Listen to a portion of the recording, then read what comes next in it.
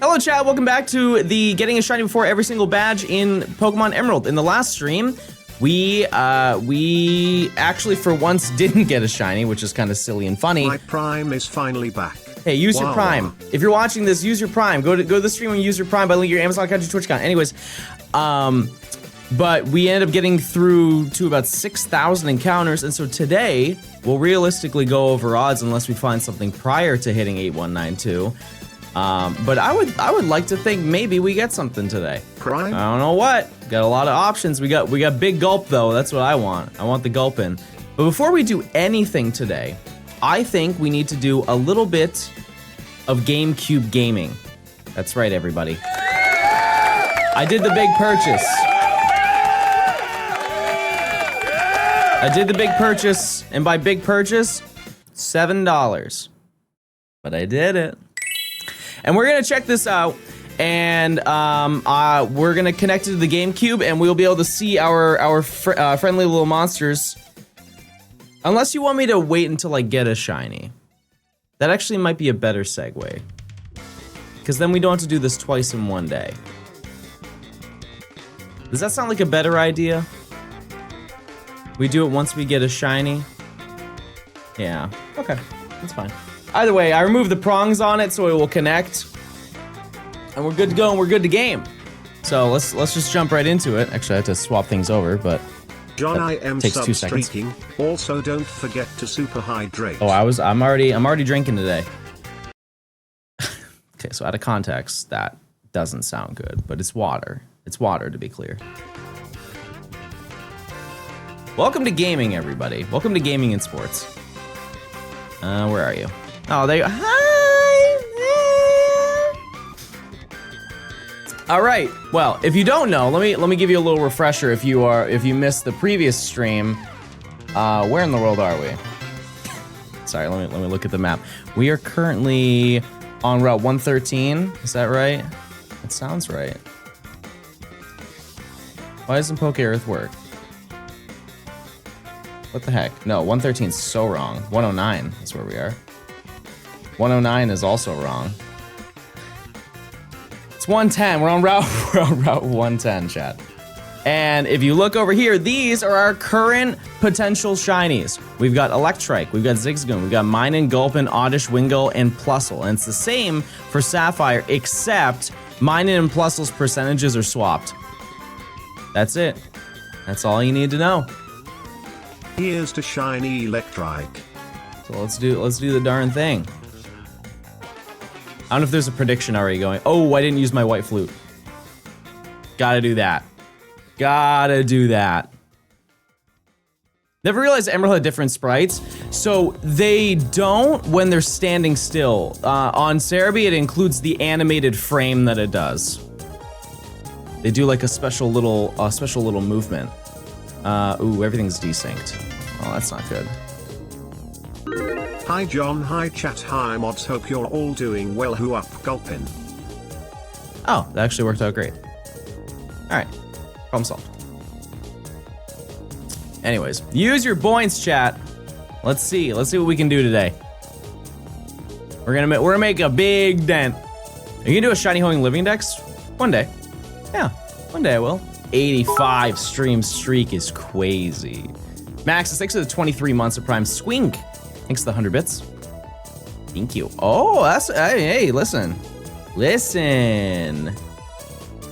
That's good, I think. Newt, thanks for the 8 months. Pale, thank you for the 11 months. Joey, thanks for the 29. CyberGod, thanks for the 3 months of Prime. Thank you. Coda with 100. John, your Gen 3 odds transferred to me yesterday. I got a Game Corner, Abra, and Fire Red and only 448 encounters.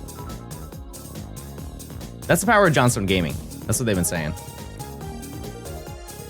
Manifesting a shiny monster? Yeah, but which one? What do you want to see me get? What do you want to see me get the most, chat? Deep down. Rangers here? Okay. That's actually really good timing.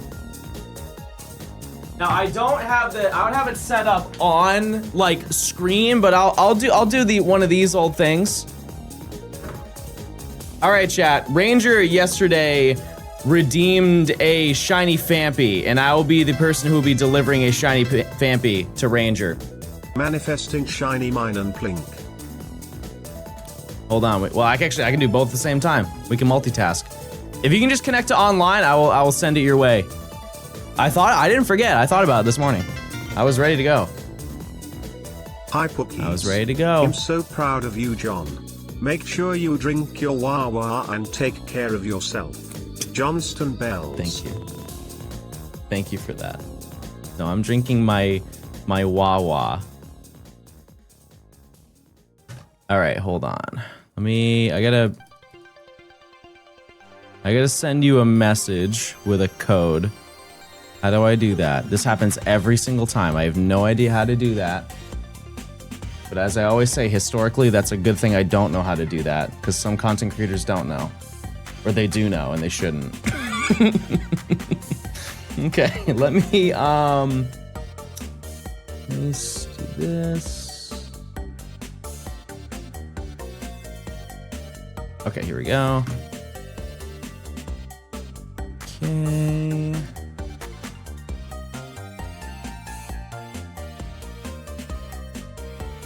Okay, I'm gonna send you a code on Twitch. If you can just search with that code, I will send you. We'll get it sent to you. We'll go to the Poke Portal, link trade.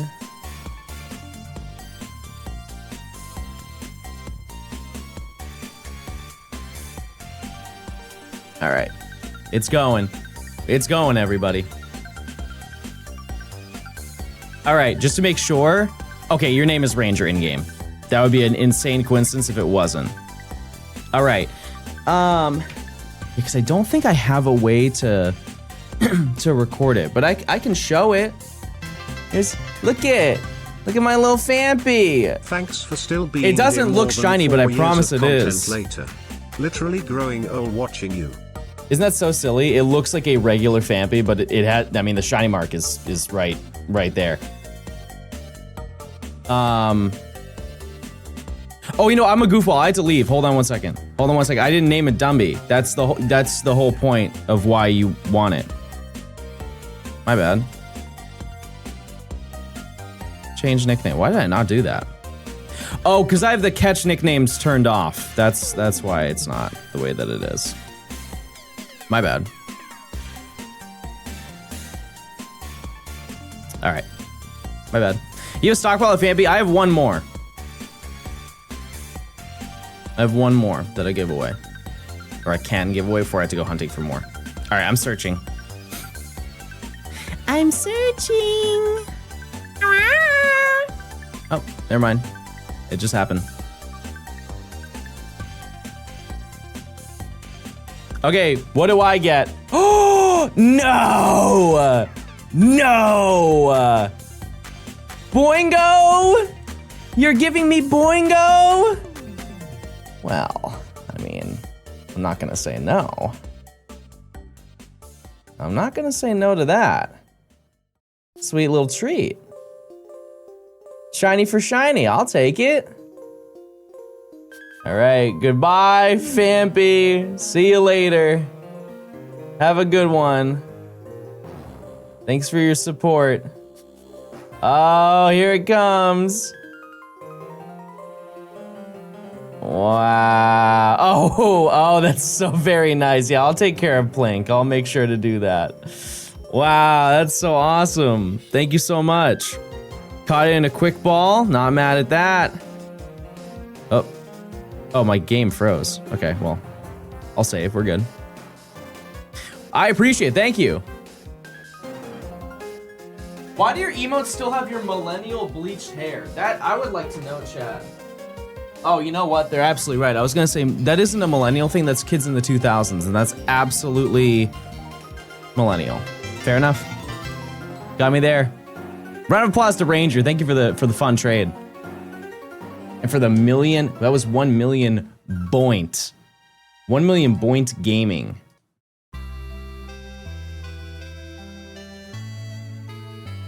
Barley, thanks for the 14 months. Listen, you too could also get a shiny Fampy. and do with it as you will. Get whatever Sending love ribbons. from Pallet Town, Georgia. Matta, thank you for the 2 months of Prime. I appreciate it. That's like my 8th shiny Jumpluff. Listen, it's still special. How many Gort was it? 48. 48. Kind of crazy. Chat, how many Pookie Coin do you have? You'll get a shiny Gulpin on the corn dog system. That's a sentence that has quite literally never been said ever. You're gonna get an award for that in the mail.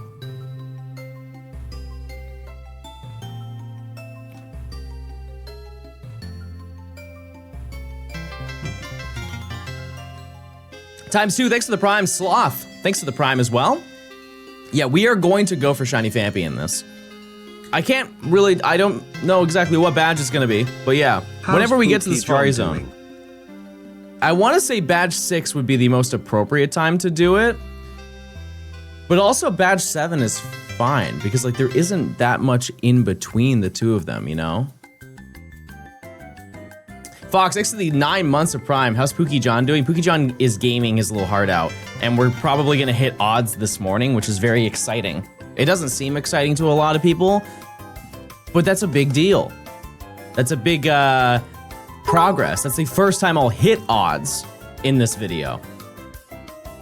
And also, just for perspective, yesterday we did more encounters yesterday than we did in the first 2 days. And that's because a majority of those streams, we got them under odds and had to play through the story. And we also spent, I think, 4.5 hours trying to find a way to beat Brawly. We did. I want to let you know, we did beat Brawly. But let it be known, if we do find a shiny today, which statistically, it's not bad. Not bad chance to have it happen. 2 of these games, which I think are these two, need to beat Brawly before we can advance to do the next hunt. But realistically, we'll find, if we do find a shiny, it'll be like later into the stream, and then I'll just do it off stream or something. I don't know. We'll figure it out. But we would need to beat 7 gym leaders today if we do find a shiny. Do you need to beat Brawly? Yeah, if I want my Pokemon to obey. Like, I guess no, but I mean, kinda, I would like to. Kinda. Like the Mudkip, except for I think this bottom left one listened to me because they were not traded. Because the bottom left one, I moved the carts around because originally it was this one. In the bottom right was where I got the Mudkip.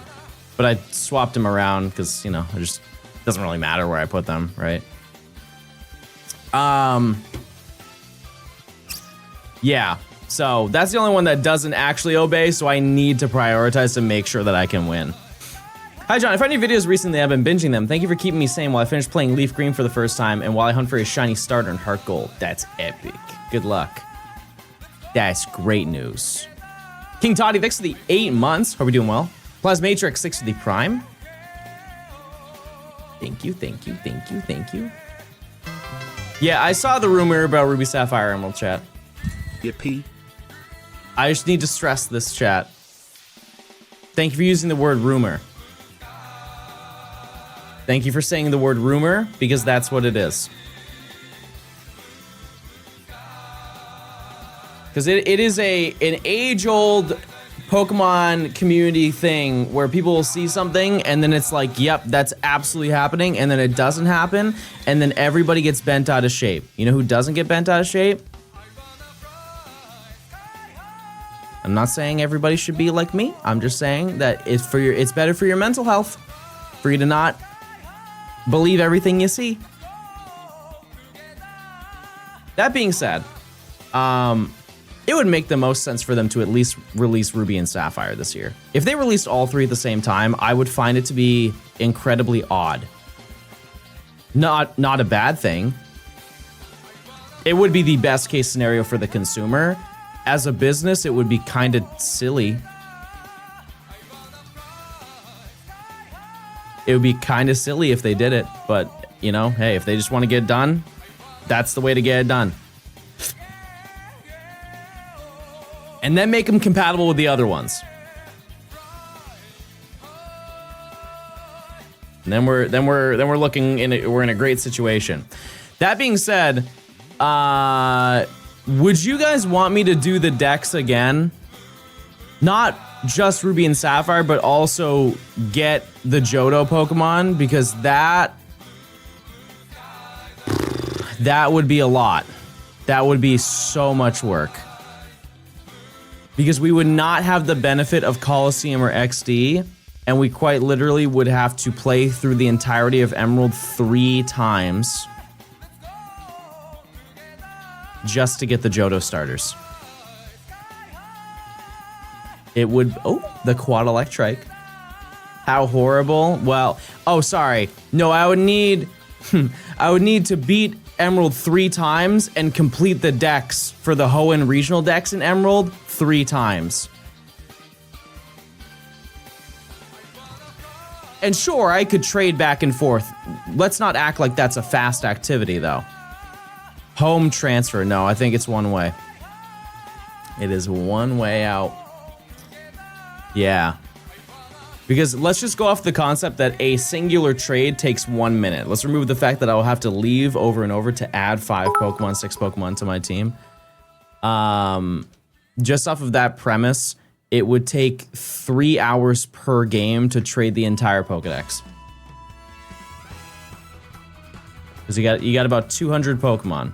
It would actually take more than 3 hours.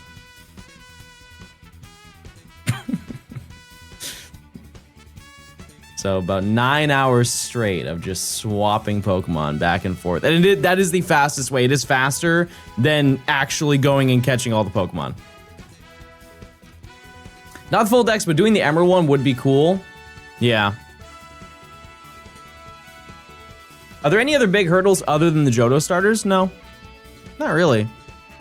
Maybe some specific Johto Pokemon. It's really just Johto Pokemon. Like, Feebas is Feebas. Everybody, you've seen me hunt Feebas. And sure, I got lucky in it, but it's not that bad.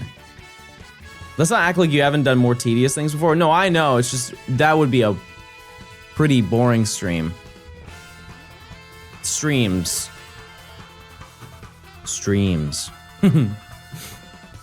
The dogs? Well, if I'm already beating the game 3 times, that doesn't matter. Unless you can complete the Pokedex and go and redeem it before beating the game. I've never tried. What did Kiefer do? Because Kiefer did that video.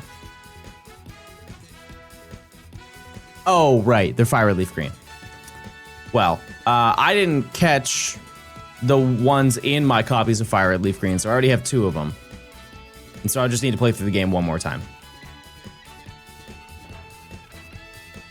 Yeah, and then Latios are roamers, so that's fine. And then I guarantee you they will give you the Eon, or the,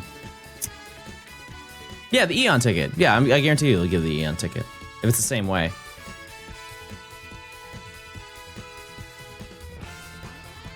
$6,000 for 4 screens is a little out of luck, right? No. All right, chat, we're early enough in the stream, I can do it. We're gonna talk about statistical probability. Just because I have 4 games does not mean my odds are better of getting a shiny. Full stop. Full stop. That's it. That's all you need to know. Just because I have 4 games does not make the odds 4 out of 8, 1, 9, 2.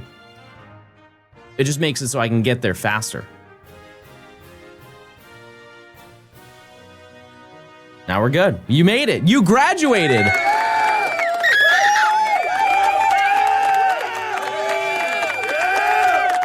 What if they fix the shiny RNG in the ports? Probably not. No, they absolutely will. Look at it from the perspective of, like, what is easier for them? Having to reveal the shiny odds and explain to them, hey guys, if you're gonna try and get a shiny starter, it's going to be really, really difficult because of the fact of the limitations of the way that we coded the game, or they change 2 lines in the game's code and release it again.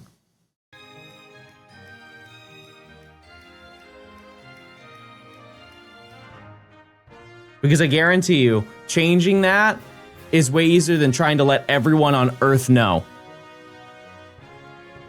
What if it's 3 lines code? That might be too much work. Yeah. That might be too much work. That's a good point. Yeah, we'll know. We'll know if they do it.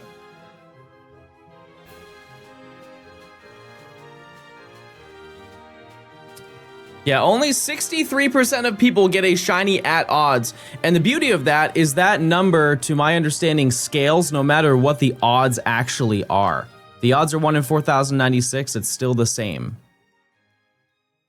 The odds are 1 in 4. It can't really be that number, but you know what I mean? Like it's just based on, as long as it's within the realm of, I think it's because if it's divisible by the number, and because the game is based on rolls, so the odds are 1 in 8192. If you get one additional roll, it's 2 out of 8192. As long as the denominator is the same, the probability is the same. I've never really tried it with other odds because it's really like 8192 and then 4096. Like those are like the most common ones. Also, that's a no on the prediction mods.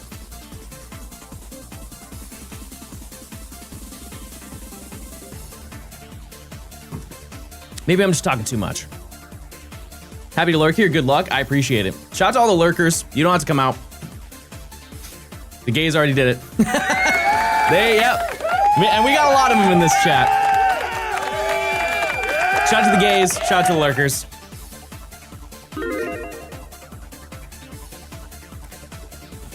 No, that was a good one. No, that was a great one, actually.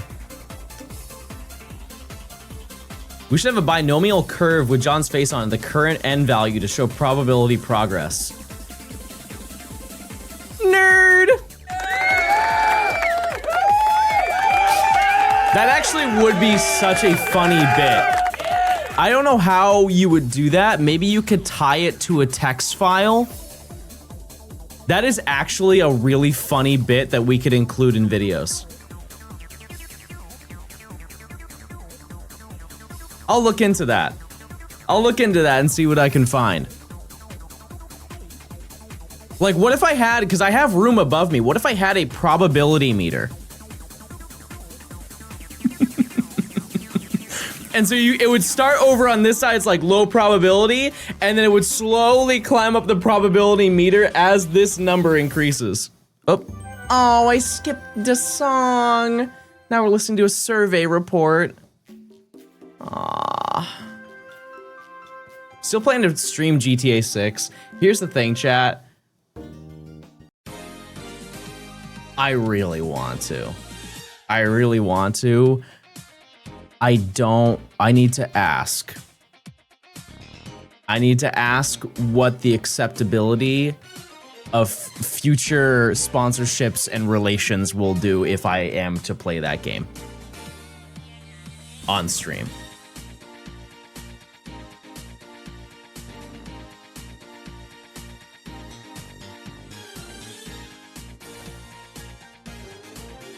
What shiny do you want to get here? Gulpin would be the best to defeat Grovyle. That is truly my mentality, because look at it this way. We have Marshtomp, who is a ground type, who is going to wall most of Watson's team anyways. Aeron is a rock type, which is fine, but I think Aeron also gets ground type. It doesn't actually get any rock type moves through level up, so it only gets ground type moves. And so we'll be able to use those on Watson anyways. So the only thing stopping us from advancing to get to Watson is taking on May 2, who has a Grovyle, who absolutely obliterates our current team. And so if we could get Gulpin or Wingull, that would be great. So how many Gulpin D's nuts jokes were made? None, actually. I missed it. Also, how many shinies do you have so far? I have 2, but I encountered 3. Why would that affect anything? Well, I just said a lot, so I don't know what to reply to. Having Gulpin would be helpful, because Gulpin is poison type and Grovyle is weak to poison. Yeah, we got the uncatchable Poochyena at the beginning of the game. Oh, true. Oddish is a poison type. Wow. That's such a great point. In terms of shininess, I don't care. I don't care what we get. They're all great. What you can play? Well, I mean, that game is quite polar opposite to what I currently do, and if it does not meet the value of current sponsors that I have, they will rescind their sponsorship from me. And I, realistically, don't want that to happen. Is this a Nuzlocke? No, it's not. And so I kind of have to ask what their guidelines are on that. Well, mind you, Chad, yeah, I have streamed Halo before. GTA is kind of in a different realm. If you've played it, you understand.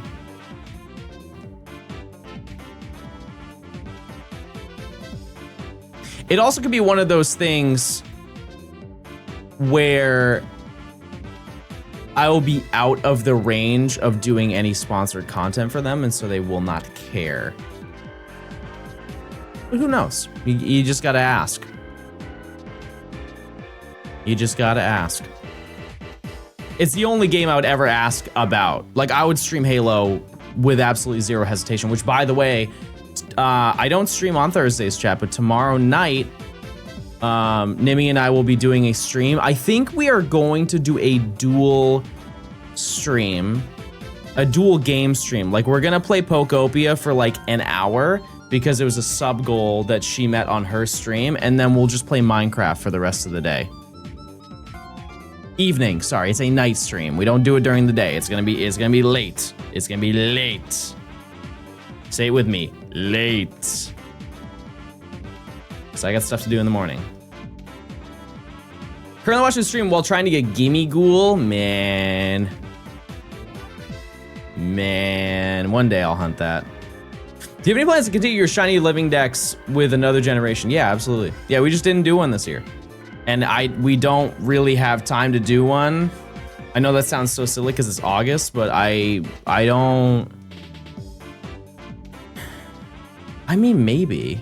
We might have time to do one. It's totally dependent on what we're doing after we do this. But part of me wants to do like a regular living dex. Gen 6, I don't think... we had to look from the perspective, chat, that... I mean this in a very respectful way, and I know there's a lot of people who are very dedicated, and I'm not trying to single you out. It's not about you. But there were a lot of people who did not want me to play Legend ZA. And if we do Gen 6, there will be Legend ZA hunts in that. I'm also kind of not interested in playing Legend ZA for quite a while. Understandably. The 3+'ll goes silly. Yeah, I was talking to Kiefer about this yesterday because he was, he texted me and he's like, I'm really happy to see that you're doing well with like your video, and I'm happy to see you happy on stream.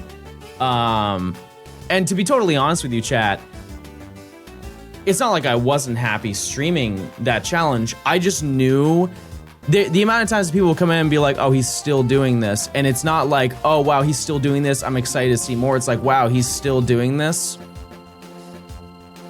Is a little bit like, man, a lot of people do not want to see me play this. It's like, ah, man, well, I'm already in too deep. I gotta finish it. So,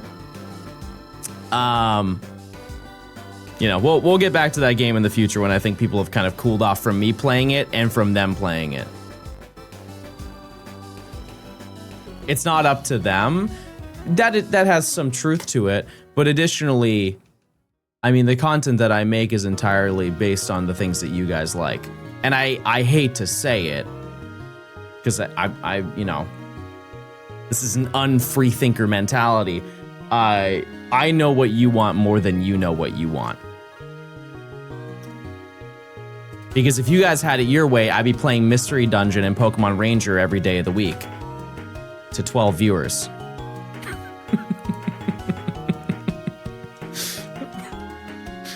And you would be happy. But I would be currently moving out of my apartment. And there would be way more Gaylord than there already is.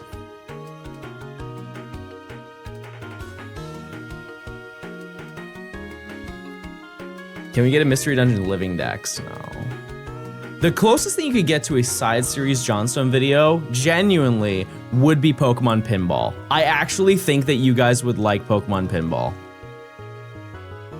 Because there are boss battles that you do, and there's a full Pokedex that you can catch in it.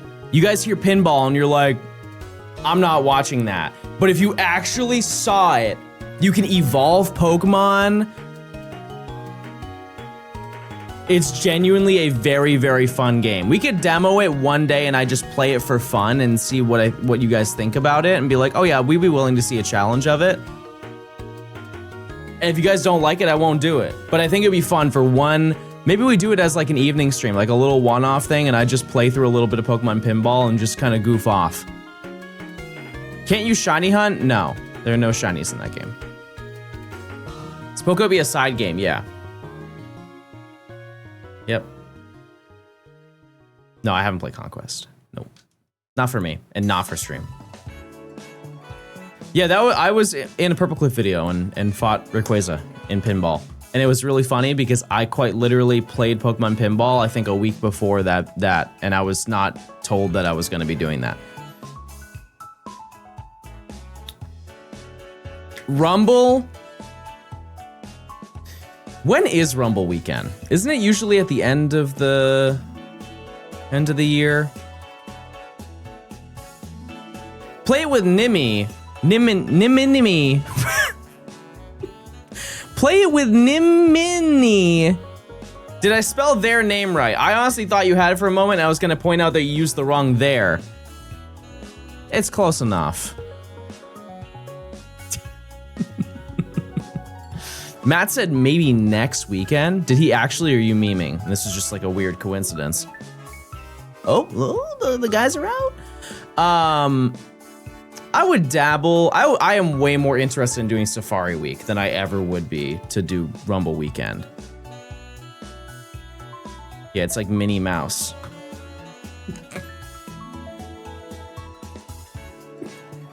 I live at the Mickey Mouse Clubhouse. Why would I be excited to go there? John, if you were a gym leader, which one would you be, and what Pokemon would you have? I think, honestly, if I had to be a gym leader and pick a certain dedicated typing to be my Pokemon, I think people will think it's a cop-out, but I also think that people don't think about it critically enough. I would be flying type.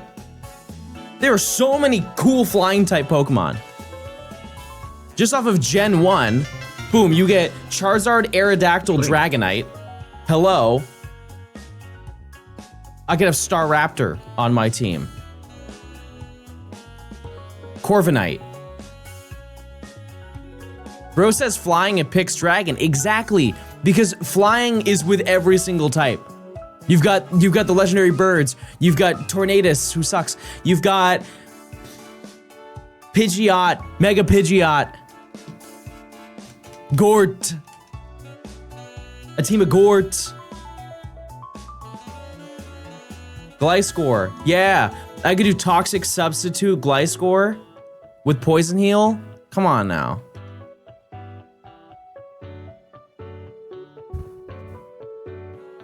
That was one of my favorite Pokemon to use back in the day. In Gen 5? No, sorry, Gen 6. Gen 6, I ran a Gliscor. I used to play a little competitive. Not like Battle Spot. Very lightly I would play Battle Spot, but I would run that Gliscor. And to the average gamer who doesn't know anything, there's nothing you can do against that. Same with the Breloom. Breloom also has Poison Heal. It's a very cool move. Is there one that does the Flame Orb that heals you? Are there any fire types that have that ability? Yeah, Ledian. Ledian needs something. Flare Boost. Who has Flare Boost? Oh, it's for Guts. Yeah, I guess that makes sense. One of them has to be.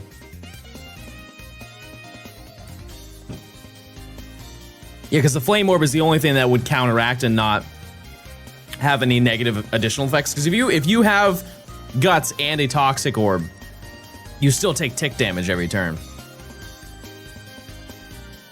But the Flame Orb just reduces your attack, but then Guts boosts your attack.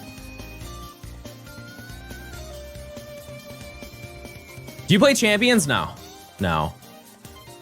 What I've realized, chat, or I mean, I've known this for a very long time, but Pokemon is absolutely enormous. There are so many avenues that you could take just in your general interest of the franchise. And at one point, you gotta settle. You gotta be like, I can do this thing and invest a boatload of time into it, but that means that I can't do that thing as much, right? Like, sure, I could go learn competitive and stuff like that. But also just as a gamer, and just a person, I'm not a competitive person. Like the most competitive thing I will do is with friends, I will tell them that I'm paying the dinner bill. And they'll be like, no, I got it. I'm like, no, I'm paying for it. And then we go back and forth for like maybe 3 minutes until I just take the check and don't give them the choice. That's as competitive as I get as a human being. And also, eBay bidding. I'm sorry. I'm that person at the end of the bid when there's 3 seconds left. I dump in $50 more than the thing is actually worth just to ensure that I get it. I am absolutely that person, and it works every single time.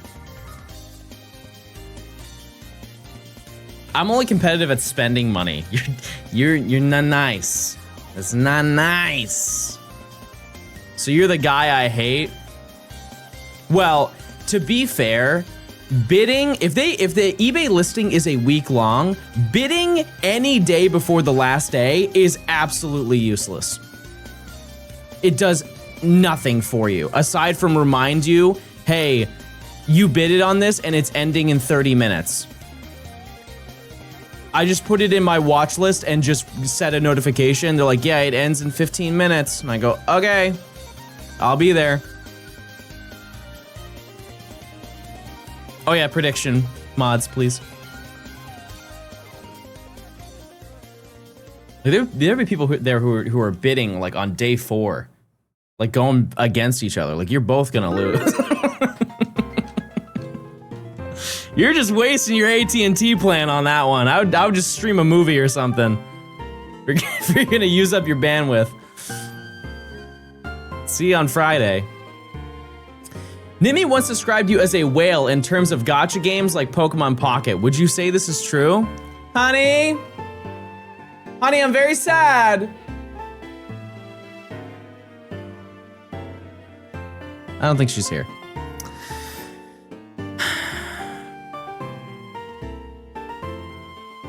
Well, here's the thing, chat. It's for my job. It's for my job. So it's okay. It's fine. I'm responsible in other ways. How many times has he bought storage in Pokemon Go? I think for the average person who plays Pokemon Go, I think my storage is definitely high, but it's not insane. Happy Fee, thank you for the 16 months of tier 2. Just out of curiosity, and this is for people who exclusively actually play Pokemon Go, because if I asked everybody, they'd be like, 1,000? I can store 1,000 Pokemon. If you play Pokemon Go and you're between the levels of like 73 and 80, how many storage spaces do you have? Like you're actually dedicated to playing the game. 5,000, 9,000, 6,000. Yeah, I am a little bit above that. I'm like at 8,500. What's the max now? I think you can do 10,000, right? You can do 10, 12,000.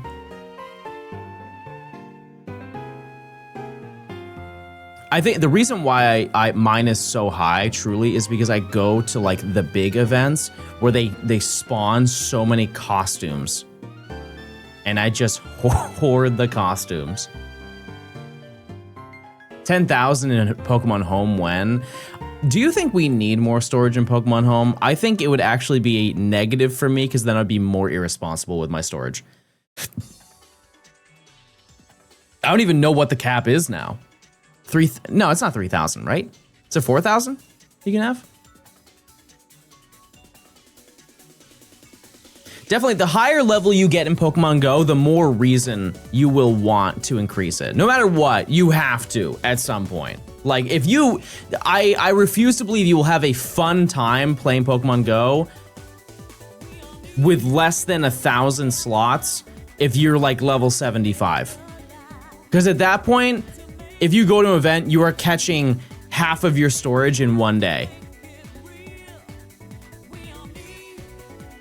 And if you're like fast catching and doing all the tech, you're doing that in like a couple hours.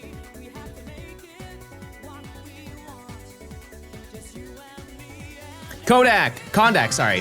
Thanks for the 23 months. We are 23 months less than 3. How in the heckety heck has it been that long? Crazy. I'm confusiated by the amount of time. Responding in new words right now.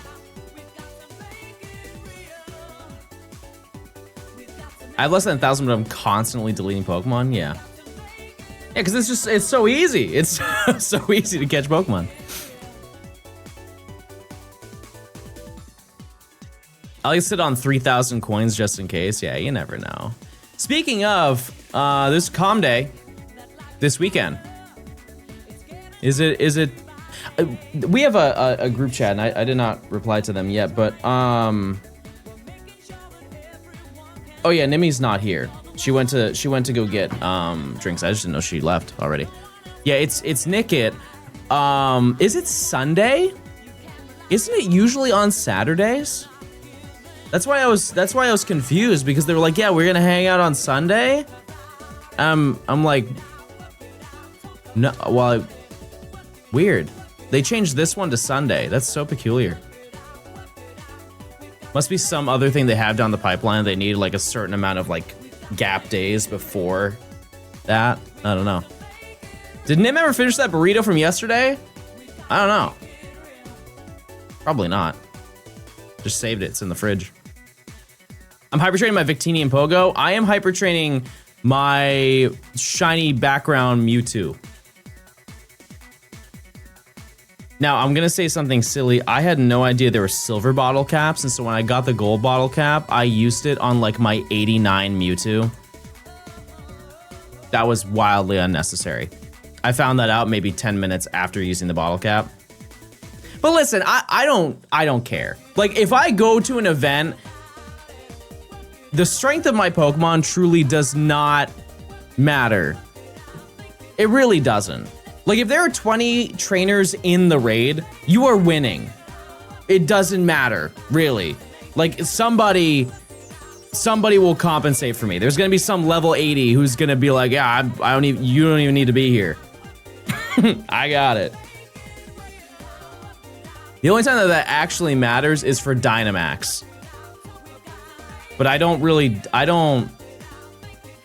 mess with the Dynamax that much. Oops. Yeah, if people don't know how to break the shields, brother, let me tell you. When you're doing those mega raids and they don't bring a mega evolution and you just have to wait for somebody to realize that and leave and then come back.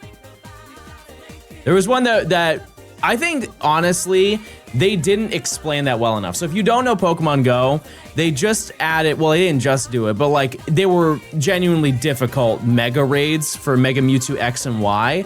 And halfway through the meter, you have to send out a mega Pokemon and just deal like the charged move. So you just tap until like the meter fills up and then you just click that and it will break the shield, but only mega Pokemon can do it. And to my understanding, each player can only take down one shield. And so if you join the raid and people do not bring a mega Pokemon or just do not have a mega Pokemon, you quite literally can't beat it. And they don't, I think that they tell you, but it's so lightly that they tell you that there are moments where people just straight up, like, I beat every single raid. There was never one that I didn't do. And I think that the game internally will realize at a certain point, like, nobody is going to do this, and we have 20 people who just spent money to do this raid, and they just kind of, like, allow it. But if you go to a meetup, like, the Pokemon Go ambassador will be like, if you do not have a Mega Raid, do not join. Or do the research, please. Go fell off. I think Go is exactly where I expected it to be.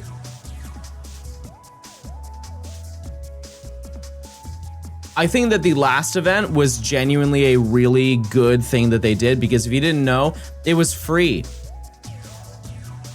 It was free. It was just like a community day where you could go out and play, but instead of it being 3 hours, it was for the entire day. Obviously, you had to pay for raid passes and whatever, but like the actual ticket to go is usually 15, 20 bucks, and they just made it free for this event because it's the 10-year. And then that same week, they also did the Mega Raichu raid hour, or raid day. And it was a very fun week, is what I'm trying to say. And usually once that happens, Pokemon Go just kind of goes like, they know that the player base is going to be pretty mellowed out from doing all of that walking. And so people will start playing less. And so there really isn't much going on right now, but then, you know, I think the next time we're gonna have like a huge event. Would it be possible to have a Pokemon Go channel in the Discord, other than me? I'm not friends with anyone here in the community, and I'd really love to change that. Oh. I'm sure we could arrange that.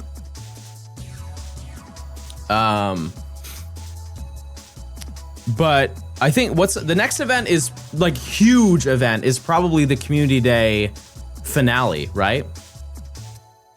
The Go Fest finale? What is that? Mind you, Chad, I haven't played Pogo in a little bit, like a week or so I'm a little out of the loop. They do at least one neat thing a month. To be totally honest with you, I think that Pokemon Go, if anything, is more popular than it's ever been.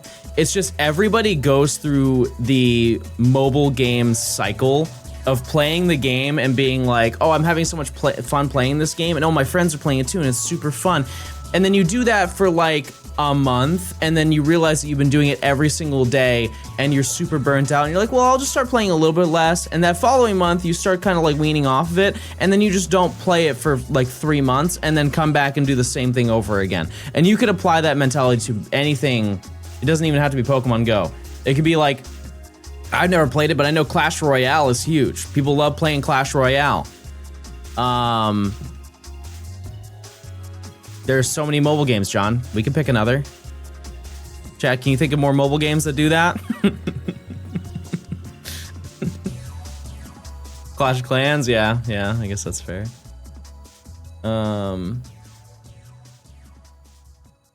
I really think it's those big events that bring people back to doing that cycle.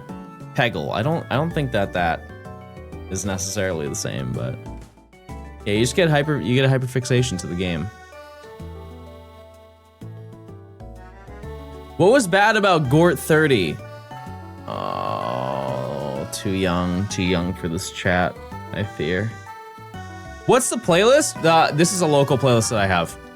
And it's just assorted music from all of the Pokemon games and some extra Nintendo games. Like there's a ton of Mario Kart 8 Deluxe in there. There's a ton of... King, I have recovered my mother's Amazon account and now I can prime sub you again. Love to hear that, officer. That's a +1 moment. Thank you for the 2 months of Prime. There's some Zelda in there. There's some Nights into Dreams. You got some like Sega classics that are in there. But yeah, it's all local files. I think I will add some Mystery Dungeon music that I used in the video too.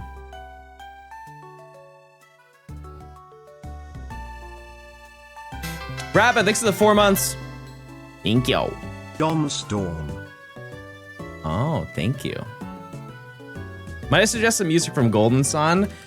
We will add more music when I feel like we need to. Currently, this playlist has 600 songs. Is $450 a good price for a Switch 2? What is it now, chat? Don't they go for $550? I think so. That's probably a good deal for it. Well, it depends on, is it new? If it's used, I don't know what the used market is for one. Oh, it is $450? Oh, it goes up in September. Oh. Well, if it's gonna go up, yeah, if it's gonna go up next month, the best time to buy it would be now, in theory. But I think we need to appreciate the concept of just buying pre-owned hardware. If you bought a pre-owned Switch 2, the Switch 2 has not been out that long. It would almost be the same thing as buying a brand new one. You know what I mean? Like, it's been out for a year and like 2 months. And you're paying realistically at least $60 less. It still has no games. I think you haven't invested any time into looking at what games are available on the platform.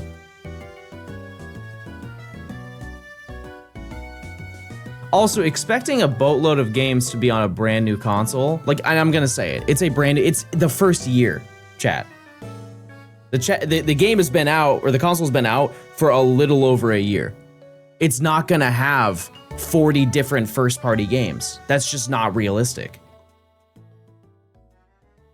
You could apply that logic to any console. It's not even a Nintendo thing. It's like when, I know people clown the PS5 because the PS5 has not a lot of first-party titles. But you gotta give credit where credit's due. The first year, they're not gonna have a ton of games. Series X is not gonna have a ton of games because it's a brand new console. PS5 literally still doesn't. Well, that's a different story then. See, I can't speak on the PS5 because I don't. Well, Nimi has one, but I don't use it, so I don't know anything about it. But can A-Mods get the prediction, please? What's a fair price for a GameCube game? Like channel and box. Okay, because I know we're gonna jump down this rabbit hole. The best way to check the value of something, chat, is to look on eBay and look at the sold listings for it. And just look, because they go typically in order of the date that it was sold. It's like usually most recent. But if you look there, take like the past 5 and then average them out. And then you'll get a pretty good idea. PriceCharting.com is a good source for games. It depends. It depends on what it is. If it's the general game, yes. But like special editions is when it gets a little bit rocky trying to find the prices for them. And that's kind of why I rely more on looking at just on eBay. But yeah, to answer your question, if you want like American US Pokemon box, it is, I don't even know. It's hard to find the price on it because of the fact that a lot of people don't keep the box. Because there are, I believe, 3 or 4 different ways you could buy Pokemon box. You could get just disc only, which would be your cheapest, and that's probably about $700, $800. You have it in the case, which is probably about $1,500.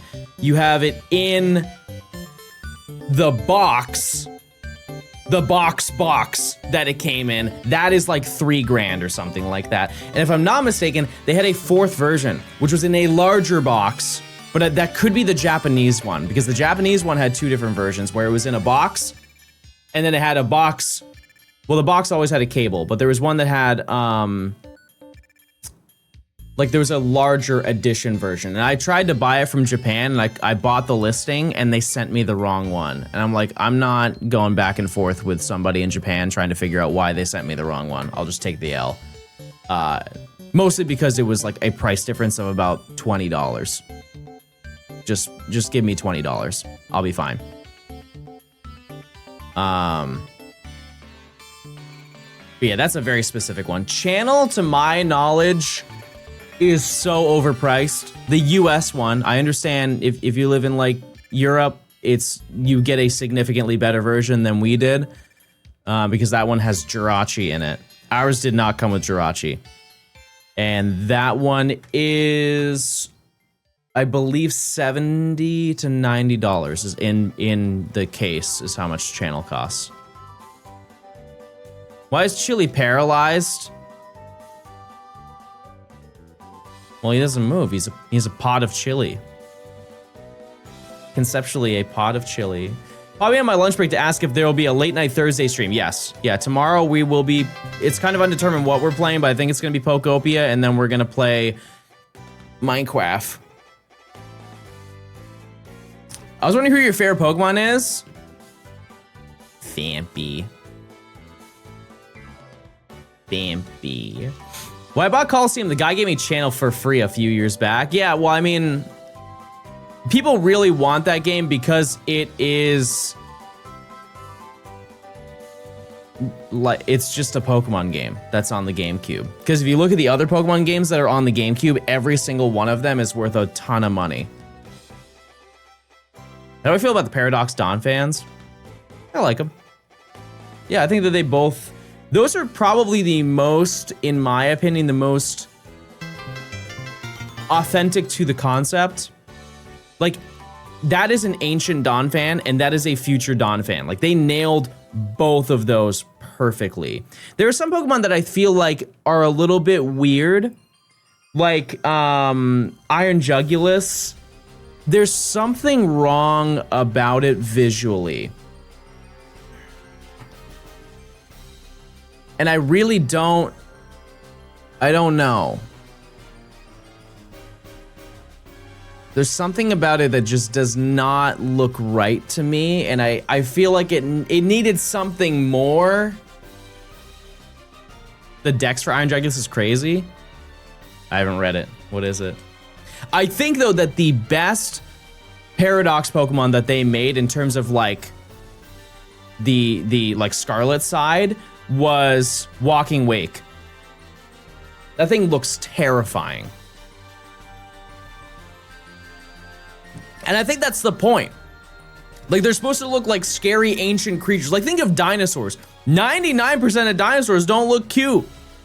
They don't. They look like terrifying creatures that would rip you apart if you were in their time. Yeah, Slitherwing is like kind of giant bug. Giant bug. Because wasn't Volcarona supposed to be like Mothra? That is more Mothra to me than Volcarona. It feels like it. Scarlet handled the Paradox Mon so much better than Violet, I feel like. Because I played through Violet the first time. I do like the Scarlet Paradox more than the Violet, but I think that the Violet ones are very overhated. Because people are like, oh, they're all named Iron. And so they're not as cool. Sure, like the names are not as creative, I guess. But you also keep in mind that they were named by Turo and Sada. Like, they named them that. This one, they're all made of iron as well.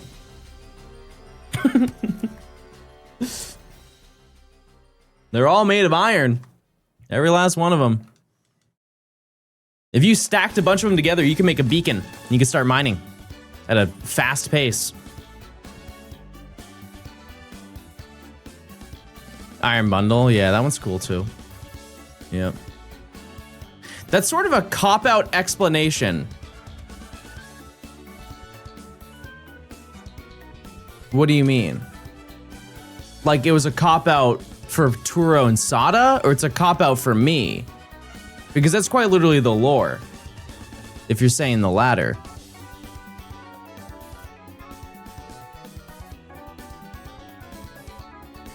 John is an iron bundle. A bundle of joy. Yeah, Gouging Fire's sick. That one's so cool.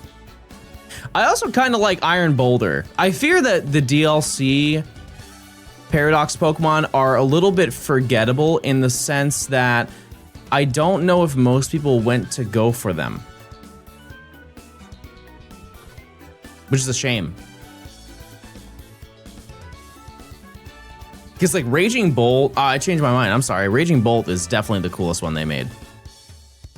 Walking Wake is really close though. You think Mega Evolution's gonna be left behind?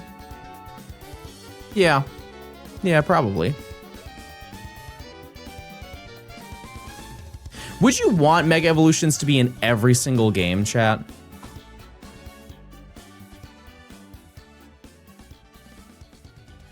Let me actually reword this question. Not in the sense that they add new Mega Evolutions every game, but you have the ability to Mega Evolve previous Pokemon in the current game.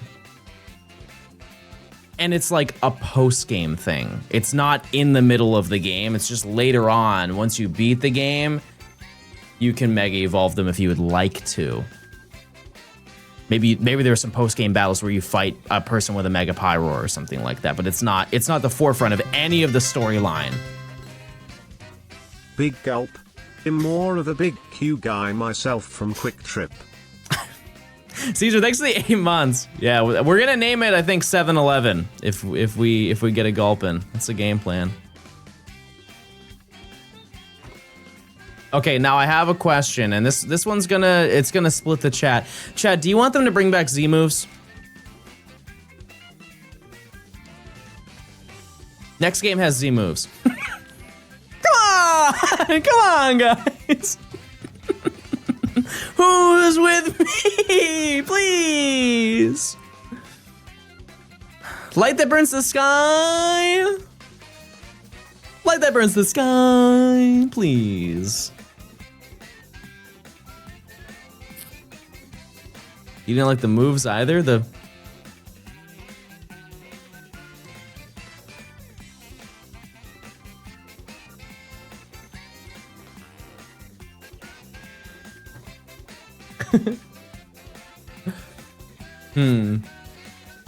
How about you make a new gimmick, chat? They're listening. What do you want it to be?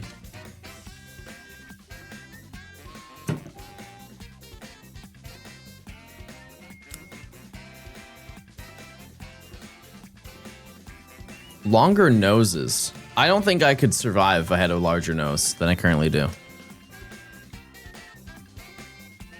Please stop looking at it.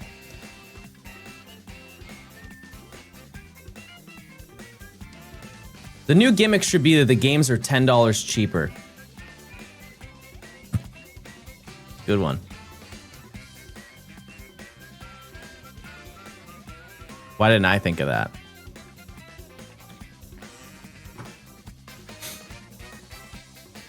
Every Pokemon just turns into me. I don't think anybody wants that.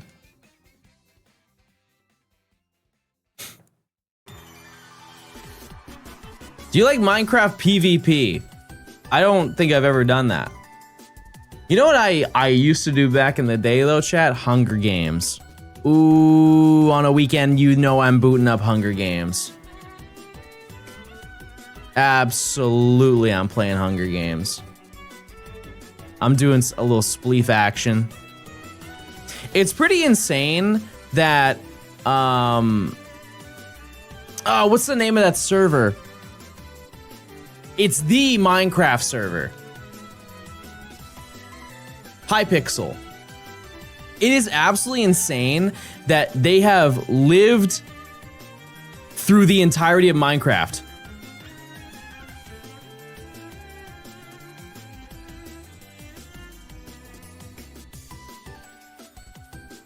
Oh, hold on one second, chat.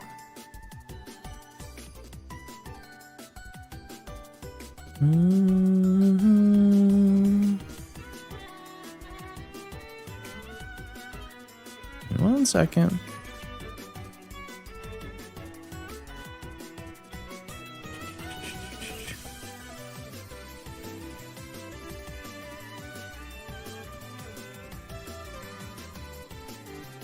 All right.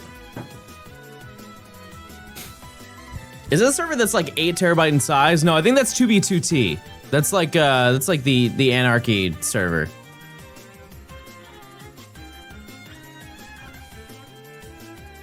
Which I don't really ever see the reasoning as to why.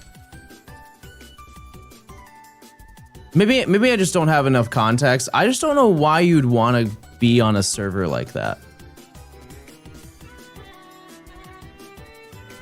Like, clearly a different type of gamer than I am. Like, I want to play. If you don't know, you can play The whole concept is that there are absolutely no rules in the server. You can hack, you can cheat, you can do whatever you want, and you will not get banned.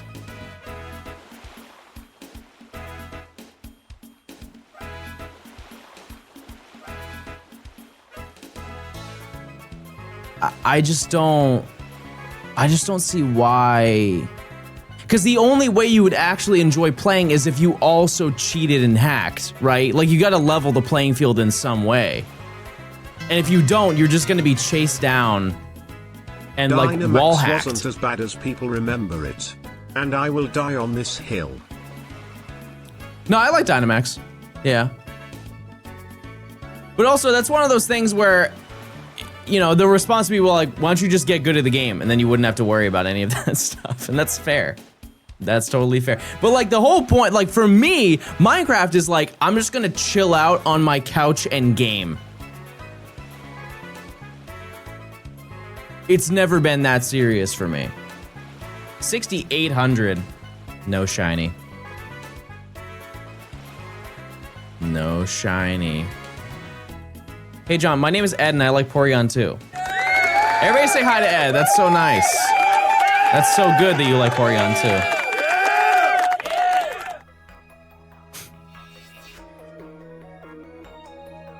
Also, that's a, oh, never mind. Thank you. What about if Nimi puts her bed next to yours? We've already done that in Minecraft and in real life. Spoiler. Fuzzy, thanks for the tier 1. Enjoy your emotes. Yeah, it'd be cool to open up Castle Kringus tomorrow.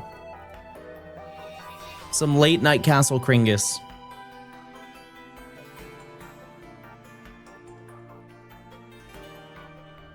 Can someone give me a shiny Virizion name, please?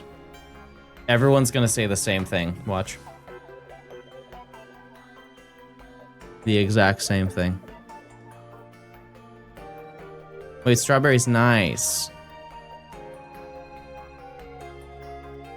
Wait, strawberry. Oh, I like that. I like when people name them after fruits. Strawberry. What about Walter? Mexican food or Japanese food? What a genuinely difficult question to answer. Off of the concept that I could not have one, I would have to pick one or the other. Oh. Chad, I don't think you understand how much I like fish. Like sashimi and nigiri. Japanese food's not even all that. Uneducated. That's the only word that was in my head in that moment.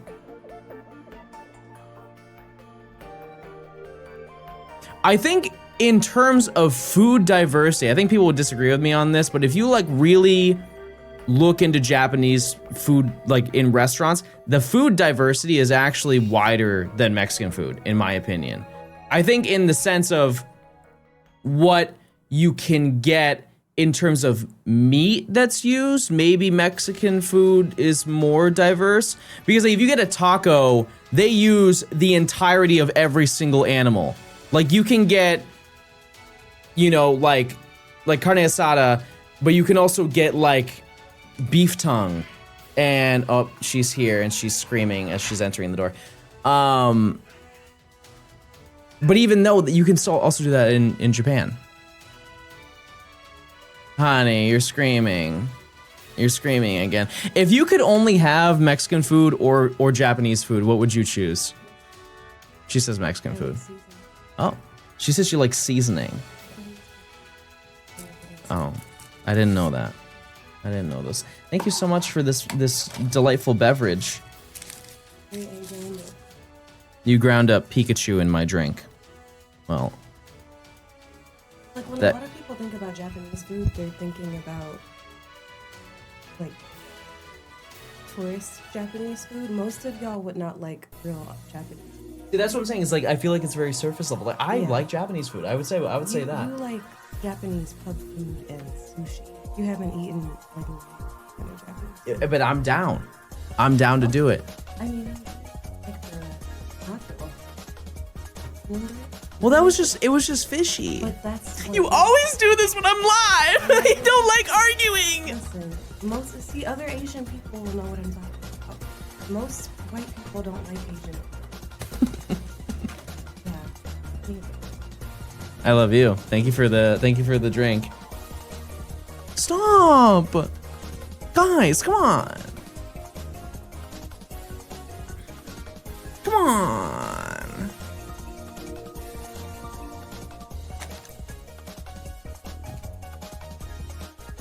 It's good.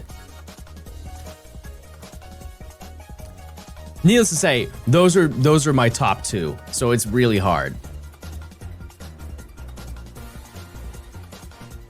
It's really hard. That and Thai food. Oh, honestly, you know what I'm also gonna throw there? Nepalese food. Did they create Momo? Oh my goodness. Oh my, you guys ever had like chicken Momo or like any? Oh my goodness. What is it? I think honestly the easiest way to put it is it's like, they're almost like dumplings. Like steamed dumplings. But you also have like onions and peppers that are in the mix of it. It's so insanely good. Pierogi the Hindi way. There you go.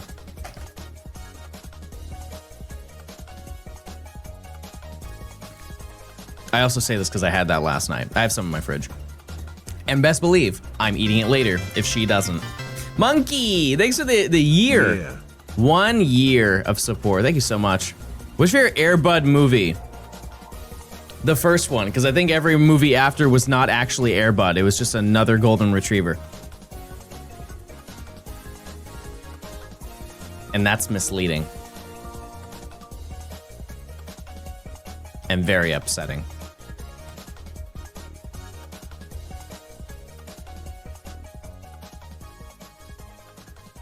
You're lying? Probably. Got me. Fine and gang.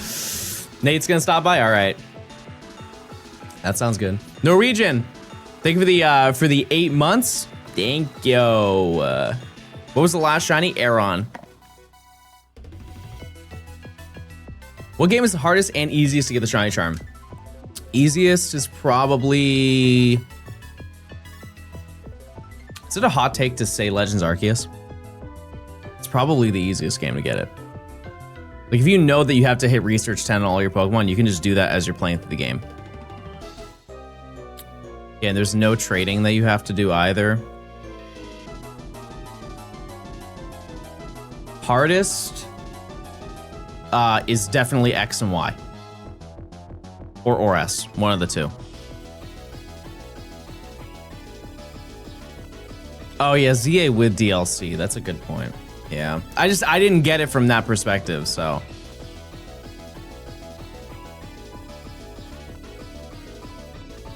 Because if you look at it this way, if you just use every single Pokemon in PLA at least like once for maybe 10 minutes, even less than that, 5 minutes, you can perfect your research. Or not perfect, sorry, not perfect it. You can get to Research 10. Gen 6 is without a doubt the hardest dex. It's not even comparable. It's the largest dex that they have ever made. And it's just ridiculous in terms of the Pokemon that you have to go for, with the implication that you are not getting it from any other game. Like getting the legendary birds, silly without Omega Ruby Alpha Sapphire. So I would say specifically X and Y. Or sorry, yeah, specifically X and Y. Is BDSP not harder? No. No, I did BDSP in what? It wasn't very long. 10 days.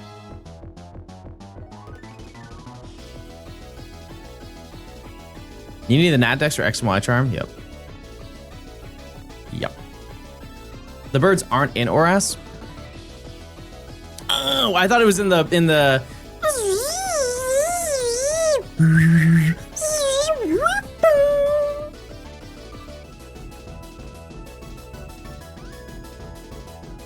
Yeah, they're in X and Y, it's just they're really annoying.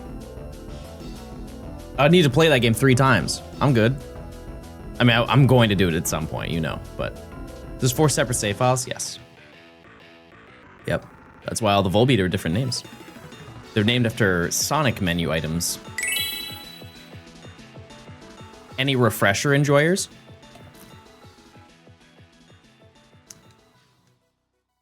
Gen 6 National Deck should be your next challenge. I don't really want to do that next. Honestly, I would do Gen 7. What are your thoughts on Cobblemon? I don't do mods or anything like that, chat, so I have no opinion. The Duncan refresher? This is Sonic lore only. Sonic isn't in Canada. I don't even think it's in California. It's just from my perspective, Southern lore.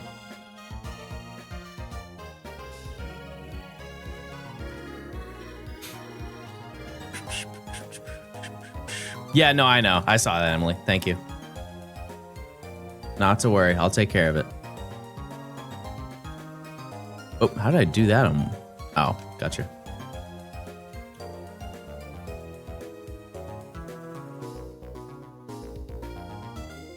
It's in SoCal? Oh, well.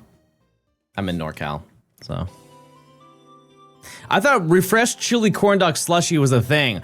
I mean, I think you could get chili on a corn dog there, if you asked. I don't think that's on their menu, but if you just asked nicely, I'm sure they would do it. We invented a new item. We've done it, everybody. Banger song, by the way.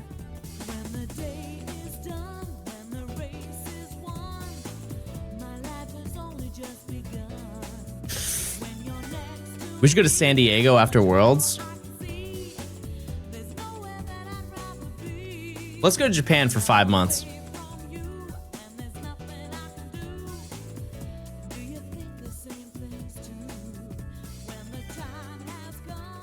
You ever plan on changing your profile picture? You know what's so funny? I thought about that yesterday because I saw my profile picture on the TV.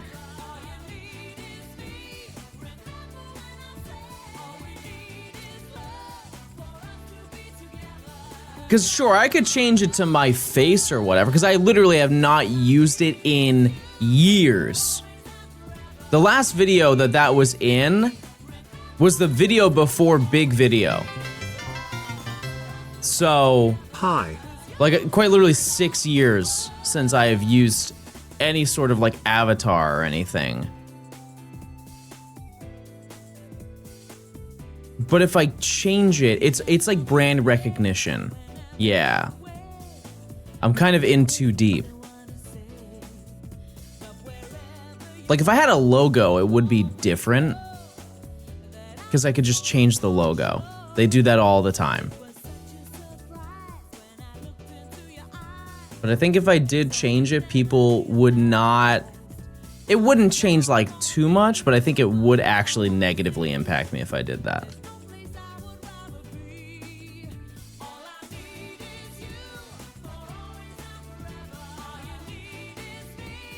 You changed that actor from the Thundermans. I don't know what that is.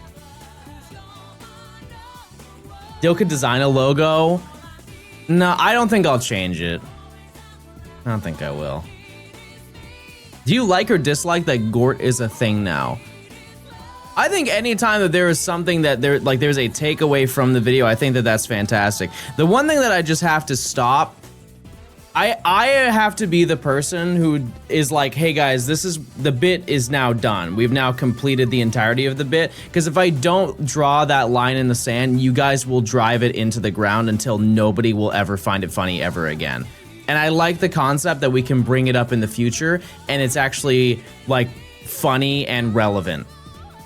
Because the moment that I got a shiny, every single time that I've got a shiny so far in this, everybody's like, name it Gort or name it something that sounds like Gort. Eventually, that's not going to be funny. And so I said, all right, guys, the first shiny we get, we'll name it Mort, because that also is a real name. But then from now on, we're not doing that, because it's just, it won't be funny. It won't be at some point. It won't be. How do you control all four? I have them on a radio signal, and so you can see the thing is on. And since it's all on the same radio wavelength, it's the same inputs. Like, if we ever find another shiny fletchling, which I assure you will happen, we will catch it and we'll name it Gort, right? That will never change. That is now like embedded into John Gaming lore. However, like, imagine how stupid it would be, genuinely stupid it would be, if the Gen 7 shiny decks, we named everything Gort or something like that. It would lose all meaning and importance whatsoever. Like, it would just be such it would just be stupid. Yeah, like Zigzagoon is always soup. It will always be soup in Johnstone lore. Did you ever have a drone as a kid? No. I don't think that those like were consumer purchasable at my age. I don't think conceptually they were releasing those to the public at that point in time. Yeah, not even as an adult did I have one. Also, let's know the prediction, please. Yeah, I had like a kite, and I had... Oh, I had the... You guys ever have the hover disc? You guys remember the hover disc? Why is NASA doing a Twitch stream? They've been doing Twitch streams. They show missile launches and landings. Very, very cool stuff. I feel like John would have a pair of moon shoes. I wanted them. Didn't get them. Did not get them. I had a Fushigi ball, biggest scam ever. The Fushigi ball I don't think was inherently a scam. It's just they did not tell you how much like skill you needed to learn it. Like it definitely worked if you knew how to do it right. But also, I guess in theory, you could do that with any round object. The eclipses today. Oh, how does that work for me? When does it happen for me? Well, wouldn't it be the same time for everybody? It doesn't. Oh. Ow. Well. It's too cloudy here, so I can't see it. What if you got a plane ticket?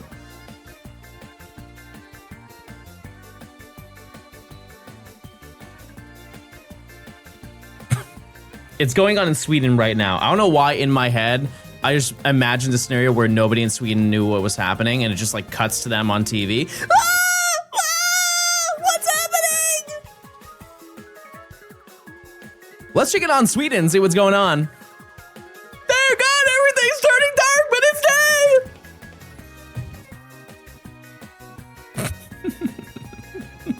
Honey, get the kids. Yes, buttermilk, eggs, we need them. Go to the store.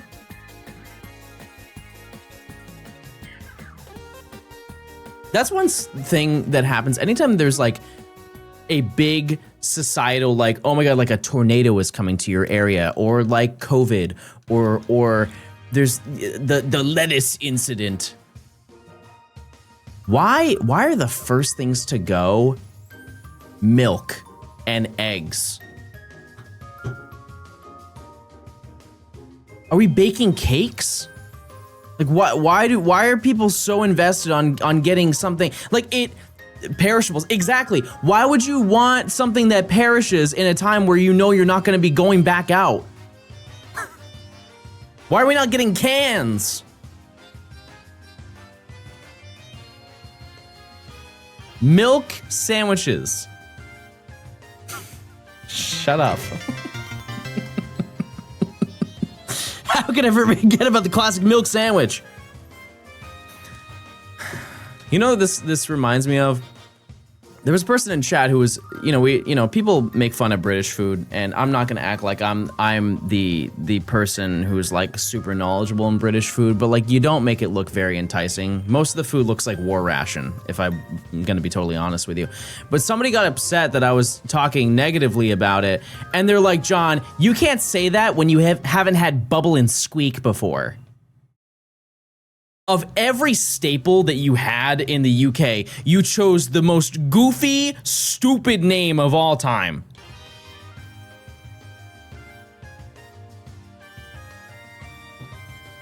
Why would I want to eat anything with the implication that I'm gonna bubble and squeak?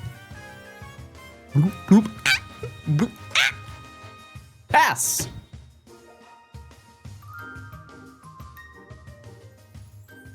Just be proud of the fish and chips. That's what I'm saying. Just be proud that you did that, okay? Like, we've got burger, you've got fish and chips. We can both be happy. But don't act like everything's good. Bro needs to try jellied eels. Yeah, I'm not trying jelly eels. I'm good.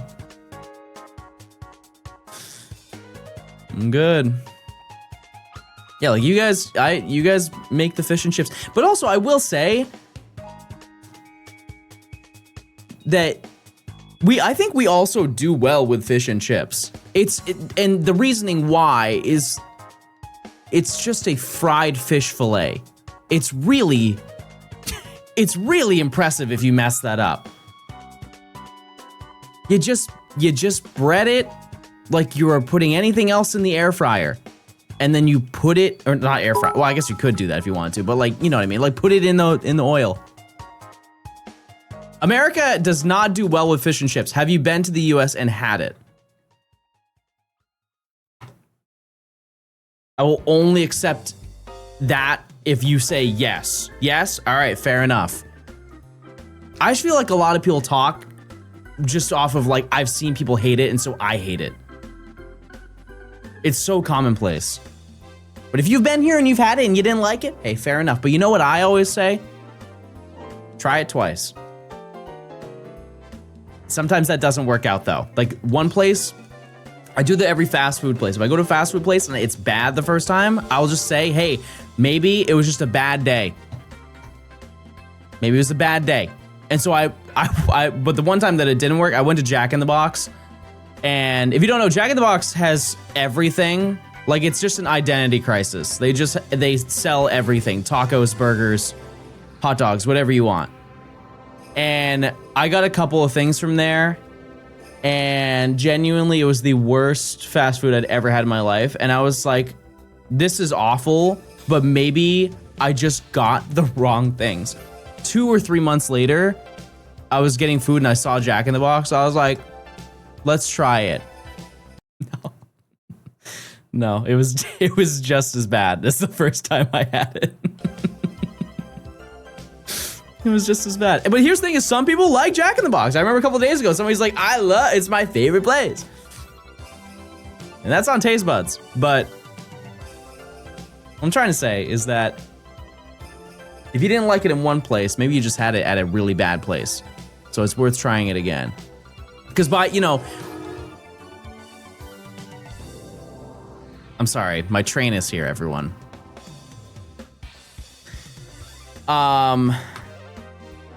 What was I gonna say? Oh, an example of that is when I was younger, I hated bananas.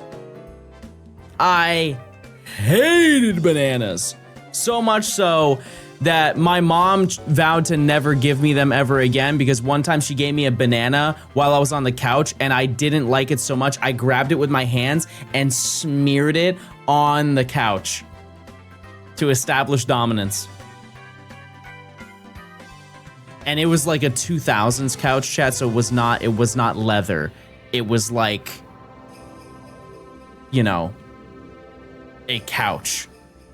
And so it got embedded. Not like woven, but you know what I mean? It was in there.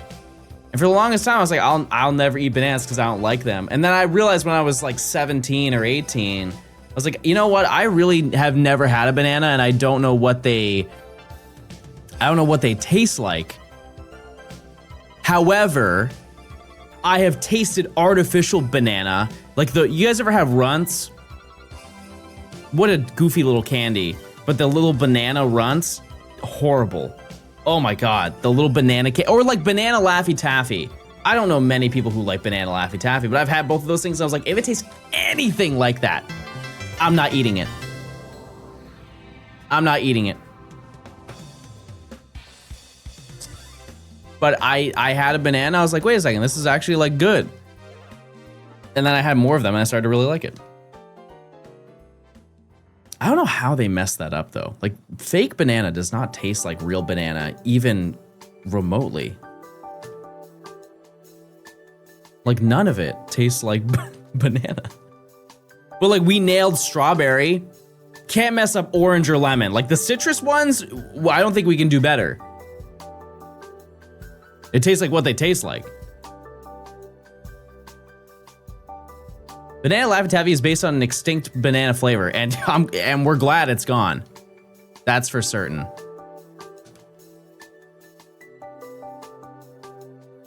Good job, everybody. The first ever positive extinction. Well, actually, the dinosaurs are probably a good extinction too. Like I wouldn't be pleased if there's a pterodactyl outside, perched and waiting for me to step outside and pick me. Oh no!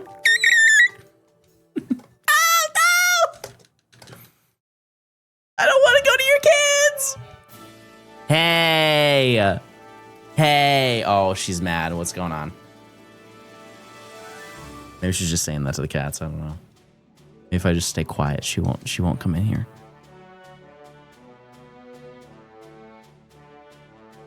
I like soap flavored gum. Yep. Yep, that's nice. That was a nice thing that you just shared with us. Use it, thanks to the 100. The artificial banana flavor is based on a different variety of banana that was the staple crop until a blight severely reduced their numbers, so we changed varieties. They are not extinct, just much harder to get now. That's still good. If I could do anything, I would not subject people to artificial banana. I wouldn't. I like Dumby flavored soap. You know what's one thing that's really unfortunate? You know those places that sell bath bombs? What's the name of that place? Not Bath and Body Works. What's the other place? Lush. You guys ever been to Lush? They make all of their products look so yummy. What a bad place to do that. Like, why do all the bath bombs look so yummy?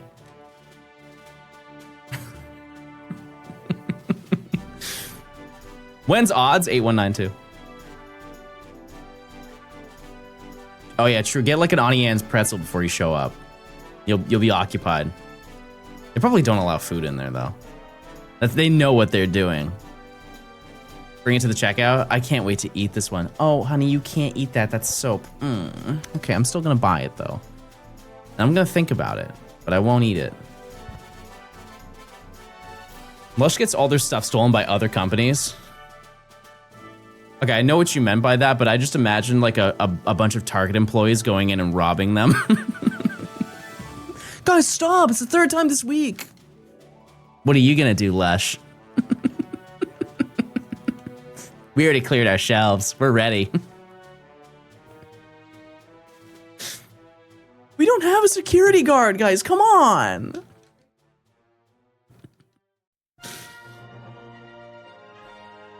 Everybody stand up. My goodness, I didn't know what was going on. But we're here to game. Oh, I feel like we're gonna get gulping. I think deep down we're gonna get a gulping.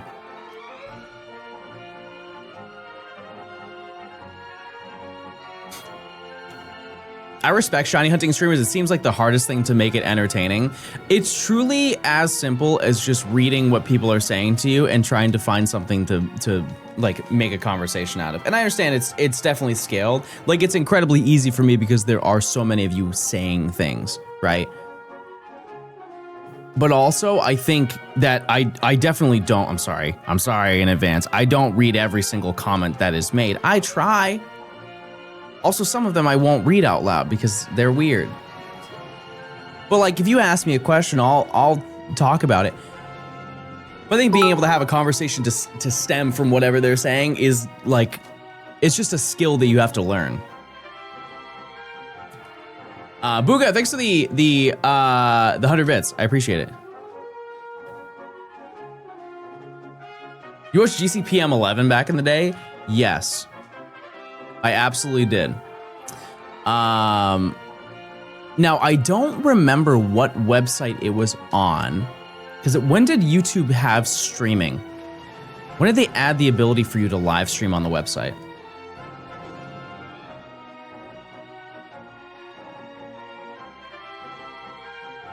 It was a really long time ago, but I don't know. Anyways, I remember seeing GCPM 11 when Black and White came out in Japan. And he was streaming his first playthrough on some streaming website. This is prior to Twitch. It may have been Justin TV. That actually might have been the first Justin TV stream I ever saw. And I just watched him play through the game in Japanese. And it was the part where he was at Dragon Spiral Tower, and there's a part with a bunch of like fallen pillars and things like that. And he had no idea how to get through the area because he didn't realize he could walk on the pillars because the game was in Japanese and there was no context to the game whatsoever. Also, that's a no on the predictions.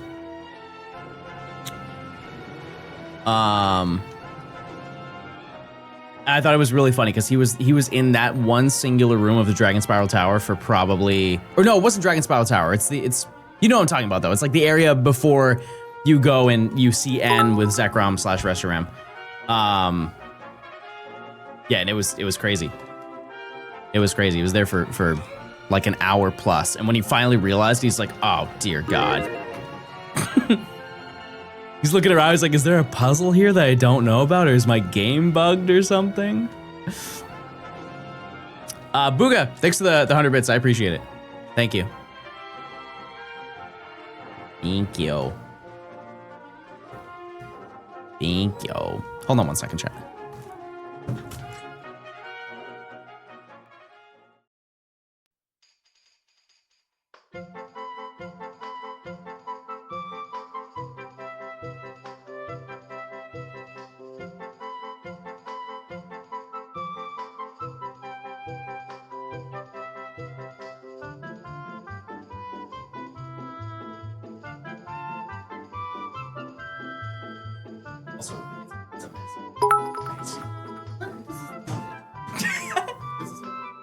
Nate is here, everybody. Hi, everybody.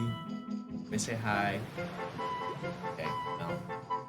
It's going, oh, thanks. Thanks. You're gonna go.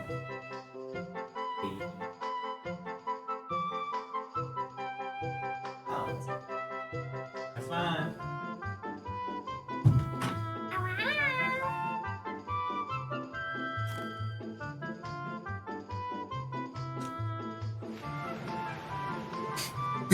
A million on no, 98,000 on yes is very hurtful, chat. I'm so kind to you.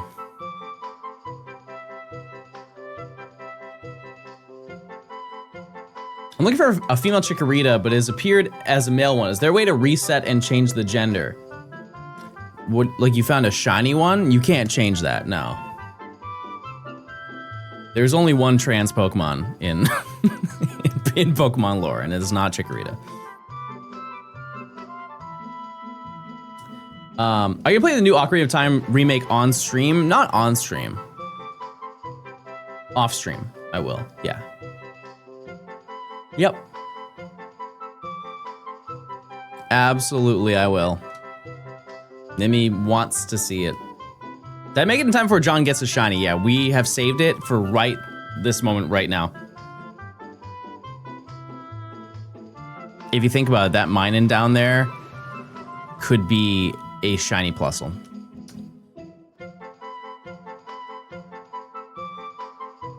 Question about the monetization of your videos. Does Nintendo and Pokemon let you monetize your channel without problems? Do they take a percentage of what you make? No. No, like legally they can't. Because I bought their product. I own it. You know what I mean? Yeah, that's just like legally they couldn't do that.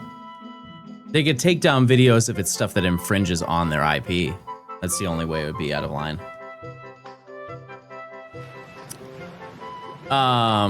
Someone asked me to like, do your other Professor Oak videos still perform well? Yeah, anytime that I upload a video, other videos get promoted. Just because it's like, oh, hey, I watched this one John video, and maybe they're new and like, oh, he did a whole nother video of the exact same thing. Cool, let's watch that too. And if enough people do that, the video just gets promoted again and gets more attention. Yeah, it's not the same as music copyright. Because look at it from this perspective. If I'm, like, even though I'm playing game music, right? Like I'm playing, this is Great Bay from Melee, but like hypothetically, if they were to take down any time that I played video game music, how would that separate from the gameplay of actually playing the game? Because this is just game music that I'm playing. And so they would just be having issues with everybody on Earth who is just streaming a video game. There is a gray area of video games that have like radio stations. This is Lost Woods, not Great Bay. The Great Bay soundtrack also includes Lost Woods in Melee. It's like an extended track. It's like 7 minutes, but like in the soundtrack OST, it's just considered one song. Because the stage like transforms and everything. So it's just originally called Great Bay because it's where you start. Yeah, new video is already at 1 million. Queasy.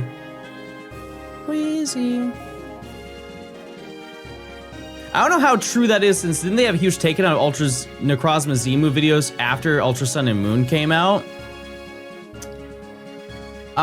They might have done that. I think it's also a good thing to note, Chad, that mistakes happen. Like, they could have just said, like, hey, we don't... Like, they'll tell, like, the copyright people, like, hey, these things are like, we do not want those things to be posted online. And they'll do that. But also keep in mind when those videos were uploaded. Were they uploaded prior to the game's release? Also, fake claiming is a huge issue on YouTube. How many hours did you put into editing the last video? Probably 300, if I were to guess. That's just editing, not anything else. Just editing. No script writing or anything.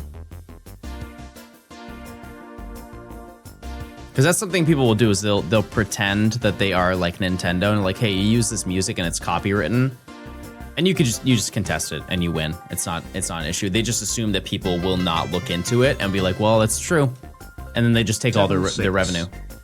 Woofle Gaming, thanks for the 76 months. I hope you're doing well. Hope your streaming is going well too. I'm making my monthly appearance. We love that. You get a ban if you want. You still edit yourself? Yeah. So I have Emily, who I give her all of the footage and I give her the script and I say, hey, put this where you think would be best. Like, here are the timestamps of everything. This is like the general order that you should put them in. And then I will go in after she does that and I'll just rearrange all the clips. And like, if that clip doesn't work, I just take it out and I just replace it with another clip. And you know, and then when it comes to like doing all of the like high-end edits, I do that.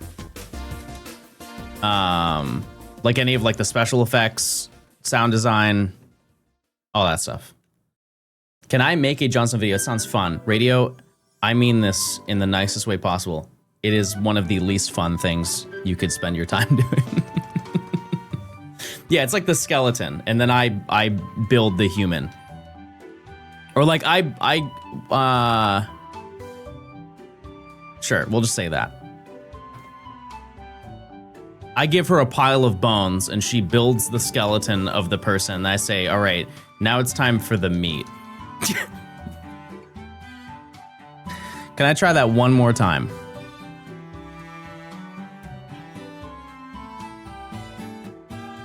One more time. No? All right.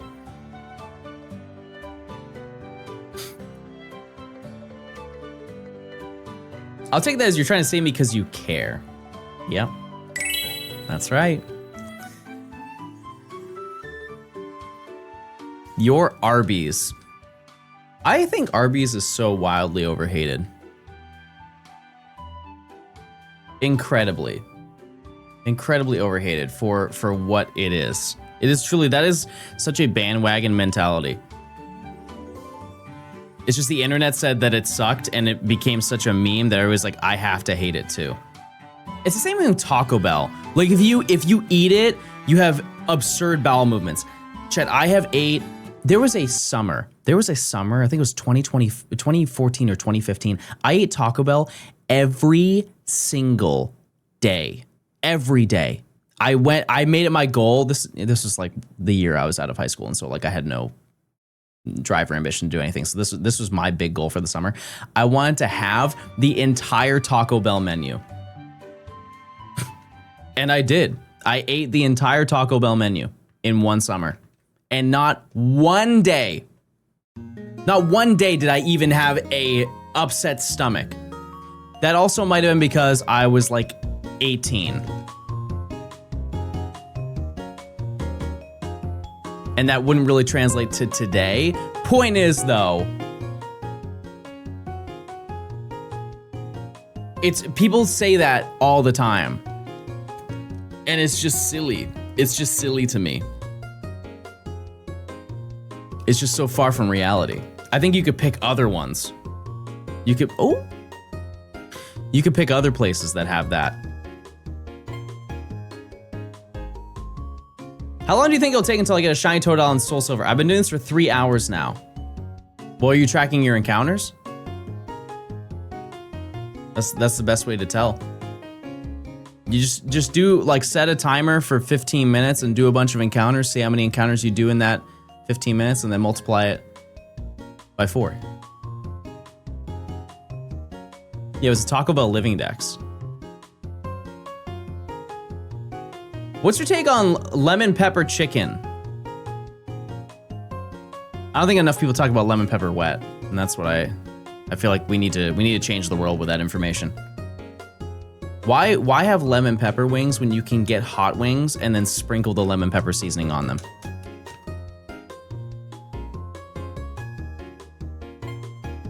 It is significantly better. It's just a spicy lemon pepper. I'm excited just thinking about that. What about the mace in Minecraft? What about it? I don't think you can eat that.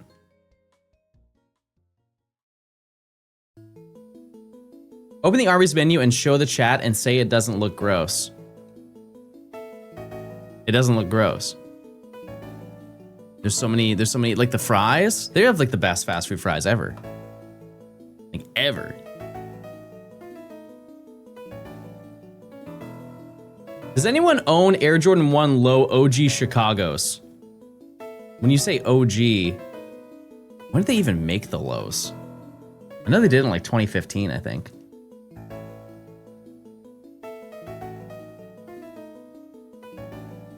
I mean, if you like those, I have something for you.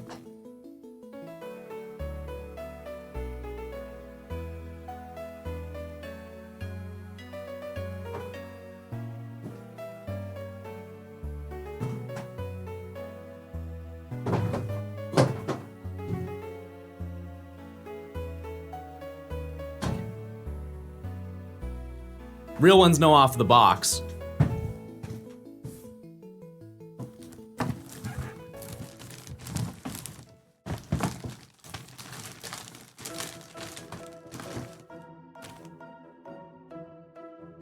Haven't worn them yet. I will though.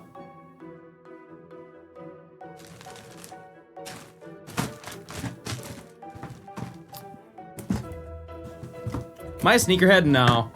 No, but if you are, it's the time. It's the time to get them.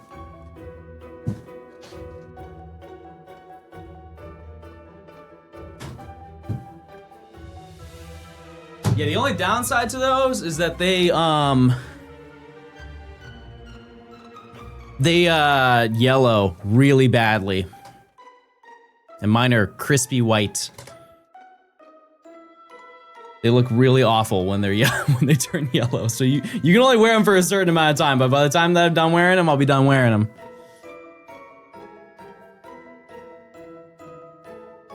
All right.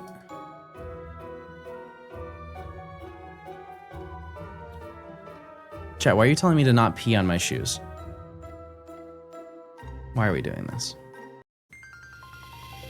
Yeah, they'll truly be off-white once they turn yellow. Maybe that's the goal. You need Chulada? No, that's like, you need the Salon Care 40. That's what you do to remove yellowing, but it doesn't, that only works on like the soles.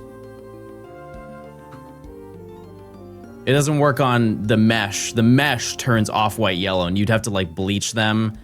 Sounds like such an insane hassle. So those are Nimmys. I know you're a size 6 in children's. Yeah, that was a good one. That was a good one. Thank you guys. All right, we're almost at 7,500. I wonder if that stuff would work on SNES. What do you mean? Like this? No. No, but there's definitely a workaround. Oh, anti-yellowing stuff. Yeah, for sure. Yeah, Salon Care 40 is like a, I mean, it's meant for hair, but it's like a bleaching agent, and it just works on plastics as well. You basically do that and then put it in the sun or like a heat lamp and do it for a day and then come back and it will be a lighter color. It usually just removes any of the yellowing that's on it. Shoe care seems so tedious. No, I don't really think it's that. Some people like get really into it. The way that I see it is like, if I'm gonna spend a bunch of money on shoes, I wanna take care of them. But also shoes are shoes, like they are meant to be worn. I'm like right in the middle of sneaker culture where like I will wear my shoes, but if it's a really nice pair, I wear it on a special occasion. You know? But like I bought pairs of shoes that were like $500. I'm not gonna go jump in the mud if they're $500. I'm gonna wear them and take care of them because it's a thing I spent money on, you know? Like some people will be like, oh, that's crazy, you spent $500 on a pair of shoes. I've spent more. But also, you have done that in your own regard where I'd be like, oh, that's kind of crazy, you spent that much money on that one thing. I think it's the other way around. People care too much about shoes. I think we also have to understand that when it comes to the concept of like special interests, it's a spectrum. It's not like everybody on earth who likes shoes obsesses over them. Like some people really do. Some people really don't. Some people don't even care what I'm talking about right now. Their eyes are glazed over and they're like, please find the shiny John. Someone bleached that Uniqlo Gengar shirt John has on. It's the same kind of shirt, but it's not John's shirt. It's very clear this is not the shirt they're talking about, but it is the shirt. 7,400 chat. Yeah, chat, what's the thing you've spent more money on that you think that other people haven't? Oh, we will get it. It will happen one day. We will get the quad mine or quad plusle. What's the wafer adapter called that you're using? Are you talking about like the actual adapter that connects to this, or the one that connects like the GameCube to the analog? Because the GameCube to the analog is called a 8BitDo G-Bros adapter. You can find it on the 8BitDo website. If you want the actual adapter, like a third-party adapter for your Wavebird. I think that they're called the ABXY adapter, and they're like, I genuinely think they're like an AliExpress thing that's just getting boxed and released by different people. Because I've seen it in different boxes with different names. And it's in an English box, but it has like Japanese, no, it's Chinese. It has Chinese like information as to how to use it. It is not English for the one that I had. So I would like to think that it's not made by a specific company. Wave Phoenix? Yeah, and I think it's quite literally the same, the people who make the, yeah. That's not who I bought from, but I have friends who have bought. They said that theirs was a Wave Phoenix. He's close to over odds. Yep. And you know what? Super normal. Super normal. Does buying signed character prints of voice actors at conventions count? Yes. Absolutely. Absolutely. Everybody has something. It's because everybody has different hobbies too. Like I wouldn't say collecting shoes is necessarily a hobby of mine. Like if I'm putting on a fit and I don't have a pair of shoes that I think would look good with them, I'm like, okay, well let's see if we can find something. And a lot of the times I just window shop. I am like the most window shopper of all time. It's not a hobby, it's an addiction. Me? Me? I don't think so. Yeah, no, I will go and look at things and even add it to my cart and then never check out.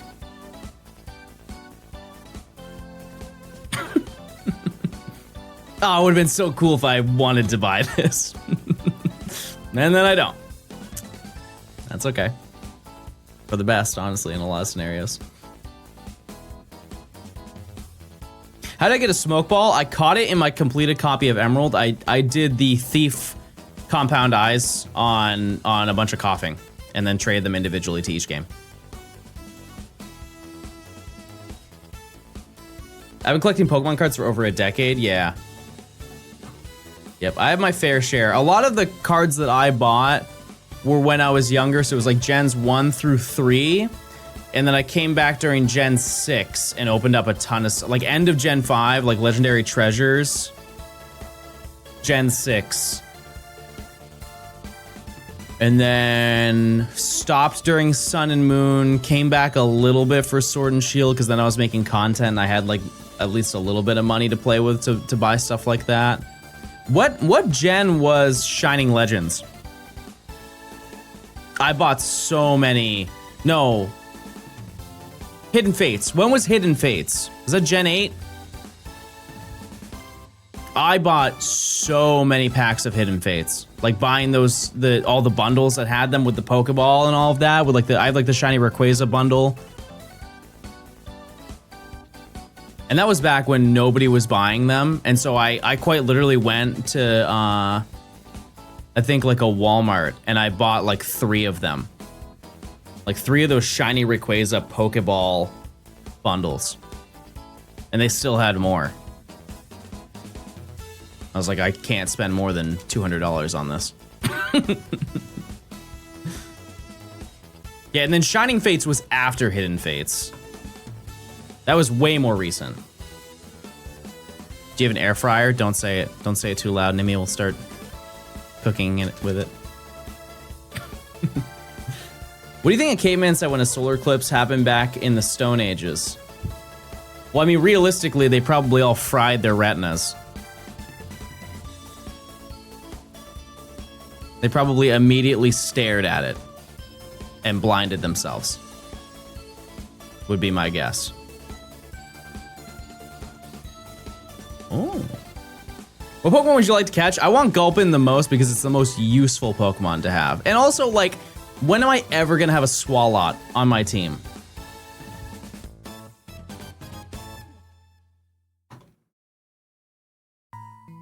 No. No. No. No. Yes.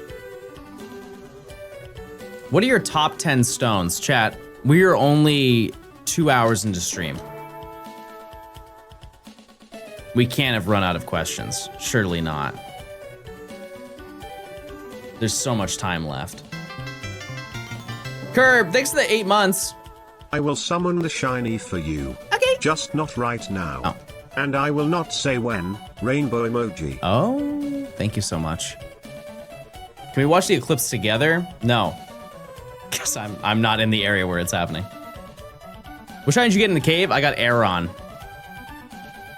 Yep. Got air on.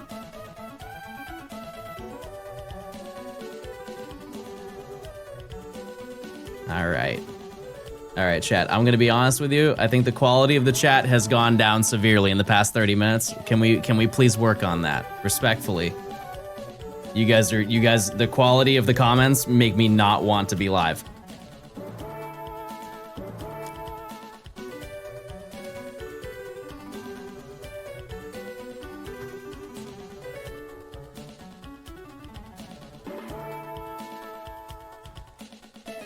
Rude? That's not me being rude. No, that's actually the complete opposite. That's actually making sure the stream is quality for everybody, is what I'm doing.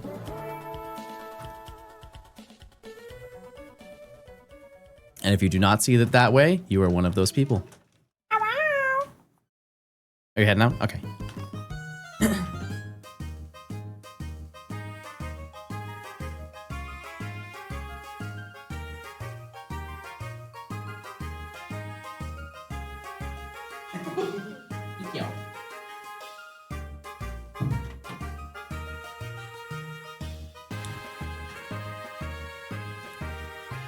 All right.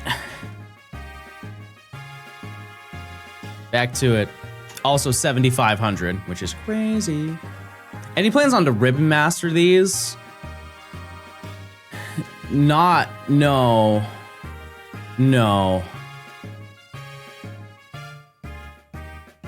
No, I don't think, like, maybe one. Maybe one. Will you decorate your stream room more? I don't have a lot of space, no. What do you think? What do you think?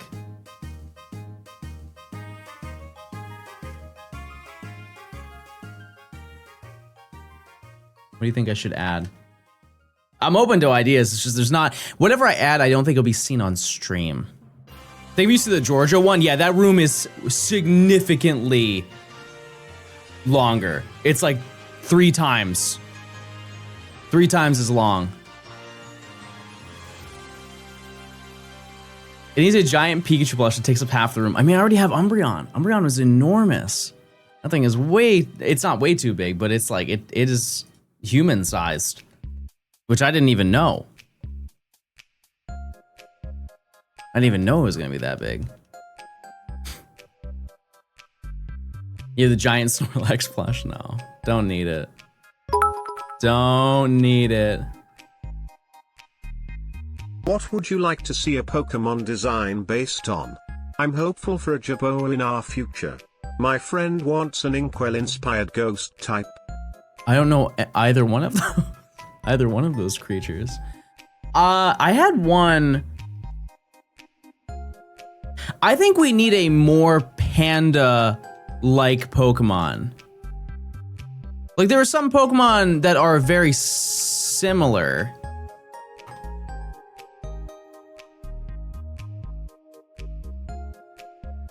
Yeah, no, I'm talking more like Pangoro is like an angry panda. Okay, I understand. I was getting through the sentence, but you guys already cut me off. I understand that the pandas already exist. I'm saying that the specific panda I have in my head does not exist, and I'm trying to get there. I'm trying to get there. Give me a second. I want a cute big panda. Like, imagine Pancham evolved and was sweet and chunky. That's what I'm thinking of. Yes, Snorlax is kind of there. It's kind of there. All right, if you don't like mine, what would you choose, chat? What would you want? It can't be anything that flies. It quite literally cannot be a single animal that flies because we have 4,000 of them. A red panda. See, that would be cool.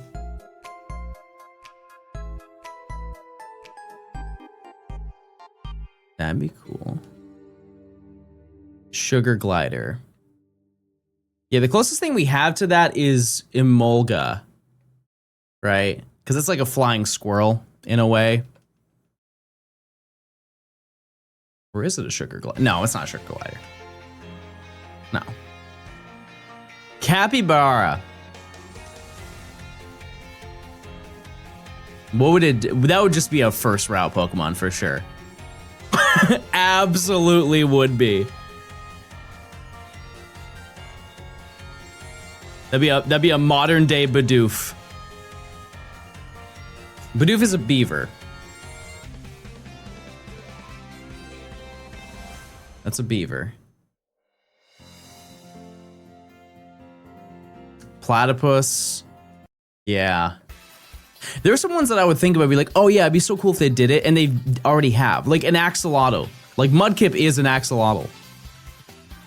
I just kind of forget because there are 1,000 of them. They've done a good job. At least every gen they'll have one thing that's like, wow, I would have never thought they would have made that, and they did. Like, what's the most giraffe Pokemon in the game? Raging Bolt? But would you say, hey, that's a giraffe? Giraffe, I don't like this game. I don't like this game. This game sucks. I'm done playing this. There's too many Pokemon. And I'm gonna lose every single time. I don't like it. And you can't make me. Where'd the music go? I found it. Thanks for getting me through another workday. Well, hey, thanks for stopping by.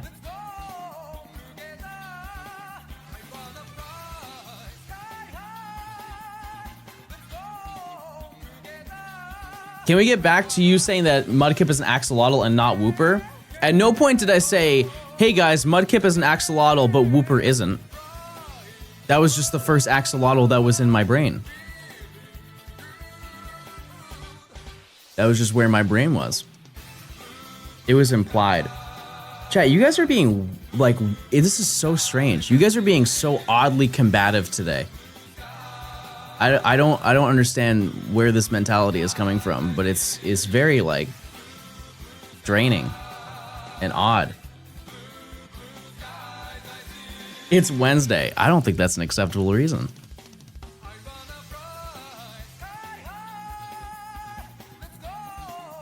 Is there an otter Pokemon? I'm sure. My brain's empty now.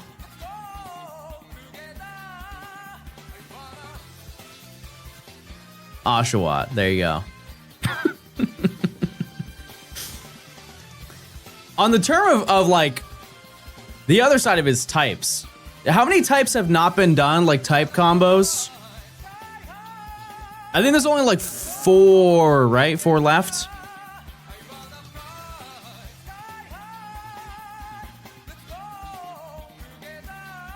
Recently, they've knocked out a couple of them in the past few games.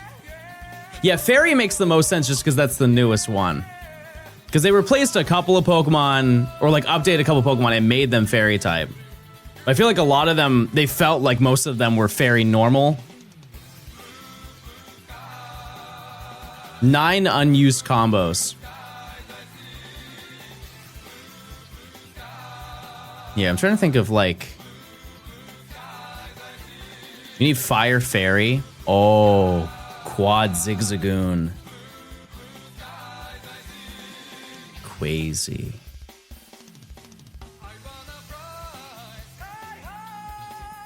What's the highest price to pay for each Gen 3 game? I don't think anyone's ever asked me that. Does it mean the lowest? Or are you asking me what's the highest that I would pay? I would pay the lowest you could pay for them. For Ruby and Sapphire, I think that they go for what, like 100? Emerald is crazy. Crazy, crazy, crazy. It is in the range of like 260 to 300. Fire Red Leaf Green is still like 110. Yeah, I haven't looked at Ruby and Sapphire prices recently. I do know the other three though. I'm pretty close, at least. I think that the general takeaway is that every single year they go up by at least $10.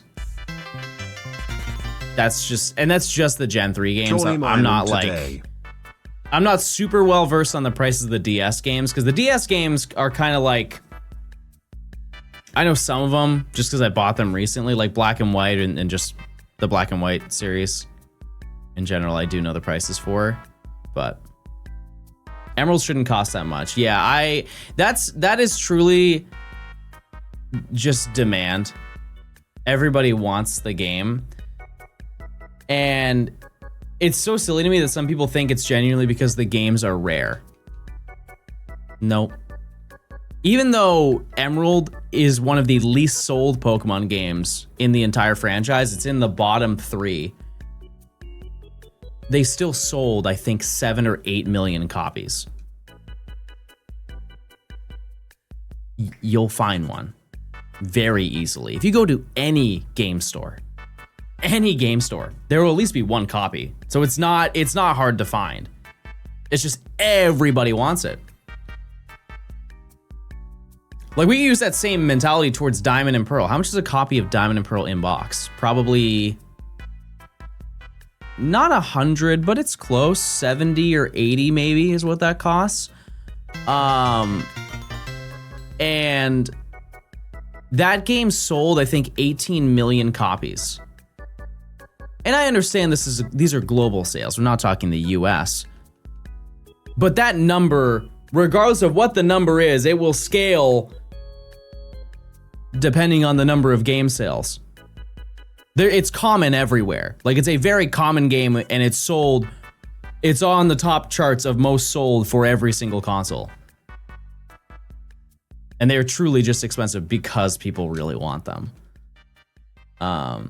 Which brings me to my advice that I always throw out is, if you want to collect Pokemon games, the best time to collect them is quite literally today. They will always go up. That's the unfortunate reality. So, do you think if they released it on the Switch, it would change the market? Nope. Nope, because people love physical media. We already had that speculation with Fire Red Leaf Green. It's an amazing investment. I wouldn't use the term amazing. Investing in something and getting $10 more per year, I wouldn't say is great. But also, that my mentality, I buy things with no intention of ever selling them. It's like, I have bought jewelry before, and they're like, why would you buy that when you can't resell it? Because at no point, I've never wanted to sell it. I bought it because I wanted it, not because I'm trying to turn it around.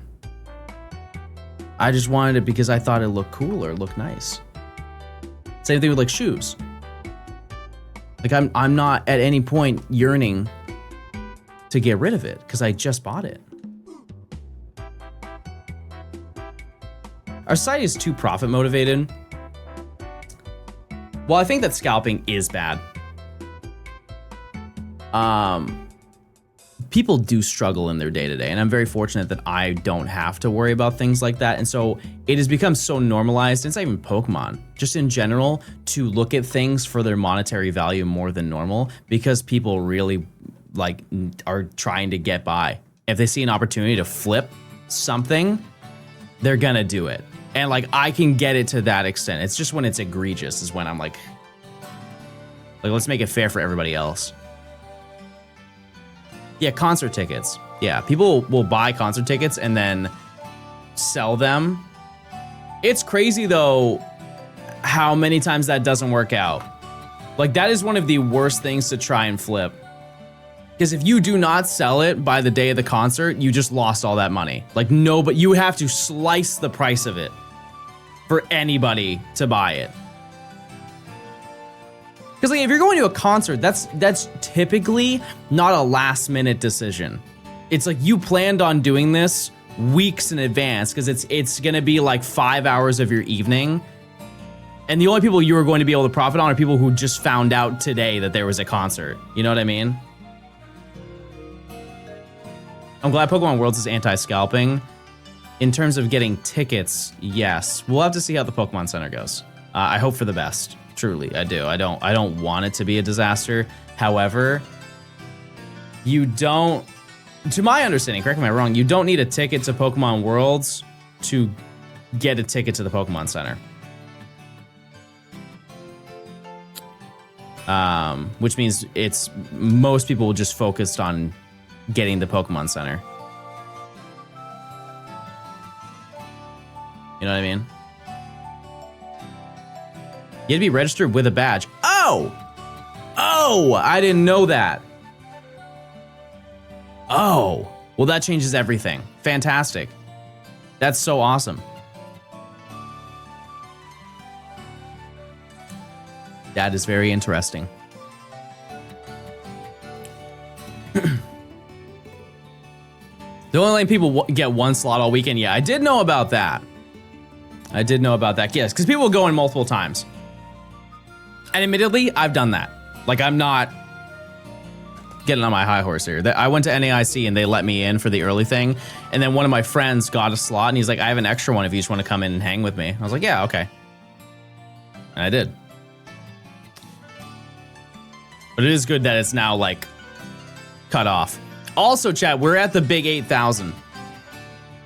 Are slots even open yet? That time has already passed. They've already done all the Pokemon World stuff when it comes to ticketing. Also, I was off by 300 encounters. I don't know how in the world I crafted that number. That's John Math, everybody. That's John Math. Holy moly, how did he do that? They opened today for getting tickets to go to the Pokemon Center? Oh.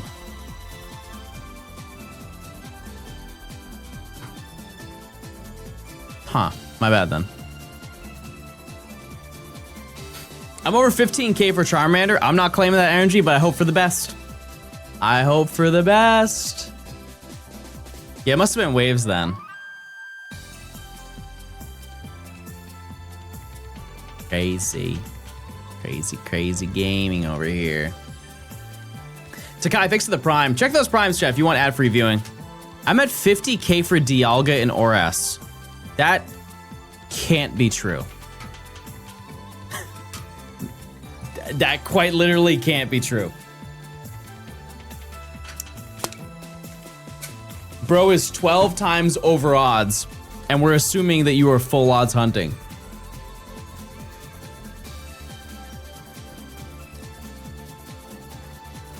I don't know about that one. What do you think we'll get more info on Winds and Waves? Probably at Worlds, at the end of Worlds.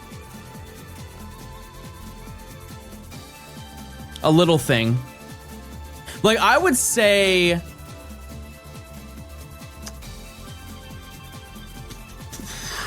I would say that we will see the box art. Like, it's not going to be a huge thing, but they're probably going to reveal something about the game in some way. Like, maybe box art and release month. Not day, but release month as to when it's coming out. I think that's a super easy thing that they could do, and they don't have to reveal anything more because they already showed off the starters and everything. And this is like the biggest event that they have this entire year. And I don't think that they would save something like that for Pokemon Day. If anything, for Pokemon Day, they will just show more gameplay. Like, that'll be our first gameplay look. But who knows? That's... The reason why I also say that is every single Pokemon Worlds, at the end, they reveal something for every single thing that they do. So they'll reveal something about a video game, whether it be Winds and Waves or not. Because they do it for TCG, they do it for Pocket, they used to do it for Unite, they won't anymore. Unless they are adding stuff to Unite. I don't really know. Is there a live stream for Worlds? Oh, 100%. Yeah, the entire thing is streamed. Yes. You have champions. They'll go through everything. It's just what game, it could be a mainline game, usually is, but it could be side series. Like imagine they announced a new Detective Pikachu. A Switch 2 exclusive Detective Pikachu returns again? I really do need to play Jet Set. I do.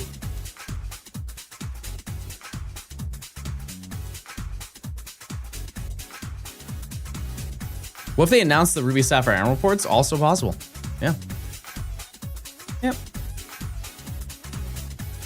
They could absolutely make a Pokemon Ranger for the Switch too. Absolutely, they could do that if they wanted to. Because the people forget that the Switch 2 has mouse controls.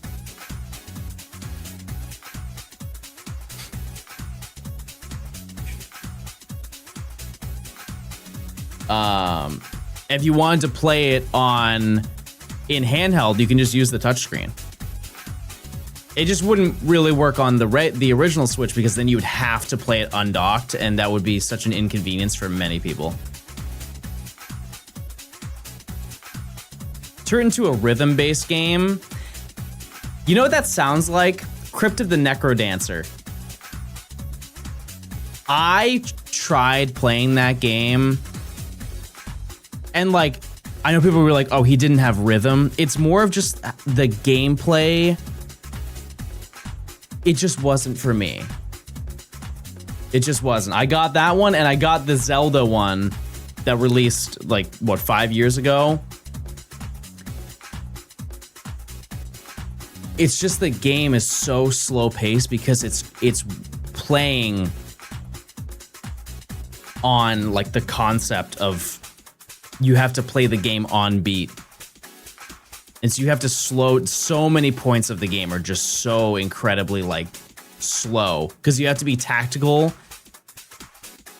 It's like real-time strategy, and I'm not a real-time strategy gamer. I'm like a turn-based gamer. And so I quite literally made it through maybe the first 20 minutes of the game, and I was like, this is clearly not the game for me. Yeah, if we get a win goal, we can also name it Big Gulp. I didn't even think about that, but that's a fantastic point. Either one is acceptable. Are you a Persona fan? I have never played Persona. I know that there's like that game is so bang for your buck. There's so, it's crazy.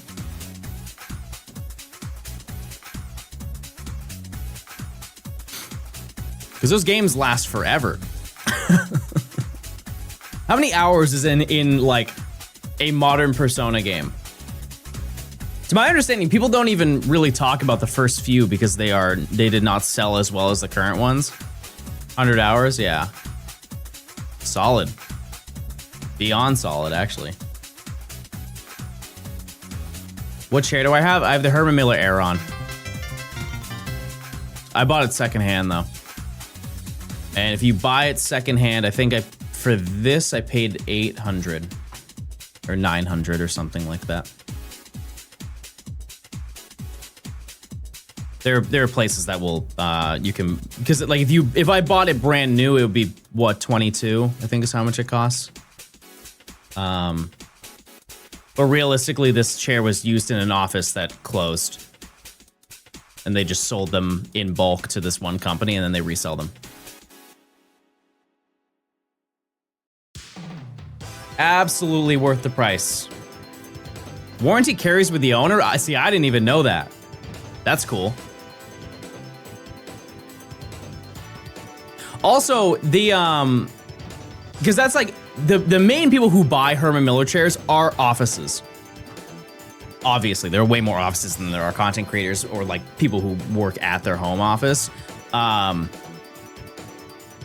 But their budget is insane because they want their employees to not sue them over having bad posture and back pain. And so they give them the best chairs they possibly can because it's way cheaper long term than getting sued. Yeah, 100%. Like, if I can give you advice, Chad, if you ever want to like have a gaming setup that is comfortable for you, don't buy a gaming chair. I know that they look cool. Like the racing chairs are so bad for you. And that doesn't matter right now because you're young and your back doesn't hurt. But when you hit 25, it gets real. Who's with me? Anybody who's pushing 30, you know what I'm talking about. That back pain doesn't play around. You'll wake up and you slept a stupid way and you're all sore.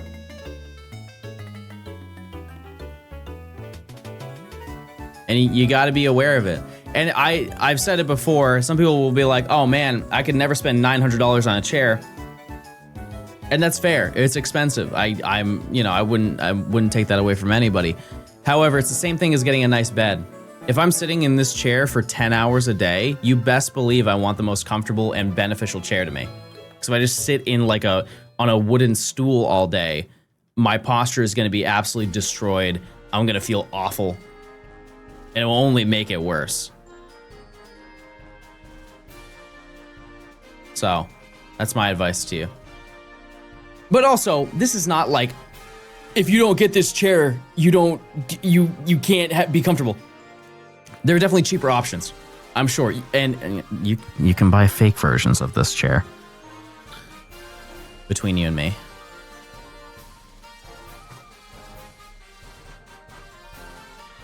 Did John turn off the thing? I don't know what that means. I'm scared now.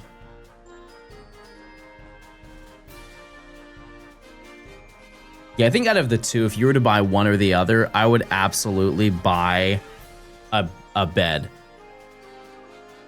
Because realistically, you're in your bed more than you're in your chair.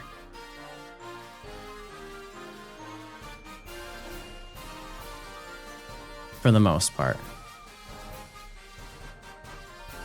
Why didn't you buy a fake version? Because I already had one.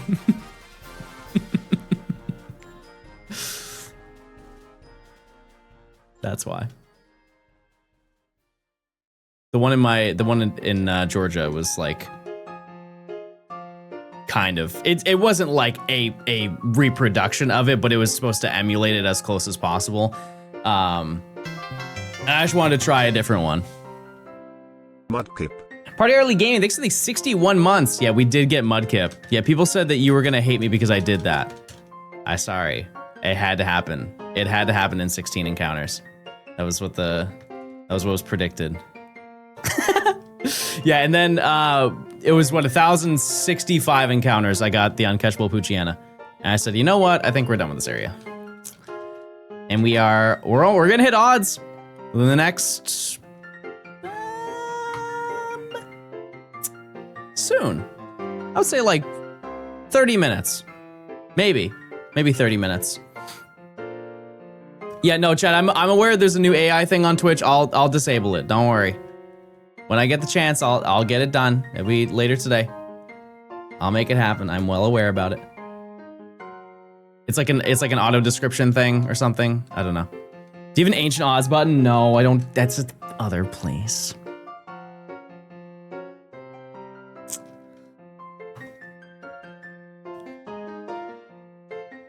Stinky. It's training their model off of your content. Oh! Well. Either way. I'm good on it. I'll turn it off. Have no fear. Did you bring back anything from the Georgia office? What do you mean? Like recently? Every time I go, I always bring something with me. Absolutely. I think last time I brought like every game, like I brought all my GameCube games.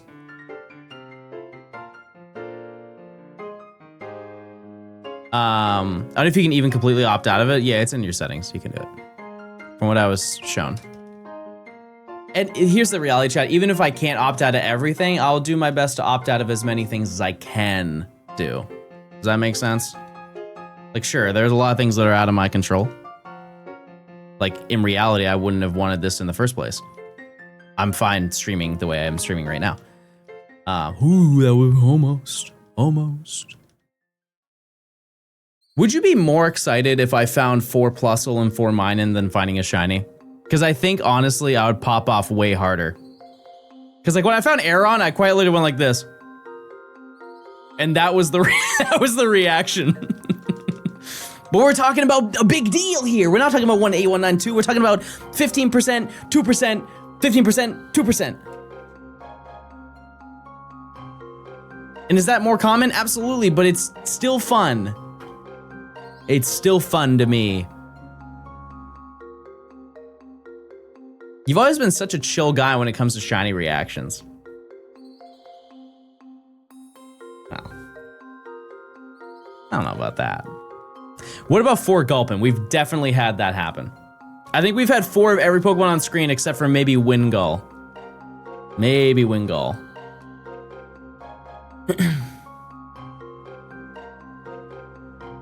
Yeah, the big gulp gaming is what we're doing. Just wait. I always love how this song for the Santaloon Forest, just they implemented the sound effects of Gort, believe it or not. Where that was a feature even in this game, like when you go onto a route, you can hear the Pokemon cries of other Pokemon, but it's not part of the soundtrack. That's just like natively in the game.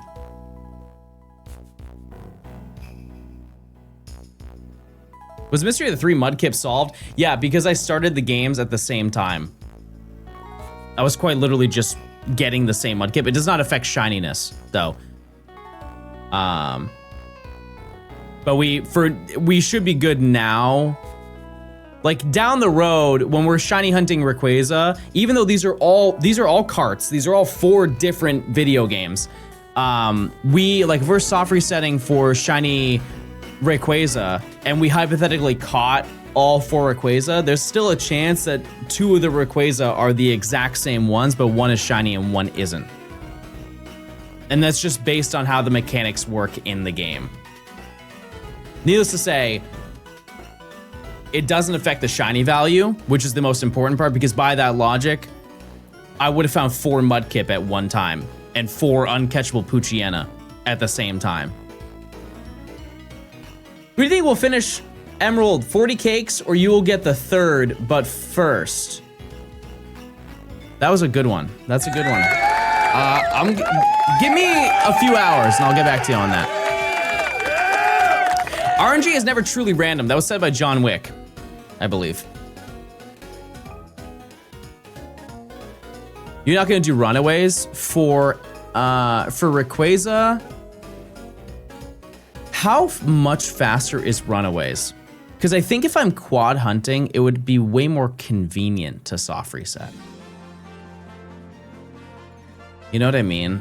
Like trying to make sure that all of my games are running, because like even though it's on a radio signal, it can still be off. Just by a little bit, just a teeny little bit, it can be off. And I'm walking 1 step behind or 1 step ahead, and I had to like adjust it.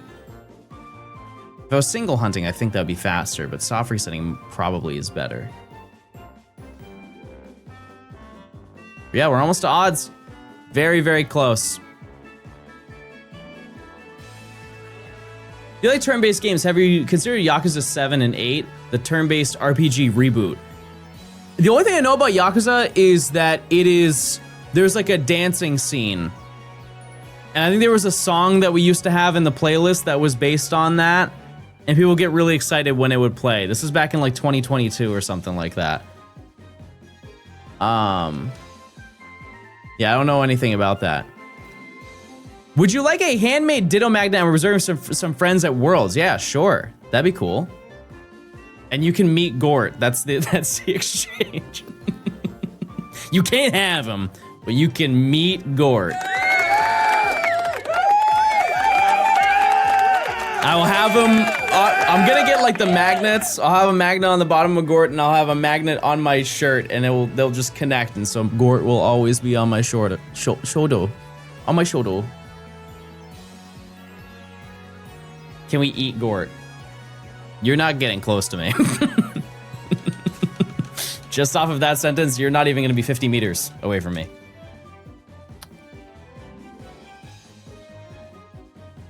Because that would imply your mouth would be on my shoulder. No chance. Is Gort coming to the game? Yes. Yes. Absolutely. Can we dap up Gort? Gort has no hands.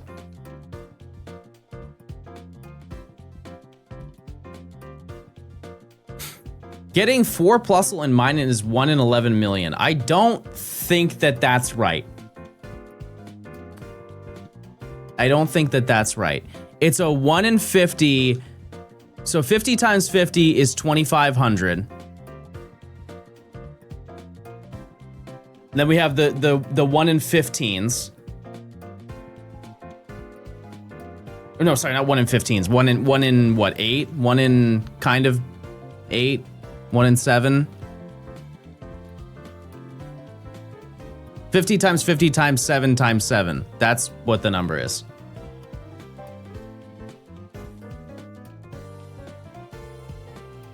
It's unlikely, but it's still definitely possible. Will you be hosting your friends when they arrive in San Francisco? I have some friends who are staying at the place, but I won't be here. Yeah, just so they don't have to get a hotel. Couple of gamers. But listen, I mean, they're giving me a hotel, chat. I'm taking a hotel. Best believe I'm doing that. But it is really sick that I could, in theory, walk. I could just walk to Pokemon Worlds from my place. That would be it's very nice and convenient, and I can't wait for next year, where I'm going to move again. Hoping for like Spain, Argentina. Let's go there. Japan, I'll get a visa. We'll move there. Do an IRL stream at Worlds. I have the ability to do so. I don't know. I don't know. We'll see. It's not a no, but I fear that I'm going to be busy. So I don't think I'll have the ability to dedicate time to do that, but totally dependent.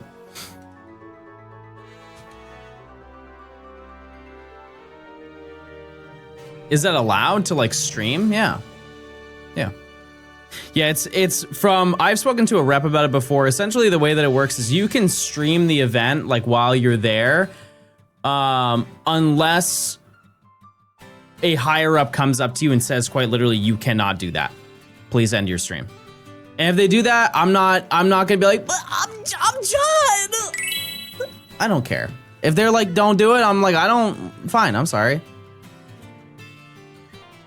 Because they can't expect to know that I'm a content creator or care. Valid.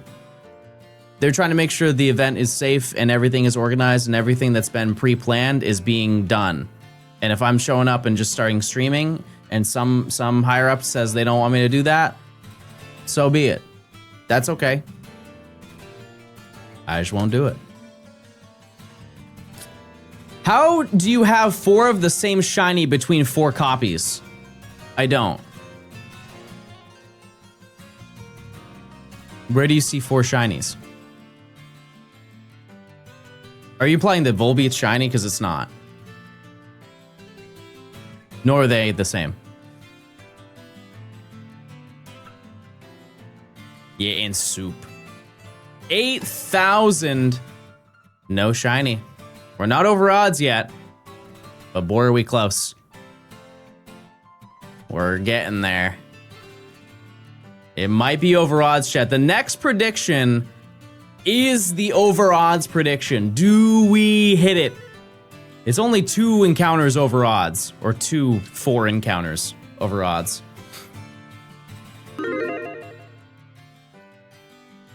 Also, check those primes, chat. If you want ad-free viewing, you can link your Amazon account to your Twitch account. Is $45 for Ruby and Sapphire a good deal? It's a great deal. It's so good of a deal that I don't know if they're real. Because $45 is the price of half of an authentic Ruby or Sapphire.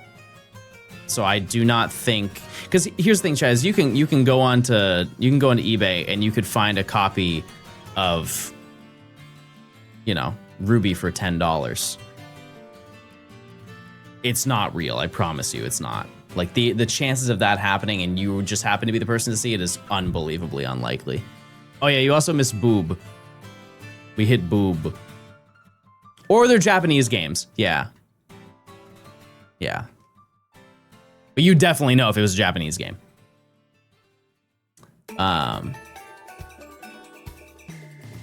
They're English. I mean, you can definitely go for it if you're confident, but I would not expect them to be real. I would not expect them to be authentic cartridges. I would just do your research on that one. Why are the Japanese copies so much cheaper? 2 reasons. 1, they made way more Japanese copies than any other language. And 2, Japan doesn't care about stuff like that, like we do. But I honestly, there's no like, maybe there is information on that, but if I were to guess, it's at least a 2 or 3 to 1 ratio for English to, or from Japanese to English games. Like for every 1 English game, there are 3 Japanese games.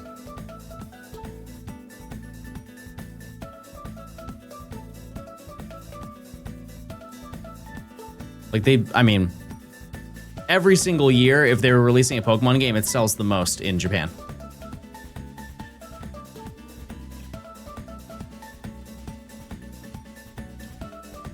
I think another way to tell if it's fake, if a cartridge, this is like, well, actually I think it also happens for DS, but for GBA, if you see it and it's in a little plastic case, like a clear plastic case, fake. It's fake. Because if you buy them from like one of those bulk places like online where they sell like fake reproduction cartridges, they send them in these little plastic clamshell containers. And if it's in one of those, don't buy it because it's not an authentic one. The GBAs weren't region locked? Nope. Nope. I think GameCube was the first one to do that.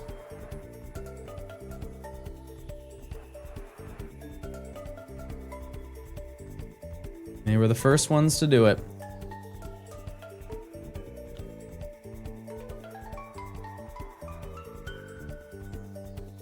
Am I gonna watch Avengers Doomsday? I haven't seen a single Avengers movie.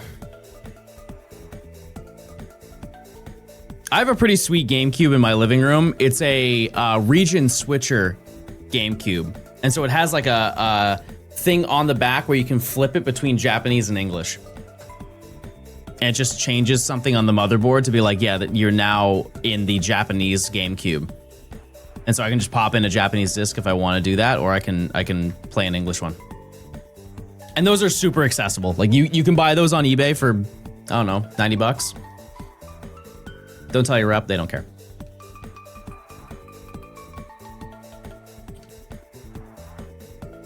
Truly, they don't.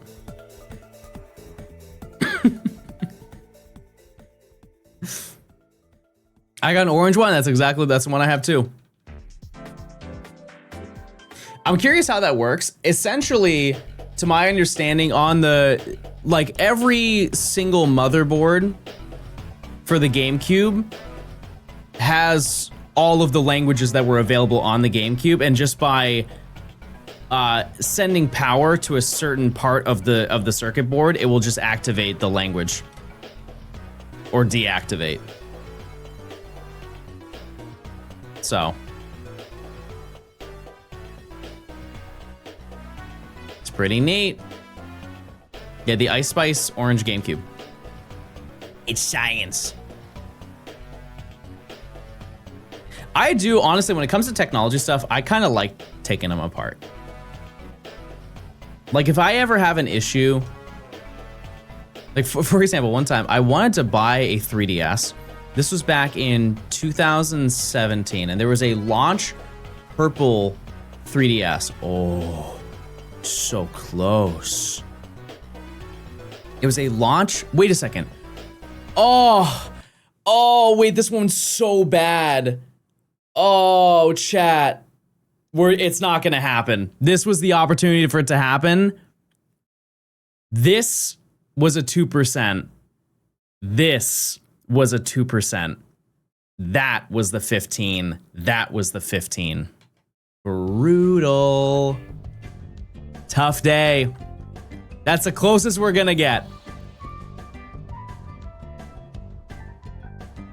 What was I talking about? Oh yeah. I bought a 3DS. It was the purple. I think that was the launch color, but it was a purple 3DS, like the OG 3DS. And it said I bought it for $35. And it said on it that the right bumper didn't work. I was like, even regardless, it's $35. I'm gonna buy the 3DS. And so I bought the 3DS, and I looked up as it was showing up what the diagnosis could be. And it was like, oh, well, maybe it's just the bumper contact needs to be replaced. I looked it up, $2. Bought it. 3DS shows up. I test the right bumper, doesn't work at all. I'm like, okay. I open it up, take the contact out, replace it with the new one that showed up, booted it up, brand new. Worked perfectly fine. Still have it to this day. Still didn't get a shiny? Oh yeah, well, we're still under odds. As I've said before, chat, if you come to stream and I have 16,000 encounters, that's normal. If you watch the beginning of these streams and you've never seen like an 8192 shiny hunt, I even said it when it happened, do not base your mentality on every time you show up to stream, I'm gonna find a shiny. Odds are, this will be the most common number you will see for the remainder of this challenge. If not, more. 1 in 20 hunts will go to 24,000. It's not what I want to hear, but... But to put in perspective, even if it did go to 24,000 encounters, chat, you know how many days of stream that is? Maybe 4. And that's a 1 in 20 chance. So sure, that could happen. I go triple over odds for something. But like...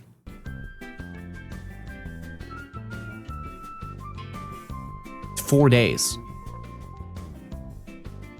4 days. And I'm gonna do some hunting tomorrow, because Thursday, if you don't know, Thursdays I don't stream, because the game plan is I work on putting the video together, but because this is the first week that we're working on the video, there isn't too much for me to like script write and figure out. So I'll probably be hunting.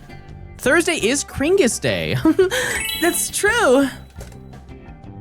What time is the late night stream? Nimi and I haven't talked about exactly what time. I think whatever time we want to.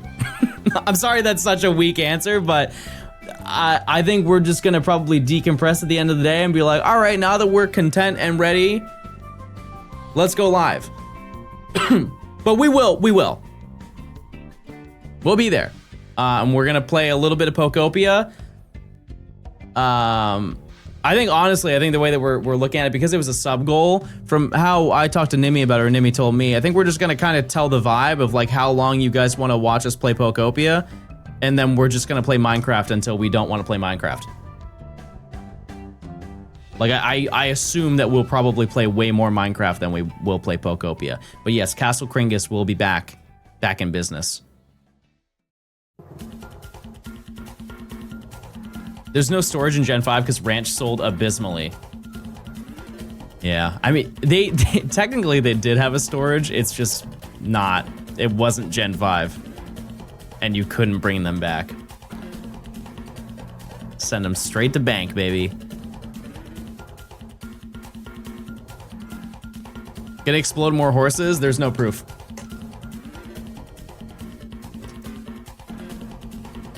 There's no proof of that. How sad would you be if the shiny ended up being Zigzagoon? Honestly, I think chat would lose their minds if that was the one. Chat, react as if I just found shiny Zigzagoon. Because that's how they would react.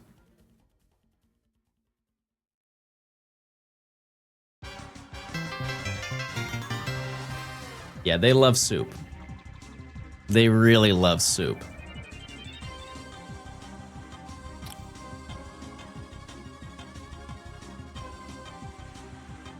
And if you don't know soup, it's so funny because those streams weren't even Big John streams, and the fact that people know who soup is kind of silly. It was really a name that was just passed through the grapevine of my chat, and people were like, oh, I guess his name is Soup. Okay, well, fair enough. Fair enough. Yeah, we got a Zigzagoon and named it Soup when I was doing the Oras horde hunting. Pretty sure. I don't even know, actually. The meet and greet site has been updated. Could you slide me that link again, please? Thank you for letting me know.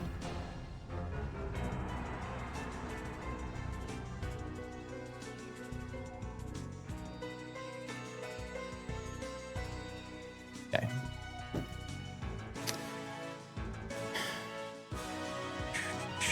Perfect.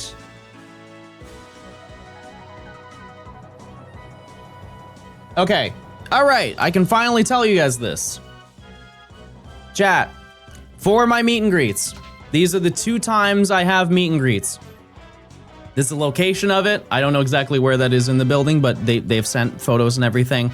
It'll be on Friday from 1:30 p.m. to 3 p.m. PDT, which is that local time. It's the local time of California. 1:30 p.m. to 3 p.m.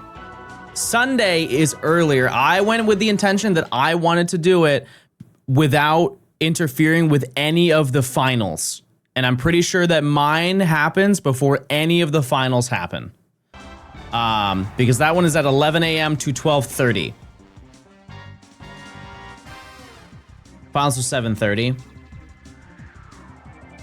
What does the location look like? It's the Moscone Center. And it looks like it's in the exact, yeah, so I'm in the exact same location. But yeah, those are the times that you can see me. If you want to take a screenshot, you can also go on to the schedule website and you can add it to your schedule and you'll get notified of when it happens. But those are the 2 times. One starts at 1:30, one starts at 11 a.m. So you have both opportunities. You can come to both if you want to. I would appreciate it, honestly, if you came to both. What I will say, though, just based on the last one that I did, is show up a little bit early. Just a little bit early, because there is a chance that they will cut the line. Because last time they had to do that. And I don't want you guys to show up and be all sad, like, oh man, John Gaming from a really far distance. No. Yeah, I can set up a command. I'll do it later. Yep. John, are you excited to meet me? Yeah. I'll bring a mirror. I love the name Corn Dog. Yeah, I named them. I was looking at the Sonic menu when I was catching these Volbeat, and I was like, well, I know what I'm doing. That's why one of them is named Refresher. I'll bring my Pookie Epic.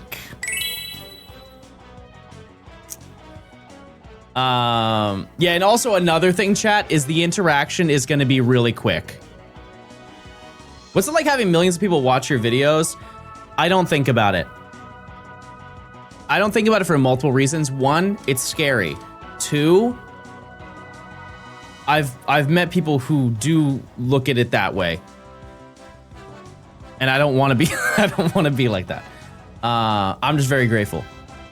That's all. I'm just very grateful. Conceptually, it is absolutely absurd. Absolutely absurd, insane.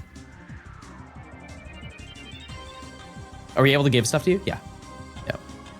I mean, it's my meet and greet, chat. Like, I obviously can't do whatever I want, but like, if they will not allow that, I'll just say, hey, meet me after this, and you absolutely can. Like, if you guys go out of your way to make me something, I'm gonna take it, so long as it's not food. I'm not eating any food you make. Sorry. I'm not, even if you bought it at the venue, I'm not taking it from you. That's the only thing I will not take from somebody. and the very obvious things that people are gonna be like, well, what if I give you a bag of poop? No, not gonna take that from you, but thank you for considering me or something. Shiny odds, 8192. We're going over odds, baby. We're here. The next encounter is over odds. We're not going to 24K. All right, that's it. We are now over odds. Darn. We're getting pretty unlucky in this video, so hopefully it gets better.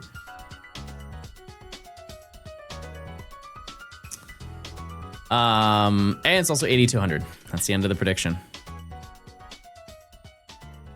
Yep, I will do my absolute best to make sure the experience is fun for everybody. And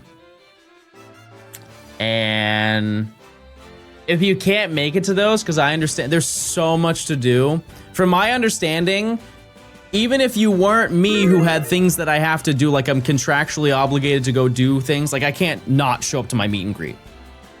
That would be a huge oopsie and I would get in a lot of trouble, right? Even if you don't have any planned stuff, like you're not competing, you are quite literally going there to vibe and have a great time. Even then, I don't think you can do everything that they offer there. Which is great in a way. Like there's always something going on. There's no downtime. Like you can go and go to this one thing, and the moment that's done, there's gotta be 3 other things that you can do that would be fun and exciting. And for conventions, I think that is kind of rare in a way. Can't come, I've got college. Well, at least they stream it. You can be there in your own way. I'm sorry for saying for Mudkip and GBA. Type 1 if you're also playing a GBA Pokemon game. Fire Red Leaf Green, that counts. Even if it's on the Switch too. It was on the GBA. I'll take it. I'll just bring a cardboard cutout if you don't show up. Yeah, you could use it as like a placeholder in line if you wanted. He's gonna be here. Does pinball count? Yeah, absolutely. I love pinball. I just wish I was good at it.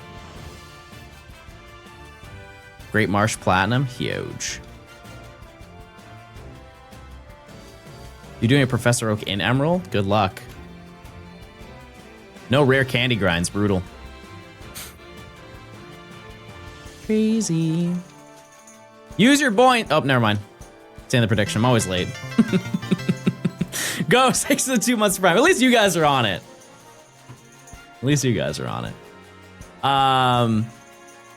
Yeah, and one thing I would like to note in advance, because I didn't know this last year, is I will do my best. If you do not make it into the line, I will do what I can to see you. Okay? I will do my best to do that. Because last time, a bunch of people were waiting outside, and I was like, hey guys, I will come out after, and then I got security escorted out the back. They didn't tell me they were gonna do that, and I felt so bad. I felt so bad. Because I remember like tweeting out after it. I'm like, guys, I'm sorry that they did that. Like I wanted to come out. Yeah, please don't follow me around though. Which I'm thankful that doesn't happen very often. But if I hit you with, well, hey, have a great rest of your day. That is John speak for, it was nice talking to you. Have a good one. I'm sure I'll see you around.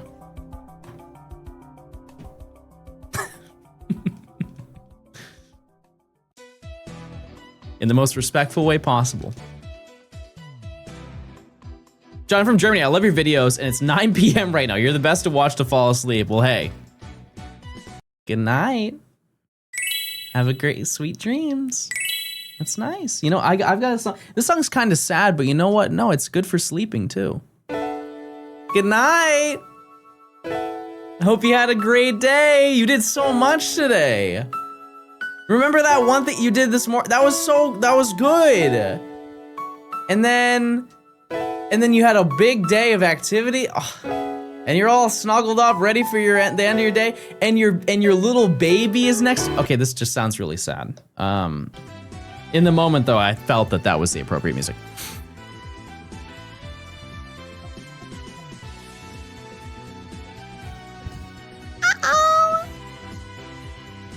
Ryan, how many do you have left? Also, please tell me on your off days you're working on the script for your video. Because your video is gonna be as long as mine is. I'm just warning you. If you don't know, Ryan is also going to be at some point in the future uploading a shiny Professor Oak in Legends ZA. I got Alpha Carbank. Doesn't it feel so much better to get a lot of shinies now? That zone wasn't too bad for me because I got everything in that one day, just on and off stream. I got the Carbank on stream, and then we hunted for Sableye. No, what was the other thing that I needed to get? No, it was just Carbank and Sableye. And Bro doesn't check his Discord DMs from Ryan Gaming. If I have my Discord open on my PC, it doesn't ping to my phone. How many hours did the ZA script take?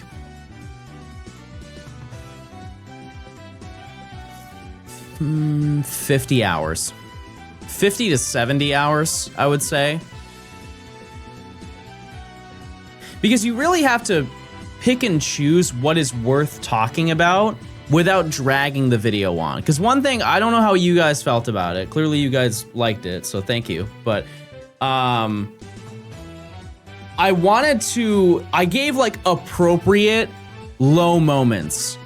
I didn't want any parts of it to feel like it was dragging on. And so there's almost no filler in it.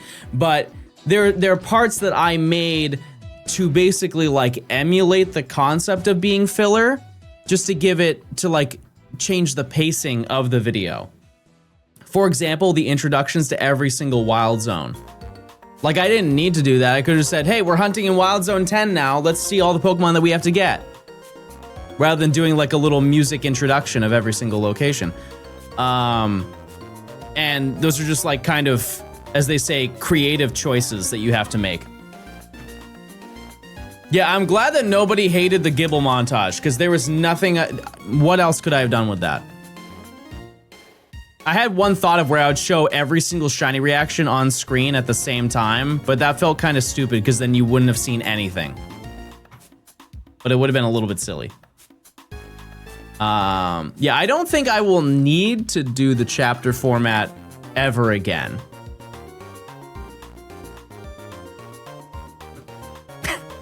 I don't think so. Maybe. I didn't realize it was 120 minutes in. That's what everybody has told me, and that makes me feel so good. That's the sound of the dragon. That's the scream of the dragon, everybody, from Nights into Dreams. How many Gorts did we get? In the video, I want to say 45, but then we ended up getting 3 more while we were going for Drampa. I just did not include them in the video. But whenever the time comes to do the DLC, that will all be included. That way we can start out the video with a bang, with a bunch of shinies. You hunting Electrike? I'm hunting anything here. Truly anything. Gulpin would be really nice. Getting Oddish would be really nice. So you guys put me onto that. I forgot it was a poison type. And then Wingull. Those would be the most beneficial because we need a way to beat Grovyle. More like Gulpin D's. I have such a fire comeback, but I can't say it. I'm gonna keep it to myself. When you get home, you're gonna hear it.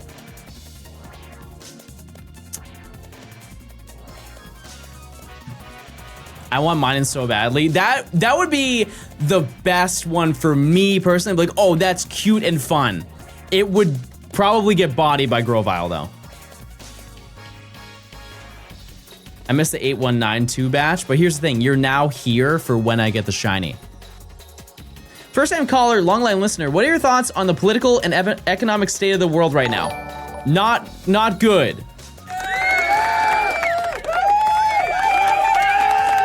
Very bad. Thank you for your question. John, how much money for you to 100% the Pokemon Troze on stream?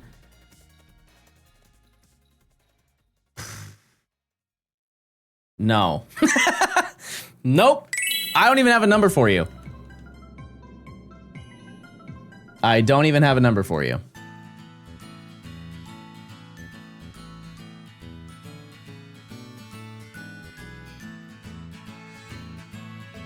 Listen, I know that phrase is so meme. Have you ever seen the actual origin of the Jaden Smith interview where he said that? Like, yeah, that honestly is like an important thing. Like, yeah, we should be talking about that. But the way that he set it up,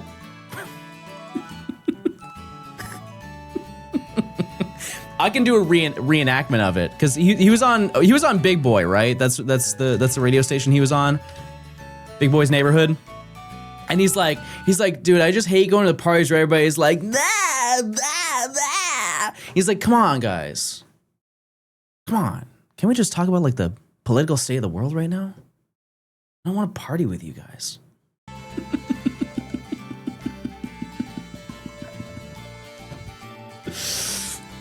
Gotta show you now. I gotta show you because I think if we were to rate that at a percentage, that was at least 70%.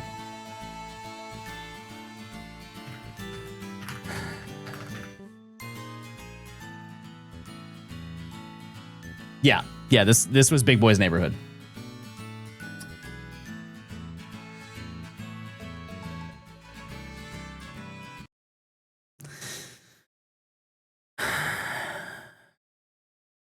And I look and I go around sometimes and I hang out with other people that are my age and they're just kind of just selfie. I'm just like, dude, like, oh my God, like, can we talk about like the political and economic state of the world right now? I didn't know there was an edit for that. All right, well, anyways, that was a frame perfect save. That was crazy. How did I do that? Why is it a baseball edit? Did I miss lore on that?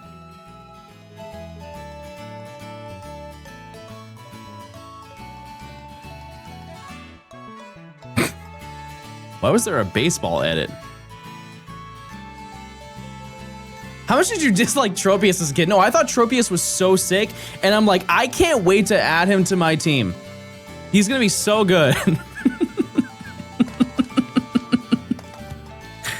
And I got horribly humbled. Horribly humbled. Like, the fact that they give you Tropius and then send you to Winona is just devious. Because one thing that they do try to do in a lot of Pokemon games is give you the opportunity to catch a Pokemon that will counter the next gym. And Tropius, if you look at everything on that route, Tropius is like the standout. Johnston dummy. Look at that thing. I want that thing. And then Winona is like, I have an Altaria. Goodbye. See you later. I'll see you next week. Valkyrie, thanks for the 3 months. Thank you. Miriam, thanks for the Prime. Thank you. She has a Tropius? No.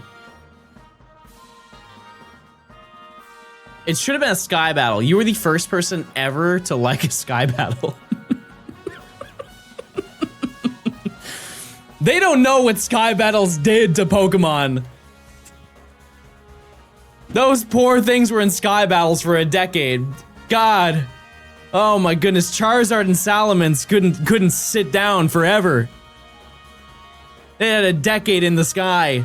Just because of 4 battles they included in X and Y. Do you have any advice for anyone who wants to get into streaming? How do you get over the initial hump of no viewers? One thing that I have kind of realized in the scope of the streaming space, and it quite literally does not matter how many viewers you have. Fake it until you make it. It's that mentality differs depending on the size of you as a content creator. If you have 0 to 3 viewers, like almost everybody on Twitch, you talk to your chat as if you had 100 people in your chat. If you have 100 people in your chat, you talk to them like you have 500 people, and so on and so on and so on. The way that that works for people who have 10,000 viewers is that they pretend like they're rich. And sure, some of them definitely are. But most of them blow their money on gambling, and they have no money whatsoever. But they pretend like they do.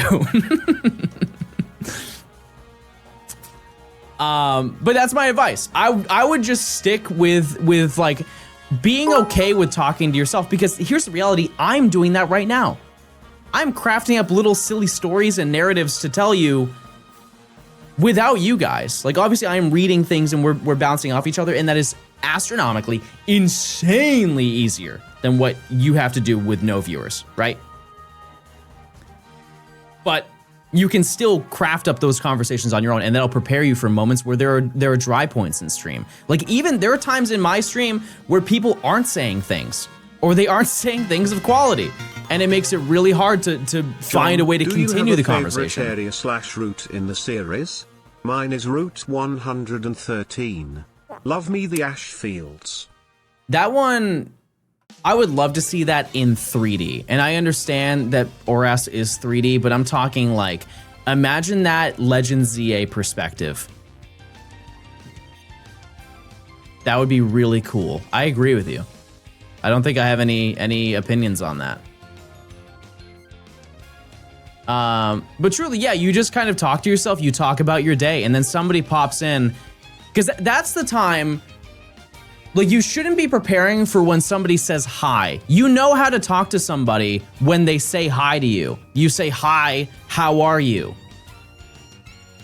And then if they say, good, how are you? And you say, good, that's the end of the conversation. And they'll probably just leave, or they're just gonna lurk and not say anything. You have to kind of like incentivize a way to speak. And the best way to do that is by giving them choices, everybody. Let me rattle off a whole bunch of bangers that are so easy and applicable to every single person in chat. If you want to be a streamer, chat, rate your day on a scale of 1 to 10. How's your day going so far? Easiest opener you could possibly do.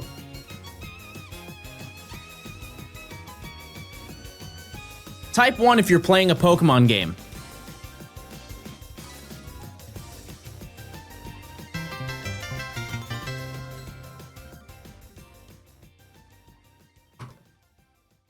You have any pets? Type 1 if you have a pet.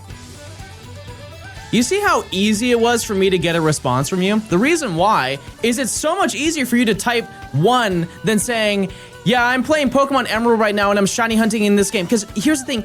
If you're talking to somebody you've met for the first time, you don't care to tell them everything ever.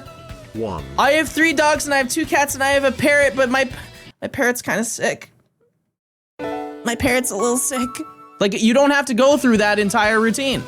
You can just say, 1, I have pets. And then you reply back to them without having any of that information. You'd be like, maybe you don't have pets. You're like, oh man, I wish I had a pet. If I had a pet, I would have a sugar glider, even though they take a lot of effort to take care of. Oh man, I wish I had one. Or, oh, I wish I had a dog because I had a dog growing up and then I don't have a dog now, but my parents had the dog and sometimes I want to go see them.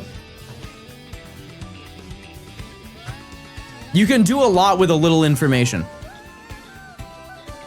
You got to find a way to connect with your viewers. And I understand that if you don't have any viewers, you can't do that. But if you talk like that, eventually somebody will type 1 or type 2, and that will start the conversation. That's kind of what I'm getting at. It's way easier to convince somebody to type a single number than it is to respond to a full question that you're ever going to ask them, especially when they don't know you and realistically don't really care about what you're doing. They just wanted to see Pokemon Emerald gameplay, right? And I guarantee one of those people is in chat right now. They have never seen me before. They have no idea who I am, and they quite literally don't care. but they want to find out why everybody's watching me. When did you realize this trick? Thursday. It's worked out pretty well so far.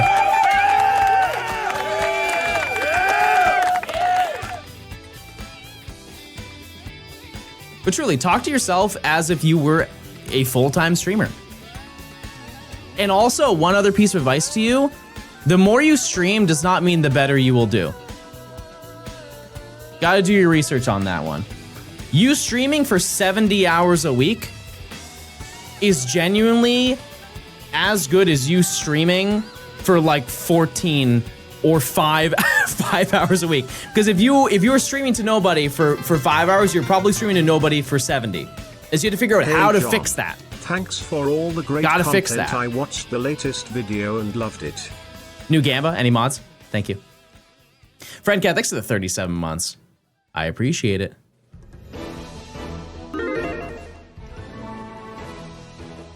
Also, have no shame in selling yourself. The amount of times I plug Prime in my streams is right now. Chat, use your Amazon Prime. If you link your Amazon account, you get a free Prime sub. You can also explain to them how to do it, because a lot of people just don't know. They just hear it and they don't, it's in one ear out the other. There's a purple subscribe button. If you have your Amazon account linked, you get free ads. You get no ads, sorry, for free for an entire month. There's a little checkbox. It only benefits everybody who's watching, right? And it benefits you as well, because you make money doing it. Yeah, you don't get any ads. You are free from the realm of ads. And sometimes it doesn't work, sometimes it does. But the point is, you just redeem to run ads. So that's not, it's not really what I had in mind.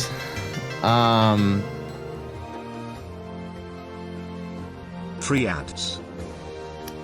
But that's an incentive. That's an incentive to do it. Corn dog! Stop, corn dog. How'd you create the border around the counter? It's from Pokemon Emerald. Just a PNG that I yoinked. And then I photoshopped it and extended it because it, you know, it's like one of these frames, but I made it taller and wider. Which for a retro arcade game, like you go to the arcade to play it, there's no like youthful answer that I can give you. That's the reality. Actually, I can give you the most based one. I hope you get Shiny Rat. Crazy Taxi. You ever play Crazy Taxi at an arcade? Like they had it for the GameCube era, the consoles. Crazy Taxi was so sick. I remember seeing that and then finding out at a GameStop that they sold Crazy Taxi. That or Daytona USA. Obviously, Daytona USA would probably be more important, but... Wow, free ads just for me. Oriole fan, thanks for the Prime. I appreciate it. Finest, thanks for the 3 months of Prime as well. Thank you for teaching me how to use my free Twitch Prime sub, Mr. Johnstone. Thumbs up emoji. Also, giving people incentives to want to go to stream. Like having channel point redemptions is like a thing where people will, it incentivizes people to watch the stream more. And have them realistic to the scope of your stream. Like you having 1 million channel point redemption and you don't really ever stream, nobody's ever gonna redeem that. But also don't, personally, to each their own, don't make channel redemptions that interfere with the presentation of the stream. Like massively.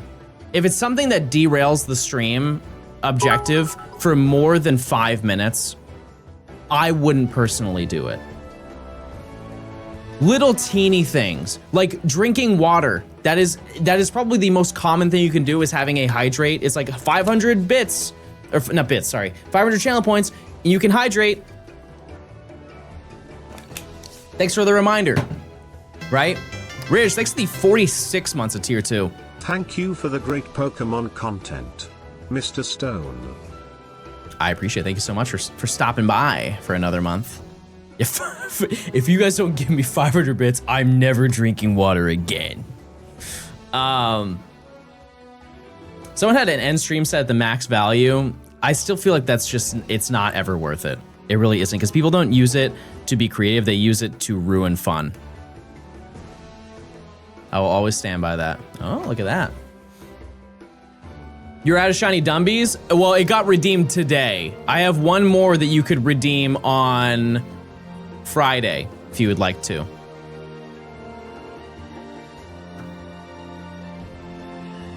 Do you ever emulate? No. No, I'm playing on Analog Pockets.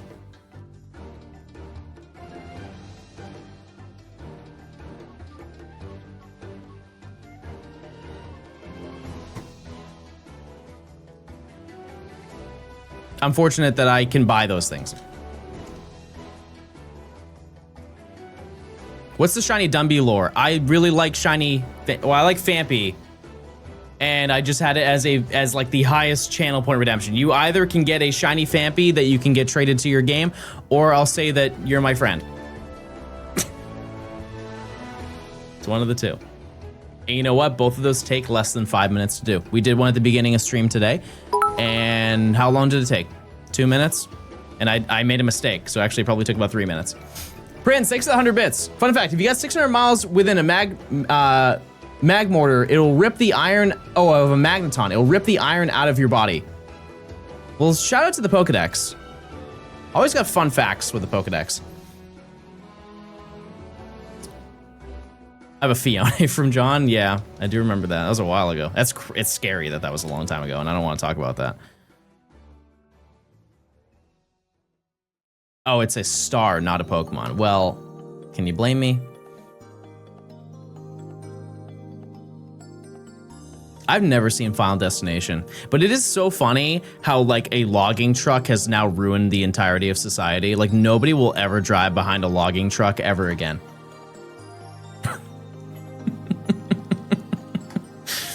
I've never even seen the movie, and I know that one scene of the log coming through and going right through the car. To be honest with you, I think I would have come to that conclusion even without the movie, but it definitely made it worse. I think honestly, log drivers are probably happier about that anyways, because they don't have any cars in their blind spot. Nobody wants to even be remotely near it. I think everybody wins from this scenario. What gen and region are you most burned out on? I mean, it's always usually the last one that I did. So realistically, ZA. I think from a viewer standpoint, it's the exact same thing, where people aren't, they don't want to see me play Legends ZA. If I were to play if I were to do the next stream challenge, I think most people would be like, yeah, we would like to see Legends ZA the least. It's not like you don't want to see me do it. It's just you just saw me do it for 9 months, and you probably want to see me do something a little bit more diverse. Yeah, that's Gen 9. Yeah. The way that the generations work is whatever the first game, like the first mainline game is, determines that. There are some exclusions to that.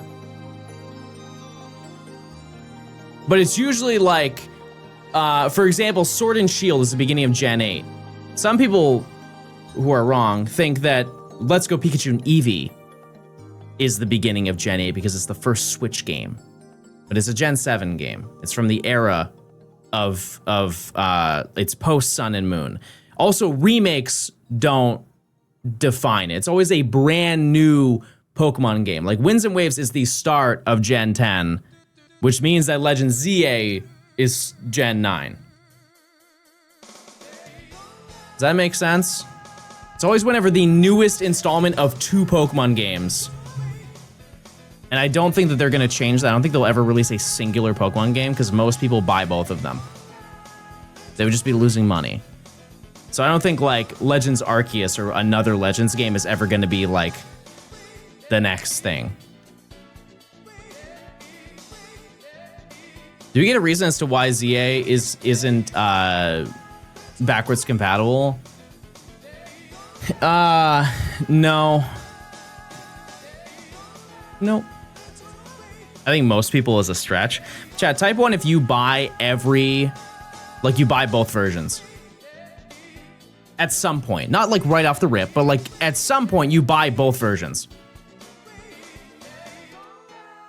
Obviously, I'm asking this in an echo chamber because you guys are all dedicated Pokemon gamers and you're watching somebody who is also said person, right? So this isn't like the mass, but it's a lot of people. A lot of people do it.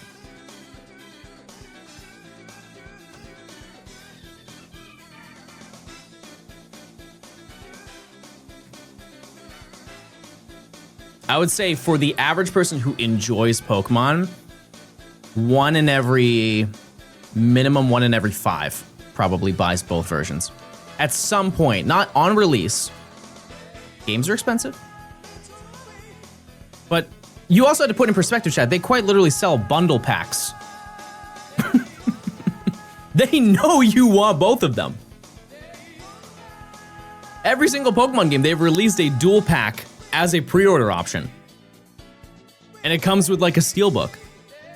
And not only does Nintendo do that, like Target does it. I remember one of the coolest pre-order bonuses they did is for Sword and Shield, the Target version came with a gold steelbook inside of it, and it came with version exclusives, which that was kind of useless because you have both games. But if I ever wanted to do a Sword and Shield Professor Oak, I can do a special edition where I can use a code and get a Pokemon that you can't get in either version. You can get, with the code, you can get Jangmo-o in Sword and then Larvitar in Shield. I forget which one was the version exclusive, but it gives you the ability to do like a Dynamax raid. I think those are expired. Well, I'm not doing that video then, but I could have. I absolutely could have. There was a point in my life where that was feasible. If you want shiny Alpha Heracross, is Arceus or ZA better?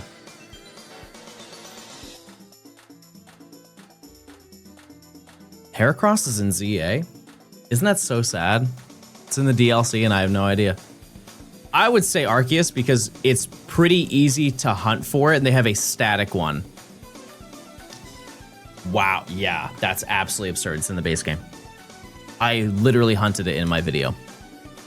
On stream.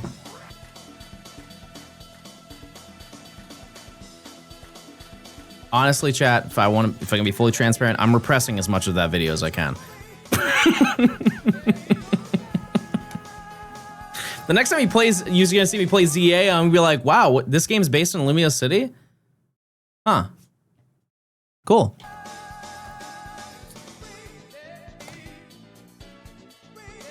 Tawny seems pretty cool, and they seem like they're gonna make some really good financial decisions. I'm excited to see what happens.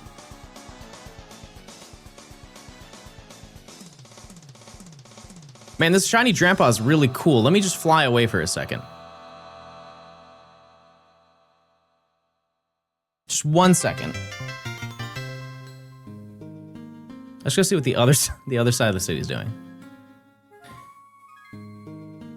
You rarely do Sun and Moon challenges, and I would like to change that. I think the next dex, like completing a living dex, is going to be Ultra Sun and Moon.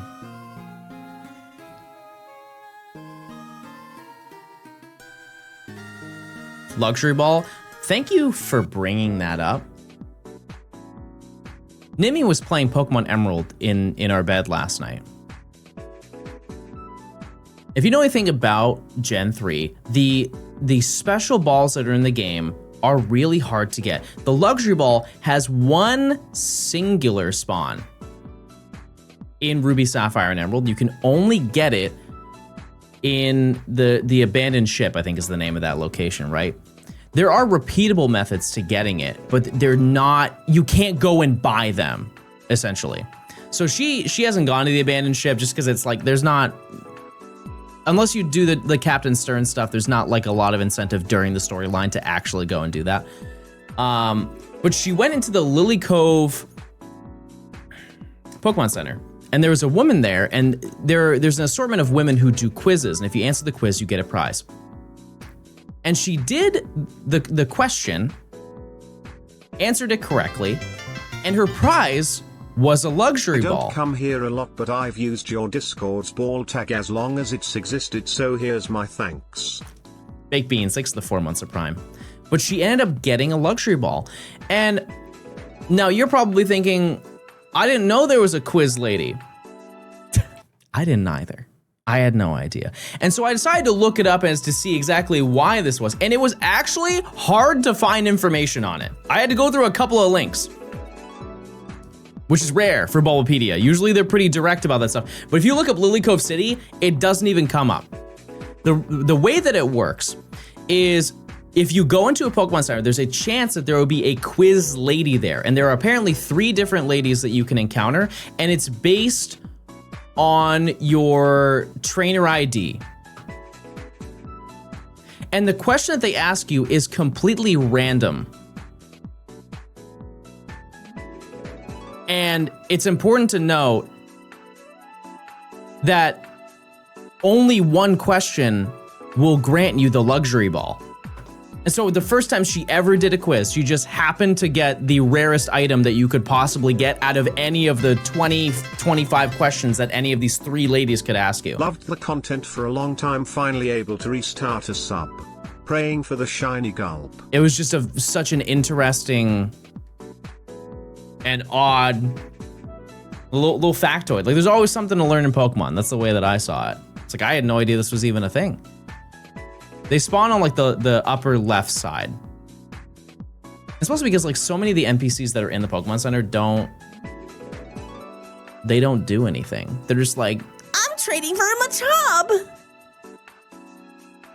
Meanwhile, they're holding a Game Boy Advance with nobody near them. Somebody will connect, surely. Vigil, thanks for the 2 months of Prime. I appreciate it. Thank you, thank you. You can mix records and get the same lady in your game. Oh, see, I've done it. We were going to mix records, and so we shouldn't do that because she will not have that. Because what we're going to do, this is a spoiler for some of the Nimi viewers, so don't listen if you don't want to hear it. But I think we're going to mix records, so I will give her the Eon ticket. I think that's going to be very, very cool.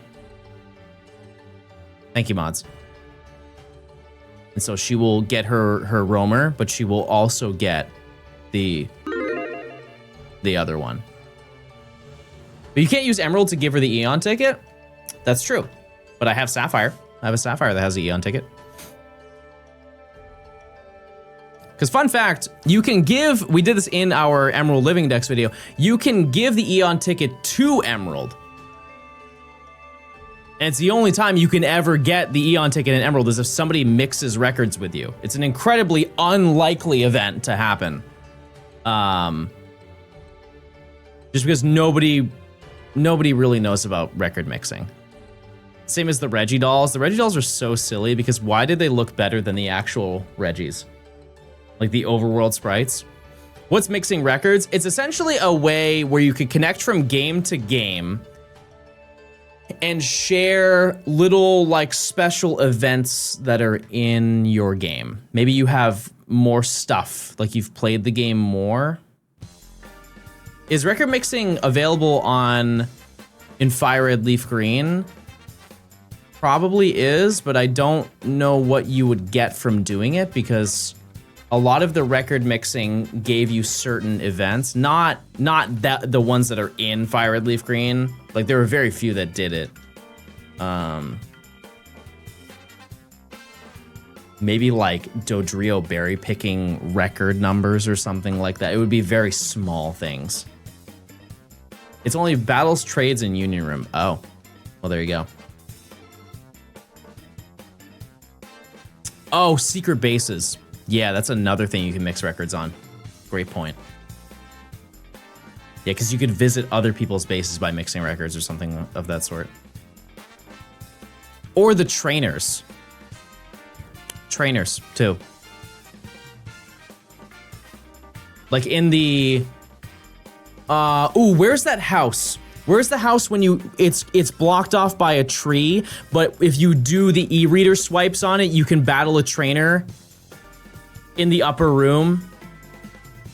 Where in the world is that house in this game?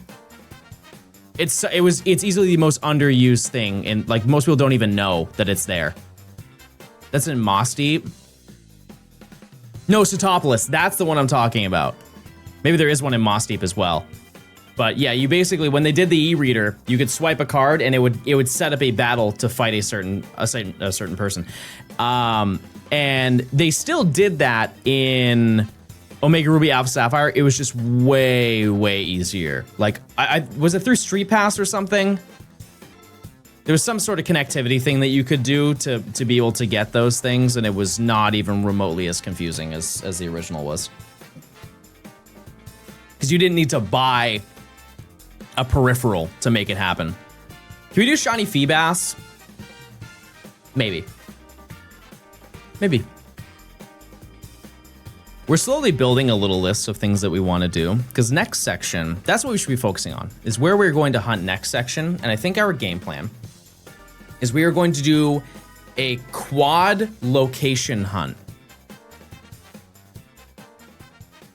Like, we will hunt in 4 different locations and have an enormous pool, and we will have truly no idea what shiny could possibly show up.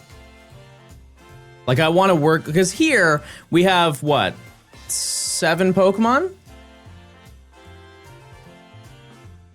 7 Pokemon. 8 Pokemon. No, it's 7. 7 potential shinies here. Imagine if that number was 20.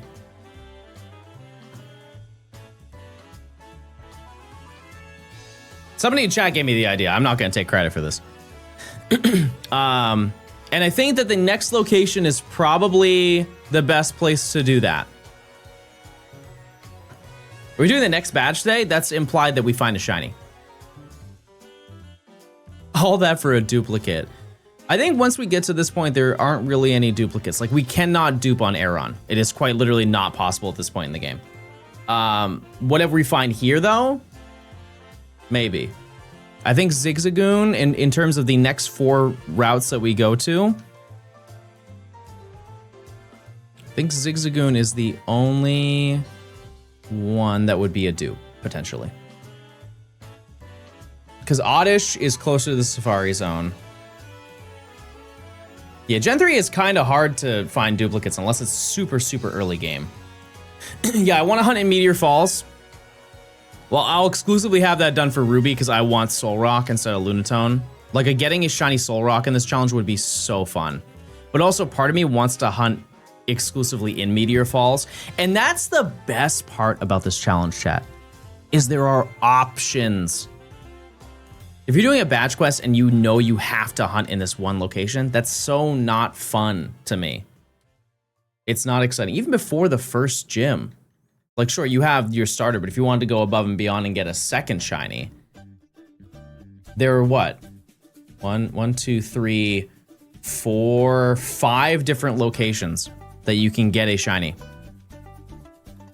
Like, you could go 6. Sorry, there's 6 different locations because you can go into the Rust Turf Tunnel. You can go all the way up to the Rust Turf Tunnel. This requires the patience of a god. Here's the thing. I don't think so. We really have not been hunting that long.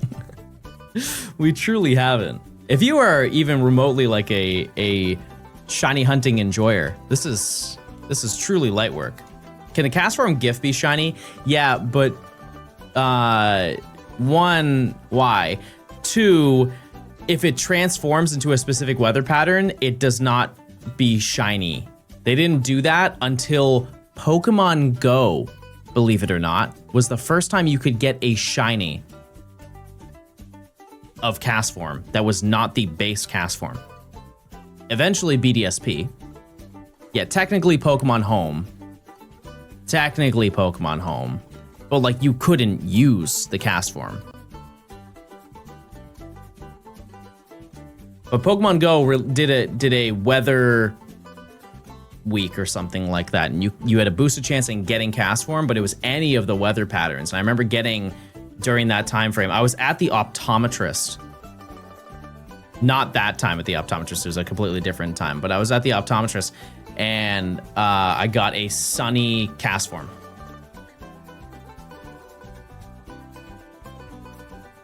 Which was, I think, 2021 or 2022. Also, one silly moment about the optometrist, and this is something that to a lot of you won't be a shock to me, but I don't care about gender norms. I know this is such a left field statement, but like I don't. Hi John, it makes sense for this conversation. Have you gotten better at Pokemon yet? I truly don't care about gender norms at all. And that was a moment where it really shined, because I was looking for a pair of glasses. And so the woman who was working there, she was helping out another customer. She's like, after I help him pick up his order, I'll come and help you and we'll figure out what kind of glasses you want. I said, okay, cool.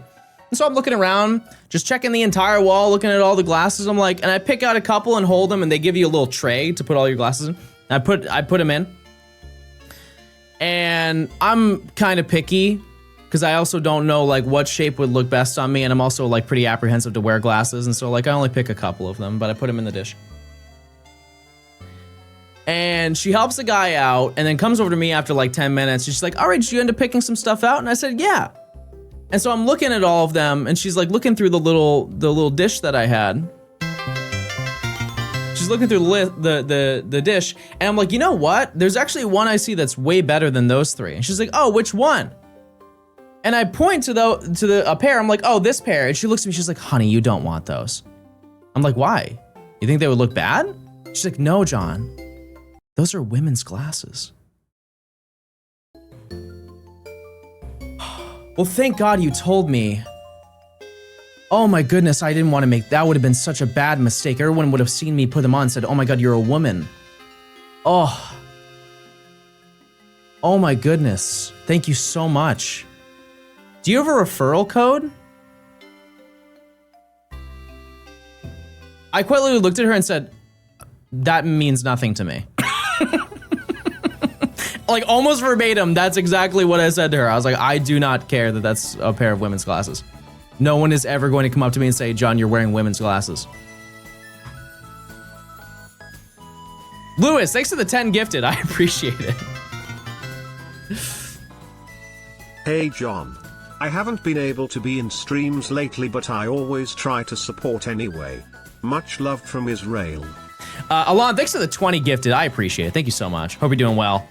Lewis, thank you again for the 10 gifted. I'm sorry, I was in the middle of a story. But thank you very much. Grimlock, thanks for the 13 months.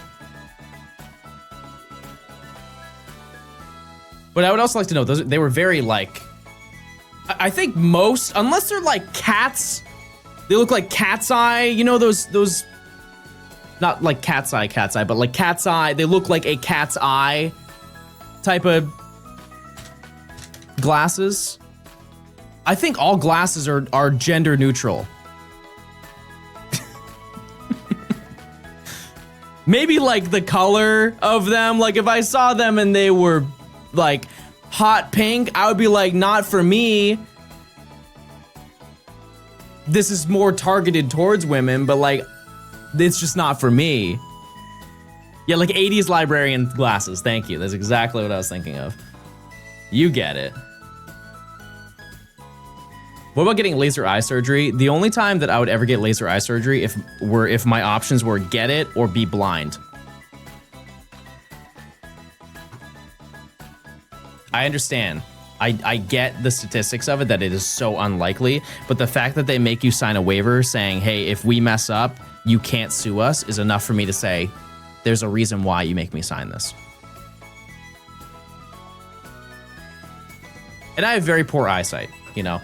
And the unfortunate reality is with my eye condition, chat, there is a high chance that I will lose my vision when I get older, which is sad because then I'll have to, you know, I'm probably gonna have to fake a lot of shiny reactions. Like how in the world am I gonna, is it there? You know, like it's gonna be, it's like when I'm like 70, I think is probably when that's gonna be an issue. But every single year I have to, my eyesight gets worse. But I'm doing my best.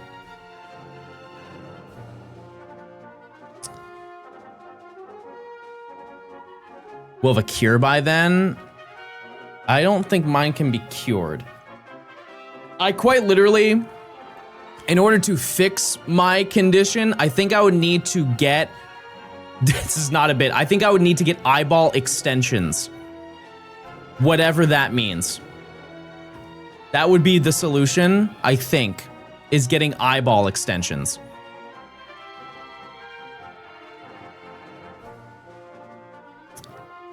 Because, so my condition is I have shortened muscles in the back of my eyes, and so I cannot look, and so my eyes work way harder than the average person. I think that deteriorates them faster over time. That's the lore behind it. Just get a Neuralink. That's not gonna fix my eyesight. But I'm gonna be so good at Counter-Strike.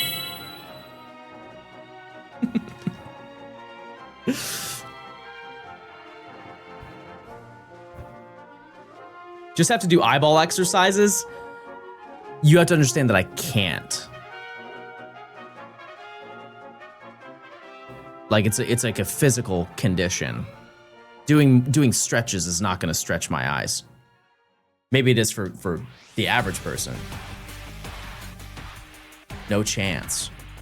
Also, that's a no on the prediction. We're at 8,800. We will get to 8. There's not that many. Hopefully not. Imagine.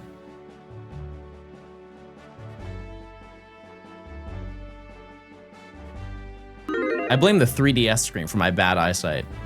Be honest, chat, how, like, if you were to give it a percentage, what was the percentage of you using the 3D on your 3DS?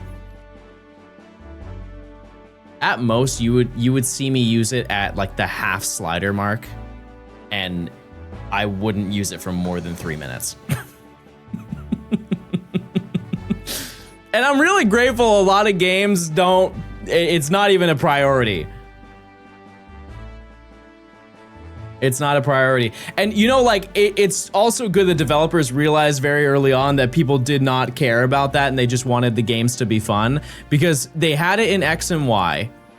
They had it in Omega Ruby Alpha Sapphire, and I don't think there's any 3D. Maybe when you take the photo of the Pikachu at the beginning, when you do all the camera stuff, or like the slowpoke on the rock, I think maybe those are in 3D. X and Y didn't have it? Yeah, I swore X and Y did have it. Like, if you turn on the 3D slider, it makes the battles 3D. Because I remember the frame rate would tank. Like, in battle, not out of battle. I don't think there's any 3D out of battle, but in battle, I'm pretty sure it's always in there. It's been a bit, like, because who turns it on? You know what I mean? Like, so you might be right, but... Wait, it's 3D in Sun and Moon?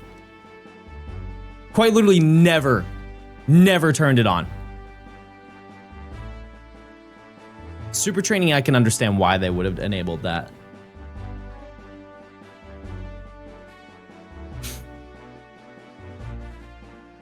That's so silly, though. Do you think that somebody on launch day beat the Kid Icarus game in 3D? I don't think they made it, to be honest with you. My eyes! My eyes! I know people like to poke fun at launch days, but the 3DS had such a peculiar, it is without a doubt one of the most, it's almost insane launch titles. The launch titles for the 3DS, to my memory, were the following games. I think it was like 5 of them. Kid Icarus Uprising, which that was their title. That was the one. Pilot Wings Resort, I think was the name of it. Pilot Wings Resort. The submarine game, Asphalt 3D, and then the current Madden game. Oh man, what was the name? Steel Diver. Those were all of the launch games. And Street Fighter. I forgot about Street Fighter. Wow. Kid Icarus wasn't one.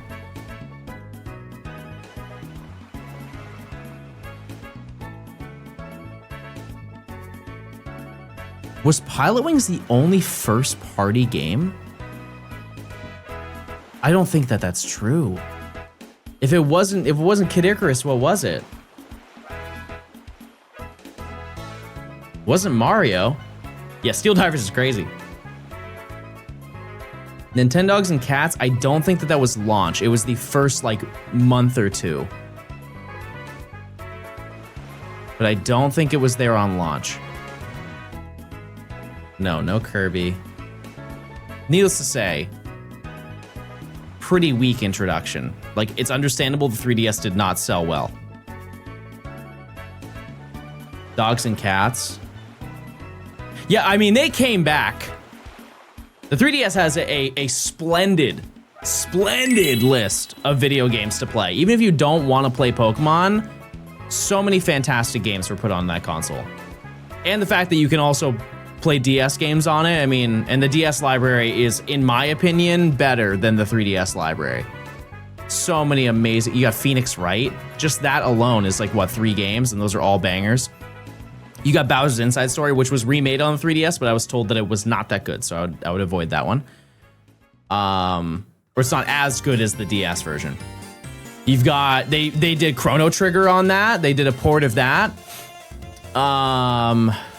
What are some other DS bangers? You got Rhythm Heaven. You've got Metroid Prime Hunters. If you had local play, that was kind of fun. Yeah, I'm not listing off any Pokemon ones. You guys know all the Pokemon DS games.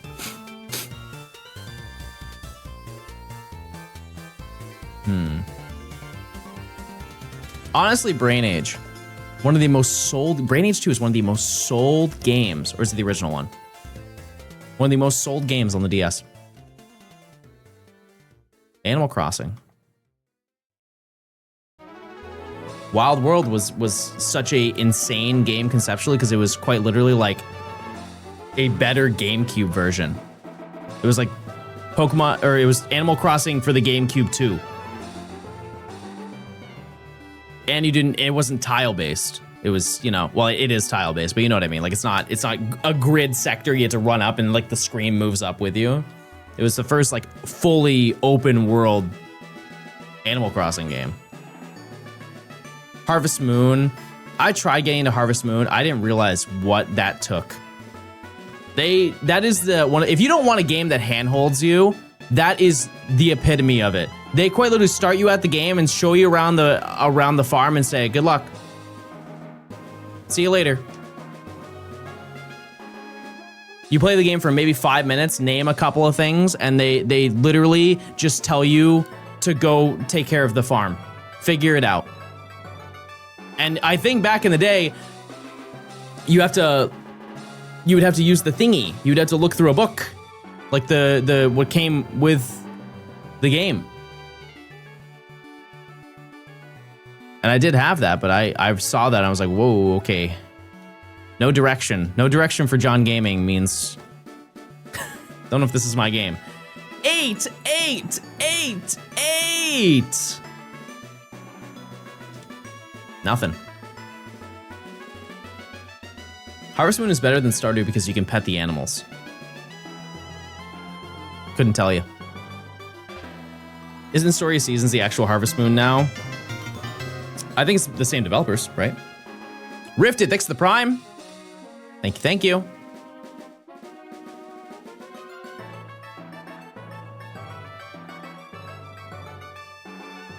Oh, so Nintendogs was a launch title. Interesting. Either way, not a great start. Not the greatest start. Like, people clown the Switch too, but like, they had a Mario Kart game at launch. Like, that is leagues better than Steel Diver and Asphalt 3D. Any other launches that you think were a little eh? Like, what did the Series X have on launch? What in the world did the Series X have? I think it's low-hanging fruit to say PS5. We all know that, but like I couldn't even tell you. No, Infinite was, that came out on my birthday. That came out on December 10th. And I don't think the Series X came out that day. Maybe it was supposed to be out. Got delayed? Yeah, that makes sense.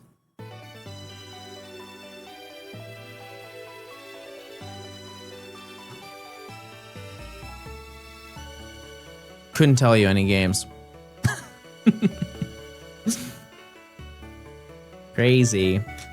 My birthday's always also on December 10th. Mine is also and always on December 10th. The thing though, like people don't really give a lot of respect for us late birthdays because of the fact that we have to wait all year for our birthday. Like some people are so fortunate and their birthday is in January, like they don't have to wait all year. But like if you're in December, the whole year you are just anticipating your big day. It's just kind of exhausting to see people kind of brag about it.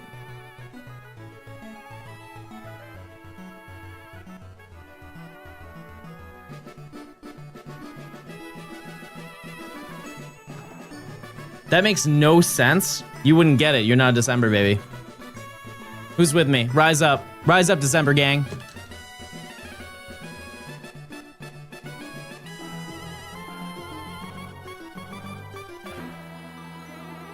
Do we have to wait a whole year anyways? You're not looking at it the right way. Get ready, everybody. 5, 4, 3, 2, 1. Happy New Year! Yes! It's the new year! Oh, it's a whole year until my birthday. Oh, my birthday's in December. Oh, no. Oh, and then somebody is like, their birthday's in January, and they're like, yeah! I have to wait the whole year! That's not awesome.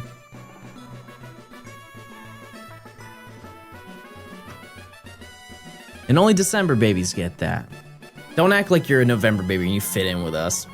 Get out of here. Don't you have Thanksgiving or something? Anyways. And their comeback is be like, don't you have Christmas? Got him.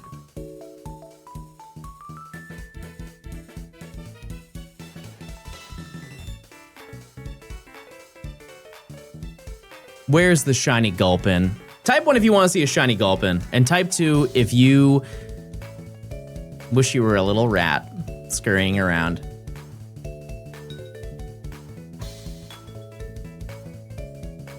Yeah. Think of all the little antics you get up to. Just if you're gonna do that, you better live better than Stuart Little. God, I don't like him. I don't like Stuart Little. I don't care that he was a mouse. Still don't like him. Solar, thanks for the 19 months of Prime. Hey, Smile. Are you in the Facebook group chat? I don't have Facebook. Do you guys still use Facebook? Like, I get it maybe for Marketplace. That makes sense. But isn't that like an entirely different app or something? Or is that you have to have Facebook installed in order to have that Marketplace? Oh. Ooh. Ooh, stinky. All right, well, hey. I think everybody is like, it's always the like, I keep it so I can talk to the people who are old and don't like know how to text or FaceTime. It's like you're obligated to keep in touch with your family to have Facebook. Studio, 6 of the 2 months of Prime. Gotta support Granny. Gotta. John looks like Max from the anime. I mean, I get a Jirachi, so I'm not complaining. I'd rather use that than Twitter. Yeah, I think just as I've gotten older, I care so much less about social media. So much less concern in my life and like not necessarily stress, but just like less slop in my day-to-day. I don't have to look at like rage bait every time I open my phone. You know what I mean? Like I just live my life in my own little bubble and just have a great time. Dog. Do your cats rage bait you at all? Sometimes if I walk by them, they'll hit me. And I don't know why. Like, it's not like, hey, I want to play. It's like, hey, I want to hit you. And I don't like that. I don't like that they treat me that way. Because I'm very nice to them. Can we have a Pokemon channel shiny hunts? I don't know what you're asking. Do they bite your ankles? No. No, what kind of pets do you have? Maybe they're understimulated. There are some days, I'm sure, that does happen. But we bring out the old little toy one and bring it across the floor, and they just start running around until they get tired. Do they throw up in your shoes? Nope. No. No, they're actually pretty good about that. If they are to do a hairball, it is on the wood floor, which if you are a cat owner, that is the most ideal location for that to happen. That is the easiest thing to solve. Very rarely is it ever on like a carpet. It's never on a bed or anything like that. It's always on the wood floor. Yep, I understand. I'm very blessed to be in this scenario. Also, 9,000 encounters, everyone. No shiny. No shiny.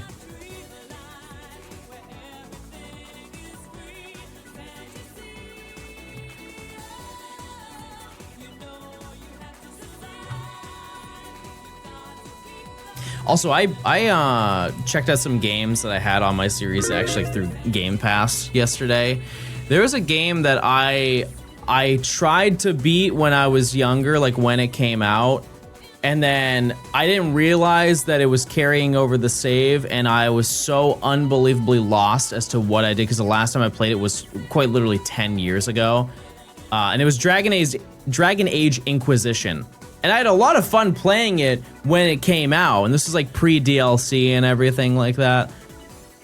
But I looked at it and saw where I was in the game, and I knew that I was super deep into the game. And I went through this like, do I really want to invest time to beat the game finally? Or start the game over entirely? Or actually play something new for once? Because one thing I obsess over in all sorts of media is I will listen to the same albums that I listened to when I was younger. I will watch the same movies that I watched when I was younger, and I'll play the same games that I gamed on when I was younger because they're comfortable and I know I will not be disappointed. And I feel like I need to step out of my box every once in a while. I think that's good for development. However, it's so easy. It's so easy to be like, let's go watch that movie we watched 46 other times. Like Shrek 2 is always going to hit. There's never a point where I'm going to say, I'm tired of watching Shrek 2. In moderation, of course. What game are you and Nimmy streaming tomorrow? We are going to stream Pokopia for a little bit until you don't want to watch that, and then we're going to play Minecraft. It'll be for a couple hours in the evening. Like late gaming. Yeah, 2 block-based video game. US evening? Yeah. Yep. And it's gonna be West Coast time, so it's even later than it would normally be for you. Sorry. Like realistically, I will probably be live. I don't know what your time difference is, but if I were to take a guess, I'm probably going to be live when it's like 6 a.m. for you. No Emerald tomorrow? I don't stream on Thursdays, chat. I try not to. I got stuff to do. Thursdays and Saturdays are my off day. And Thursday is a day where it's not that I'm not working, I'm just working on stuff that I do not care to work on stream. Like I'm not gonna sit here and workshop a script with you guys. Hey, you should include the word balls in the sentence. I think that would add some flavor. Please. Please, John. Toaster, thanks for the 2 months. Thank you. Thank you.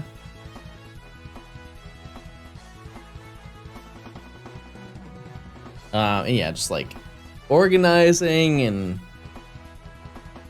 figuring out what to do. And also a little bit of relaxation at the end of the day. And then Saturdays are the days that I'm not even online. Like maybe early in the morning I set up a couple VODs or whatever, but that's it. Like no hunting, I'm going out and doing stuff. And it's very nice. The old 2% plus up there. How long does it take you to write a script from top to bottom for, say, a video like this? Well, I mean, I do it in segments. So I will write the script today or tomorrow on what we have done this week. It should be pretty straightforward. Like, honestly, for this part of the video, maximum, I think I would write like 3 pages, maybe 4 pages. Single spaced, of course. I do it in seconds with AI. Well, I'm sure it comes out great. I'm sure that the response from chat's going to be very positive about that. A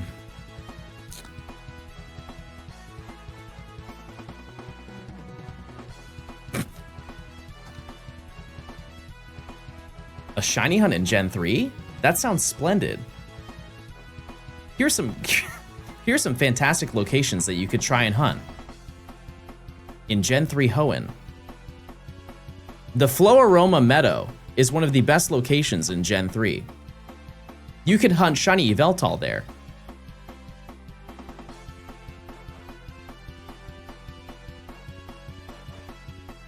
But realistically, there wouldn't be a lot to say because we're at the beginning. Like there's a lot to say at the beginning of it, but I try not to say a lot of things. I like to sprinkle little pieces of information as we go through. So everybody go to the Flow Aroma Meadow right now in Hoenn. It's waiting for you.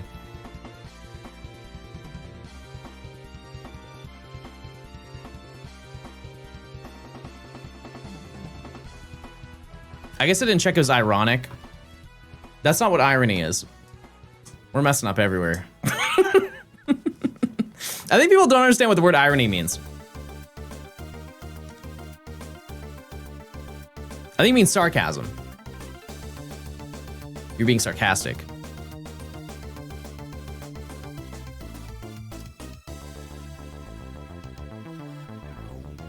Yeah, I know about the new Twitch AI thing. I'm turning it off. Don't worry, chat. I'm with you. I get it.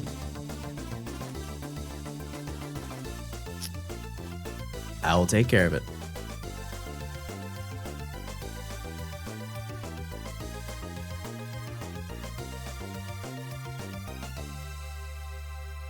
When will this video come out on YouTube? Obviously you can't say that because it will take ages to estimate. Bro asked me a question and answered it.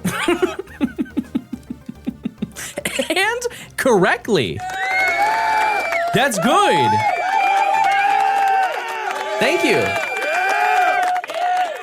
Yeah, we might get a shiny at 10,000. Who knows? Hey, John, how was your day? Glad to hear it's going well. Stop that. Stop that. That's not nice. You know what is nice, though? Using your Prime sub. You get no ads for an entire month. So when I do find the shiny, you can no way like everybody else at the same time and not say, what's going on? Why is that happening?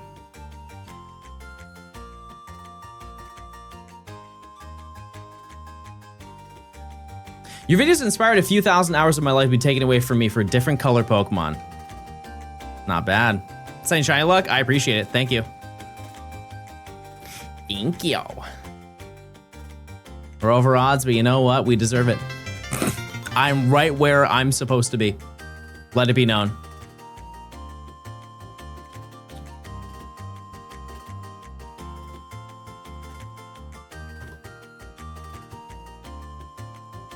Right back where we're exactly. If we had any other scenario, I wouldn't believe it. I deserve it? No, I'm saying I deserve to be over odds because we got a Mudkip in 16.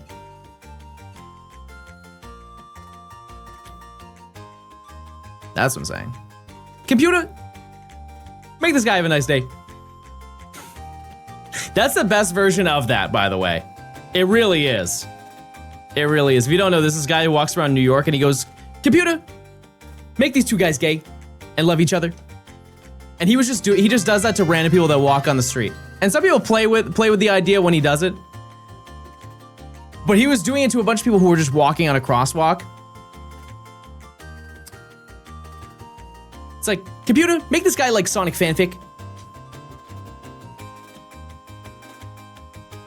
And he was going through it, and there was a whole bunch of people who were walking back and forth. He's looking left and right and just picking and choosing people and just saying random stuff to them. And then on the crosswalk, he looks to his left and he sees this giant buff guy just walking by. He's like, computer. And the guy looks at him. He's like, make sure this guy has a nice day.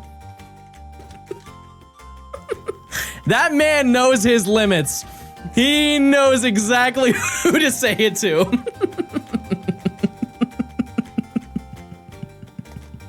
Go ahead, tell me to be gay and kiss. Actually, computer, cancel all that. Change my mind. You seen the guy who goes around with weird gadgets hacking ATMs? Yeah, and he tries to, like, he has like a piece of duct tape tied to a motherboard with like a credit card, and he's like, I'm just gonna pay with this. And they're like, sir, you can't use that. He's like, why? It's just a credit card. He's like, no, it's attached to something. He's like, no, it doesn't do anything.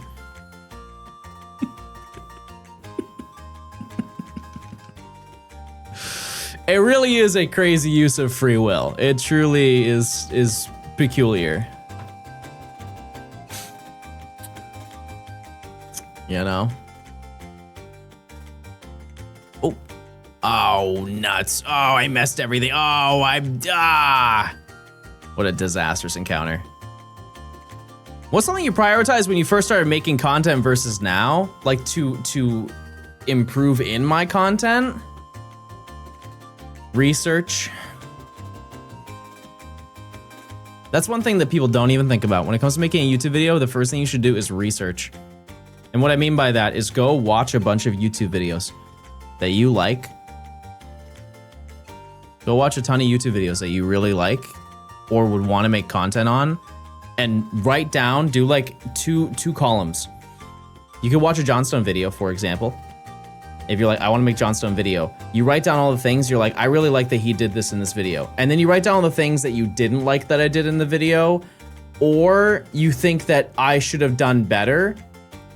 Take all of those things and do that.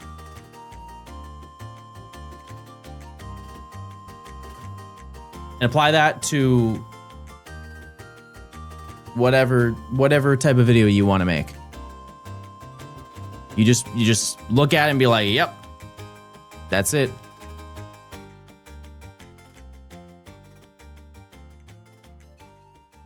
This will be, I think that I could make a better version of this. Not that you're better than the person who made the video, but it's something more that more aligns with the thing that you're trying to do.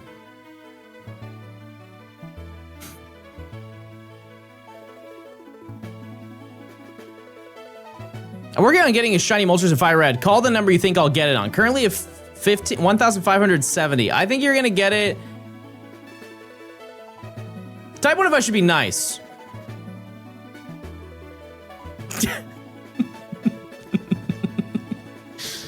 I won't listen to him. Don't worry, I won't listen to him. I think you'll get it in 3,712, and if you don't, it's got to be 13 then.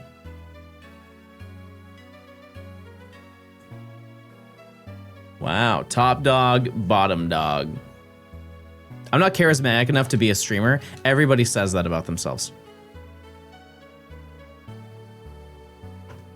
Everybody does.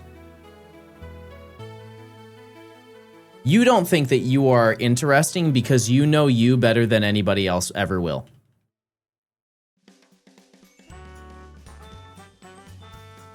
That's the reality. There is something probably very interesting about you that people be like, well, that's super cool that you do that. Like some people, type 1, if you rock climb, that's cool. I have asthma. I can't do that. That's cool that you could talk about that. I'm afraid of heights too. It's a bad combination.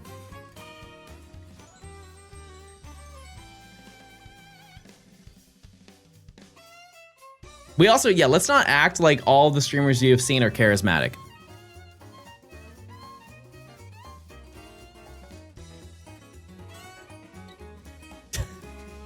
Just being honest with you. Chat, how many streams have you seen where this is the stream?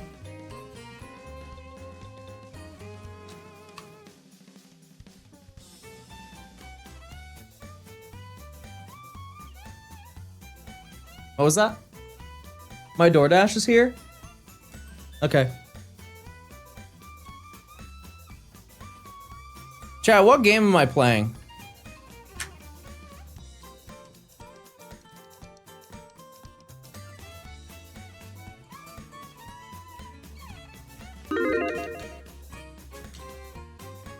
Oh, I just got an icon skin in Fortnite, by the way.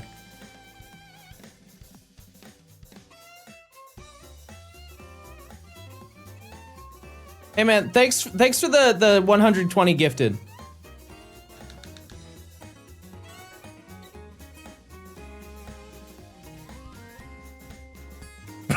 This is miserable. Listen. Listen. See, I think we have fun around here, but the point is, I'm sure you've seen that. I'm sure you have. You don't have to be charismatic. You just have to stand out. That's the reality. And that's impressive for me because I've been sitting the whole time. When you did it, you did it!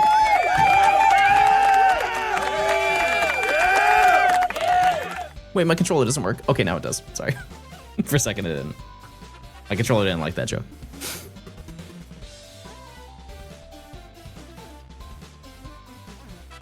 Oh, mustard and gravy. Have you tried a standing desk? Yeah.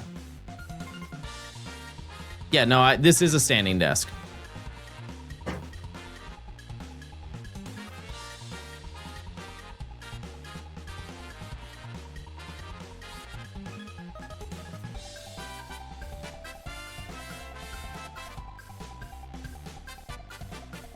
My one goal in life is to get you to acknowledge me. Yikes. All right, let me get back in my chair. Sorry. Use your points, chat.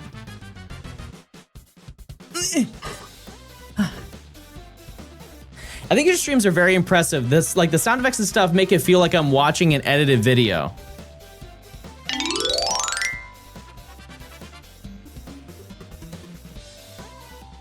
Pretty easy to do. Here's another little streaming tip that I don't think anybody ever brings up. You know, like the Stream Deck, this thing? Do you know there's a free Stream Deck that Elgato makes? It is this, but just for your computer. You quite literally do not even need the device. If you just have an extra screen, you just put it on your screen, and when you want to make a sound or something, you just click the button. You don't pay $1, but they're never gonna bring that up to you. You know why? Because they want you to buy the thing. Why won't you buy the darn thing for $150? Yeah, there's a mobile app. Yeah,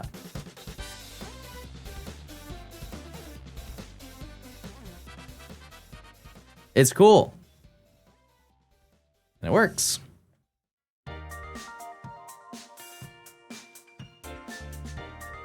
Okay, I think the batteries are dying in my Slushy. Okay, Slushy is Moonlight.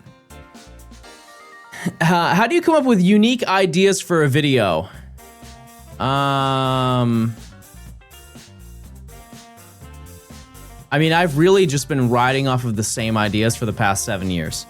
I think that's honestly how it goes. Like, I don't ever need to sit down and be like, let's do this. Like, what should we do next?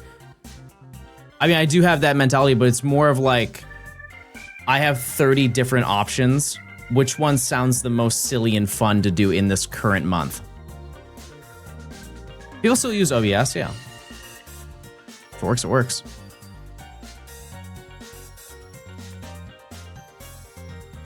Also, like, I didn't come up with this idea.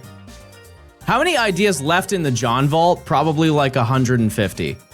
And that's more videos than I've ever uploaded.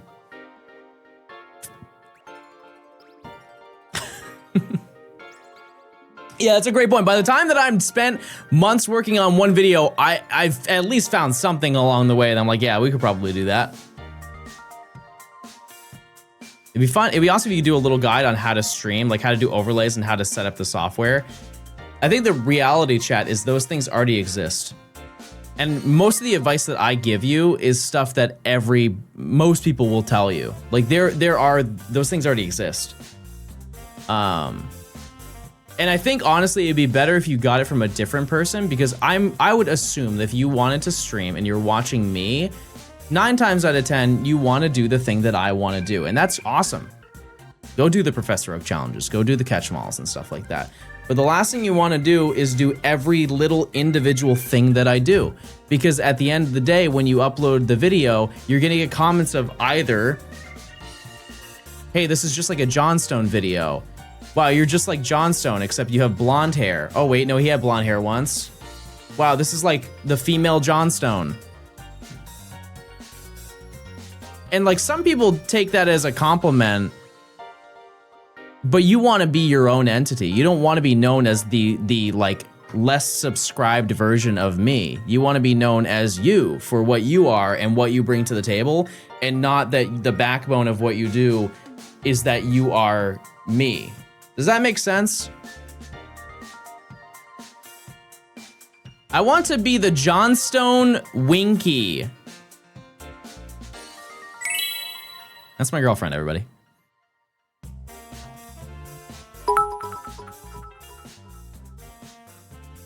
I think people focus too much on the flashy stuff on stream when the actual important stuff is like constantly keep up entertainment parts of it.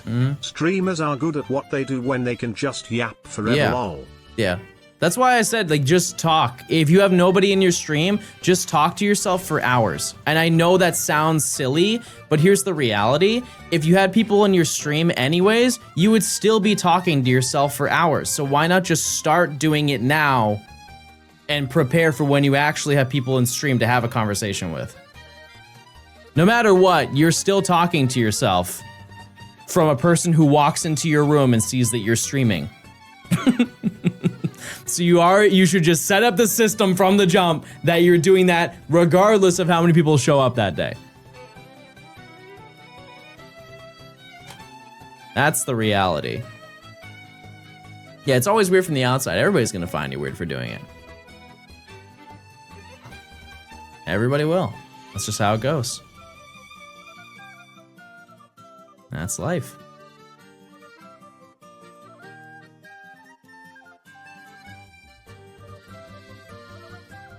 And there's always, I feel like no matter what your reasoning is, chat, there's always a workaround.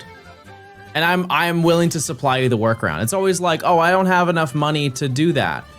You could, if you have a cell phone, you could stream off of a cell phone. It's not gonna be a high quality stream, but you're at least doing it. You're doing something you wanna try, right? That's what matters over anything. So you're trying to do something. Trying to make it happen.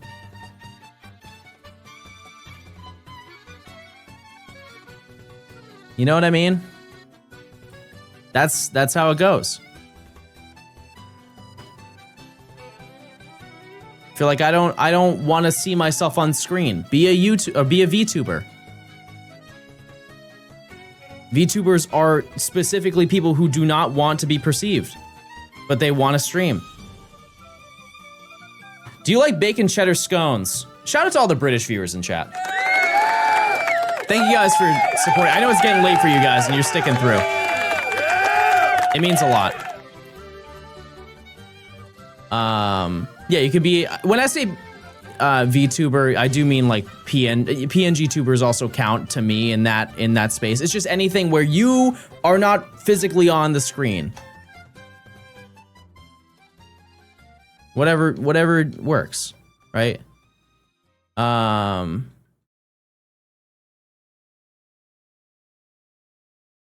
That's I'm trying to think about any other things that people say.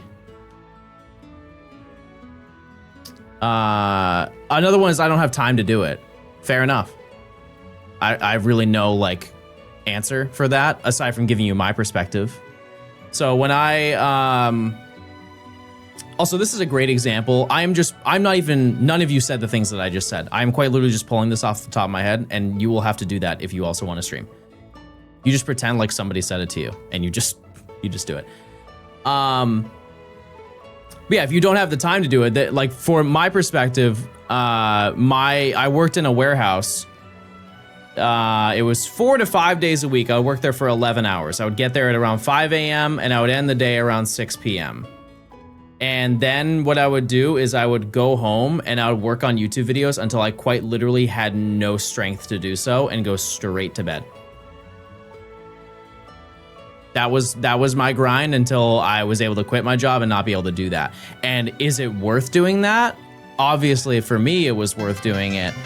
But you have to keep that in mind. Like that, I left my work to try and do another work in a way. Because most people can't just like stop working their job and like, hey, I'm just going to try being a streamer. Some people do that. I wouldn't advise it. Where'd you work for making content? I worked in a warehouse and I sorted clothing and folded them. I did like package returns. Shiny soon, I'll take it. I'm ready. I'm here. Being a YouTuber streamer is definitely much harder than a lot of people think. I would agree with that. And there's always somebody who's going to take it out of context. But there is a lot of stuff that you would never have to think about because you're not in that realm. Like a lot of people see guy go live, play video game, have a great day. Yeah, definitely. And then I have to upload VODs at the end of the day. I have to make thumbnails every single day. I have to go and organize stuff with Emily, or I have to, on my off days, write a script, and I have to do voiceover work and all that stuff. And you don't ever see that process. And I'm not saying that those things are hard. But you know, it takes a lot. It takes a lot to do. Also, talking for this many hours a day is a little bit draining in an odd way. Still sounds better than 9 to 5? Absolutely. Absolutely it is. Yes. Yeah. But that's not even other things. Like I have to talk to you and not leak anything about my personal life. That's really hard to train yourself to do. To not bring up the city that I live in or the part of the city that I lived in, right? Or bringing up any names of like streets or restaurants that I've gone to. I can't do those things because somebody will piece together all the things and triangulate exactly where I live. Those are real, and that's especially even harder for women who stream. Because people are even crazier with women, right? And I have to, and whenever somebody comes to on my stream and they aren't a content creator, I have to give them a list. Hey, do not bring this up. Don't bring this up. Don't bring this up. Don't bring this up. And you know what happens? Most of the time, they don't say anything because they're scared. And I'm not saying that's the best case scenario, but it's a pretty good one. It's better than them talking too much. So, oops. Yeah. Little things that you realistically don't have to deal with in your day-to-day is stuff that I have to do. Or if I'm at an event Can't say what hotel I'm staying at. Hey, what are you doing later today? I don't know. It's usually what I say. I know exactly what I'm doing. I'm just not telling Wait, you. you don't live inside my computer? I've been deceived. Yeah, I'm eating all your RAM. You're down to your last 8 gigabytes. Jose, thanks for the 300 bits. I appreciate it.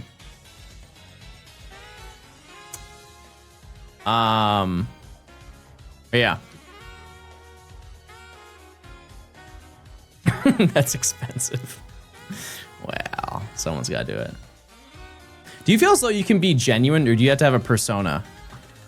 You could ask anybody who's like knows me personally. I really do try to be as authentic. I just don't tell you any personal information about like what I have going on. I don't think I ever play up a character. Sometimes I do silly little bits, but this is the only real difference, chat, between me on stream and me off stream is that in real life, I am almost always silent. I am such a fly on the wall human being. Like if I'm in a group social setting, I am the one who talks the least. Every single time. I'll just sit there and just watch everybody interact with each other and go, yeah. Yeah, that's nice that we're all hanging out. But you also look on the perspective that I just spent all day talking. I kind of don't want to talk anymore. Except Nimi. The moment I end stream, I like walk out of the room and go, and then she goes, and then we just make little noises at each other. And the cats get a little bit startled. And then we stop and then watch a movie or something. And that's our life, everybody.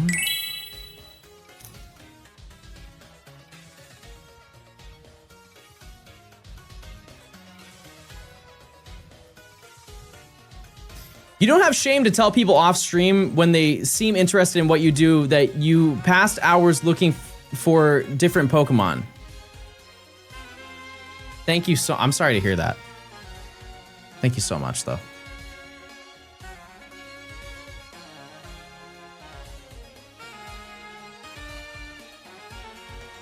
I think they're implying that I feel ashamed to tell people outside of the streaming space that I do what I do. No, I'm very proud to do what I do because I worked hard to get here. Never once have I felt ashamed to say that I stream.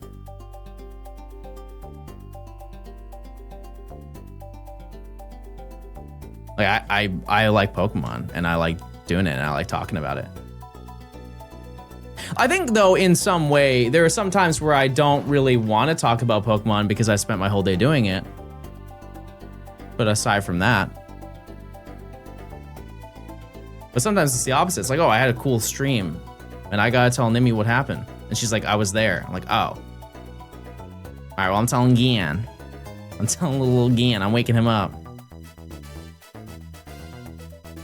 Do you tell them that you're a streamer or a YouTuber first? I usually don't tell them. It's just I don't bring it up. Like I just say that like I do online work. It's never like, I'm never itching to tell somebody that I'm a streamer, which that seems like it would be from the realm of being ashamed, but it's just like, I know the dialogue that I will have.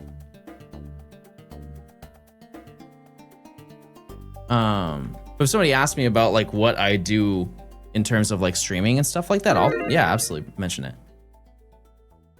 Because here's the, if you're a streamer, you've probably experienced this. This is the pipeline of the conversation. If you go and tell somebody, hey, I do like YouTube videos, it's always like, wow, that's super cool. And then they ask more questions about it. And then they start doing these filler questions that lead up to the big question, which is always like, now for other people, if they were to do the same thing that you do, and they were like, make YouTube and stream and stuff like that, how much like would they make hypothetically if they were to do it? And they beat around the bush of saying, how much money do you make from doing this? And I've been asked it in so many interesting ways. And I always hit them because they never asked me directly. I always hit them with the, well, I mean, some of them make millions. And they're like, oh, that's cool.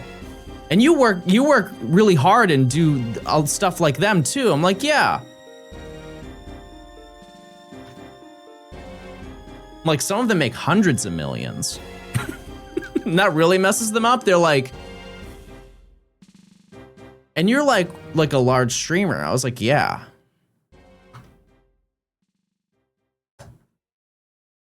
And then they just have to rack their brain of like, if they want to ask me if I have $50 million or something. The answer to that is no. It is not. No yachts in my future. Darn. A darn shame.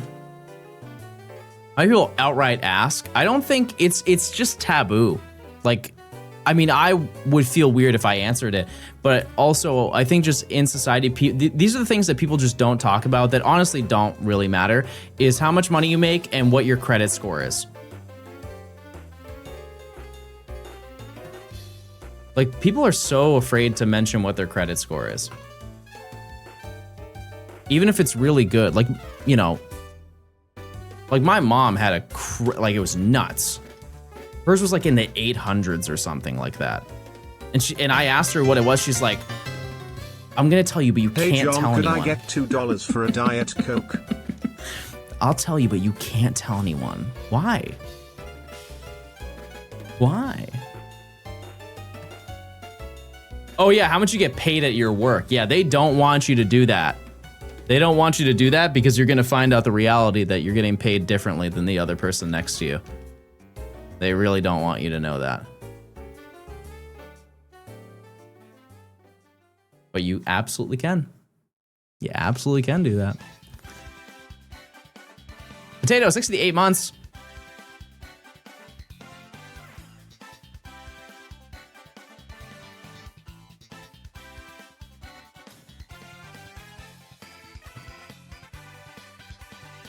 My stream glitched. I'm really sorry. I'll stop that. Here, let me press the button. Go Queasy. Go Queasy.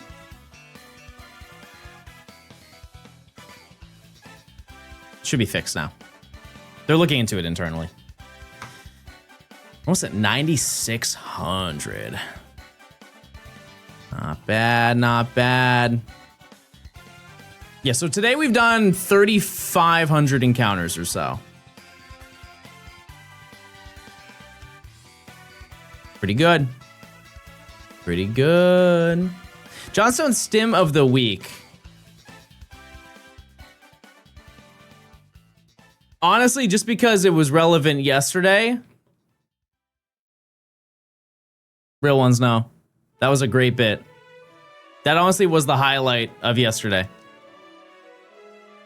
Are your current encounters under odds? No, we are over odds. The odds are 1 in 8192.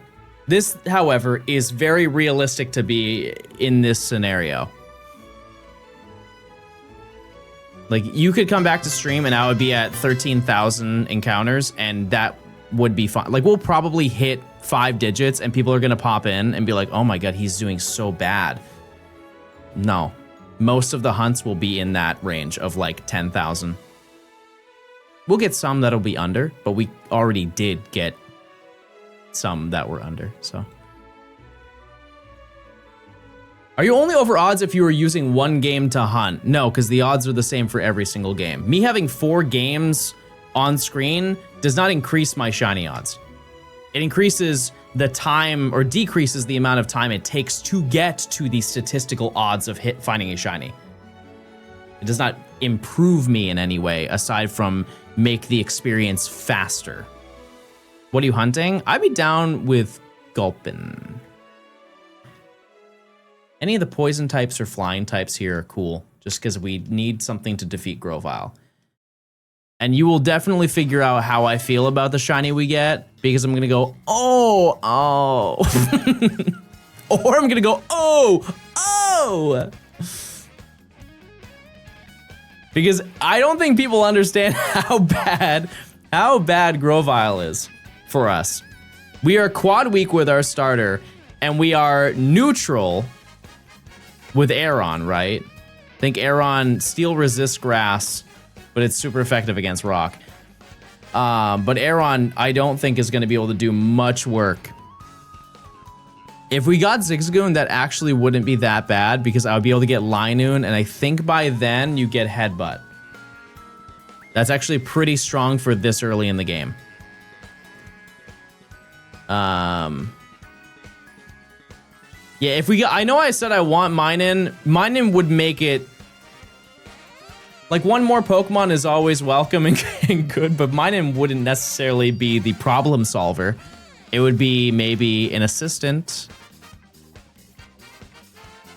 Linoon gets Stab E-Speed. Yeah, but that's an egg move. Or sorry, that's a Pokemon, it is an egg move, but it's through Pokemon Box. Wouldn't be doing that. He gets Pin Missile. Maybe. Maybe it gets Pin Missile. Was that 15 damage, 85 accuracy or something like that? Not great. Somehow you'll find Fletchling. What if I named it Gort? What do you guys think about that? Wingull would be a negative. Wouldn't I get Wing Attack?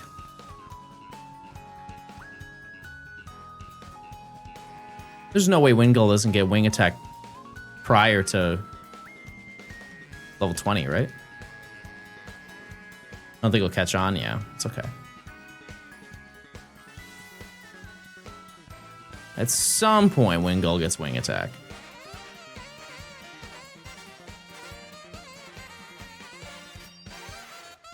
Yeah, I ordered a Gort plushie, chat. It will be here soon in a couple of days. It will be brought to Worlds.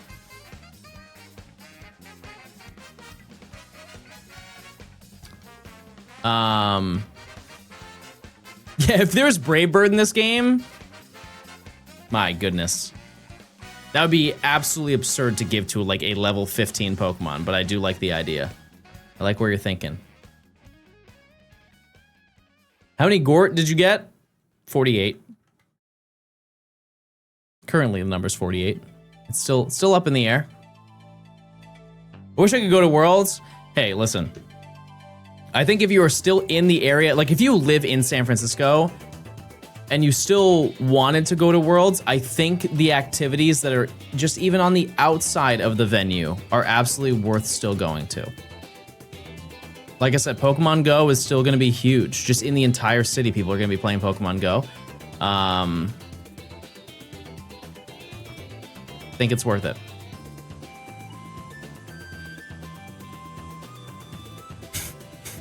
I knew I read that wrong. Are you a dog sauce enjoyer? They meant soy sauce.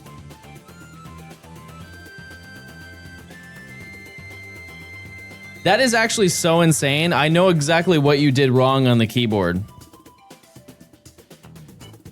Look at your keyboard. Isn't that wild that those are so close to each other? That is a very realistic spelling error.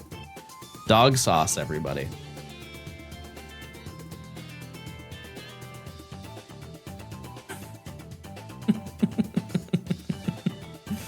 What's your favorite food of all time? Pad Thai.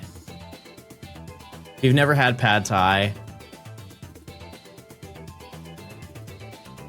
I don't know about, this is like kind of an American staple. I feel like a lot of people on the weekends go and get Chinese food. If you have Pad Thai once, you'll never go to a Chinese restaurant ever again.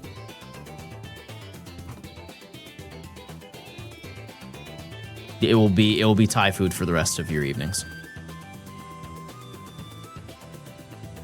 I love Pad Thai, but that's a stupid take. You should take a walk. And get some Pad Thai and come back. And we'll both be calmed down by then. I don't know, like I feel like I would weigh, if you were to give me the option, hey, do you want to go to a Thai restaurant or a Chinese restaurant? I'm not saying Chinese food is bad. I'm just saying that the options that I think are at every Thai restaurant that I've been to make me want to go there infinitely more than I would want to go to a Chinese restaurant. I had pad thai and I didn't like it. Oh my goodness. A travesty. My narrative isn't working.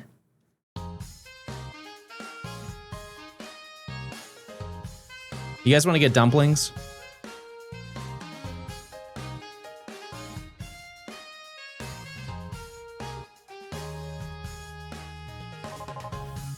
Or like dim sum?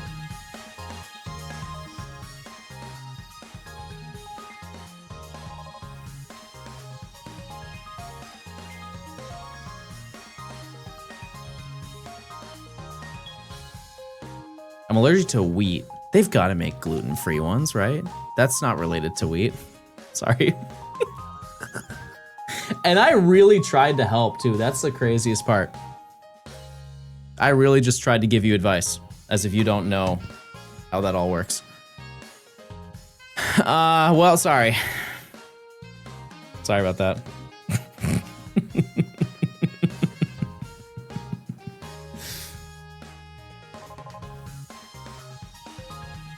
W mansplain. How'd you make the background of the layout animated? What a great question. I went into DaVinci Resolve and I made a video. And I have it animated so it's keyframing and moving up and down. That's it. And then I just have it so it's not, you'll never see like a jump cut of it replaying the entire video, because it's a video. And the reason why is I have it fade out or fade in the beginning and fade out at the end. That way it's a smooth transition and will just loop over and over. It took me maybe 10 minutes. And it's mostly because I did it wrong the first time. What's the highest recorded non-phase shiny in Gen 3? Are you implying that you want me to be that person? I have no idea. I have no idea what that would be. Non-phase. Like they hunted it and got the shiny that they wanted, and it was an insane amount of encounters. Not a clue. Regice from Dallas, that was platinum. That was platinum, and I believe his Registeel was 70,000. That's the highest I've ever seen, but I guarantee you somebody has beat that. Is DaVinci Resolve your main editing suite? Yeah. Yeah, it's great. It's great, and it's free. So. I would lose my mind going that far. One interesting thing about that is, like, when those incidents happen, it's truly like a car crash. 9600, by the way. It's a car crash. The worse it gets, the more people are inclined to look. And so if you were streaming and let's just say I hypothetically went to 30,000, more people would show up because they'd be like, wow, this is crazy. Fiona is a prime example. When I was hunting Fiona, not that nobody cared when I was hunting it, they were like, oh, it's Fiona. And then when it started to get like triple over odds, they're like, huh, this is kind of weird. And then it was 4 times and 5 times and 6 times over odds. And by the time we get to 6 times, people were just dying for me to get it. But they were tuning in more than they were before because it was such an odd scenario to be in. Use those freaking points. The Fiona one, I was legit watching the VODs too. Yeah. It's a spectacle. Like, it's an odd spectacle, but it is one, regardless.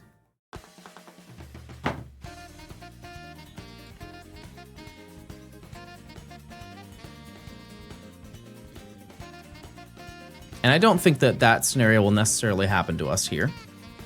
But we'll definitely have a hunt here that I am confident and okay with the idea of one of these hunts hitting like 24K. Like, triple over odds is like uncommon, I think is the best word to apply to it. And that's why I'm trying to get you guys in the mentality that like we're going to hit 5 digits on so many of these hunts. And here's the upside, chat. We're 25% through the video. Already, we are 25% done. It's kind of a lie. We're gonna sneak in a little extra. But for the most part, in terms of the core challenge of beating the 8 badges, we're a quarter of the way done already. So, imagine you go 10 times over. That statistically, to my knowledge, has never happened. And if it has happened, recorded history, it's maybe happened to one person. It's not a no, but it's surely not something that would happen. And even if it happened, do you know how many streams it would be, chat? 7. Maybe 8 streams. Like, we realistically will find a shiny today or on Friday. You hunting Groudon Kyogre? I think we're gonna do a split, split 50-50 because we're doing Ruby and Sapphire. Either one is cool with me. I'm more of a Kyogre person than I'm a Groudon person, but both would be very, very neat to get. Kyogre is also way easier to catch because of the old netball.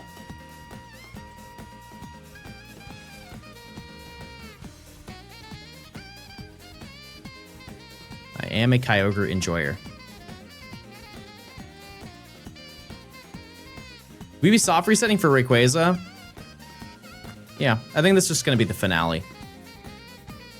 Like we wouldn't use it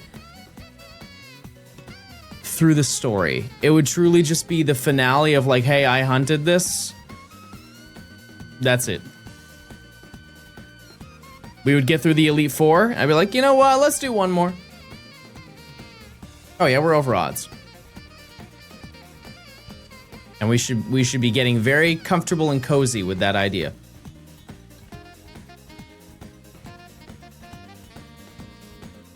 There will also be some other under odds ones, I'm sure, down the pipeline. Like maybe badge 6, we get one in 4,500 encounters.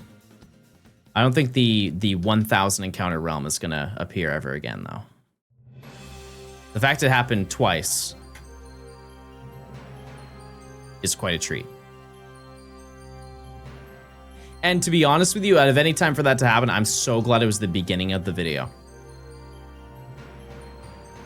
I really am. Like, that is such an awesome introduction to the video. Like, if I had to grind for 40,000 encounters for the starter, it wouldn't be as hype as finding it literally the moment I started hunting. Any plans for a trap in Shorebagon? I mean, we could hunt in the desert. I don't think Bagon. No. No. Because what's the odds? I know the location. It's in Meteor Falls, but like what is it? I know about the AI thing. Don't worry, chat. I got it. I'll take care of it.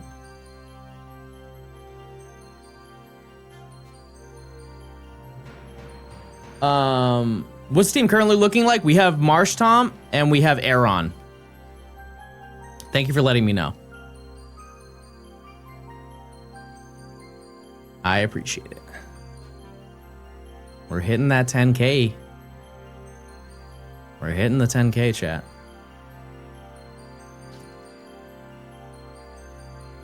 Chat, if I'm being totally honest with you, I don't even want to talk about it because every single time that I brought it up, somebody in chat's like, hey, I like AI, and then you guys go yell at them. That's happened the past 3 times I brought it up, so I just don't want to talk about it. It's just a feature in Twitch that I just have to turn off. That's the entirety of it. It just kind of ruins the quality of the chat for about 10 minutes because you guys are arguing over how much you guys are all in agreement. But you're all arguing with each other with the concept of not liking AI.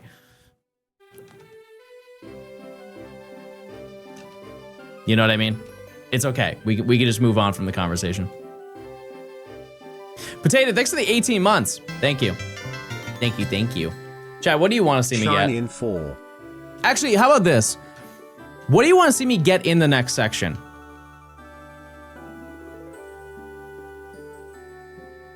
The next section, there's so many opportunities. Spinda. Wait, when do we use Rock Smash? I think that's the section after chat. I think we can't use Rock Smash yet until we beat Watson. Yeah. Yeah, because I think the next location is just west. It's just west.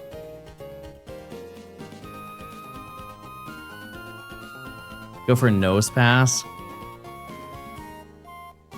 Nah. This is the Watson hunt. Yeah, you're absolutely right. Sorry. Okay, now that I'm actually paying attention to the people who are saying things, what would you want me to get? I saw Spinda and I clocked out for a second because I'm like, clearly we're not on the same page, and I realized that I was the only one not on that page. I have now turned to page 3, everybody. Slugma. Yeah, so the next hunt that we're going to do is going to be split between 4 different locations. If you just hear me out for a second, I think what we're going to do is we're going to do one game is going to be one game is going to be west of Mauville, and that's where like Volbeat and Illumise and Meryl and stuff like that are. We're gonna head north into the grass where Mount Chimney is, but we're gonna go to Fiery Path for one of the games. We could do, I don't know what the route is. It's the one that connects to the desert on both ends in between Fiery Path. I just kind of forget what's there other than Numel, and it's not really enticing to me, to be honest with you. And then we have the route with Spinda and Skarmory, which is Route 113. And then after that, because we had to go fight Norman, I think it would be so sick to do a version exclusive hunt where we go for Meteor Falls. We exclusively hunt in Meteor Falls and try and get either Soul Rock or Lunatone. I would really love to have Soul Rock in a playthrough, because when else? This is like the video where I want the most almost stinky Pokemon, like the most niche possible encounter that I could get. Like, when am I ever going to use Minun in a playthrough and be happy about it?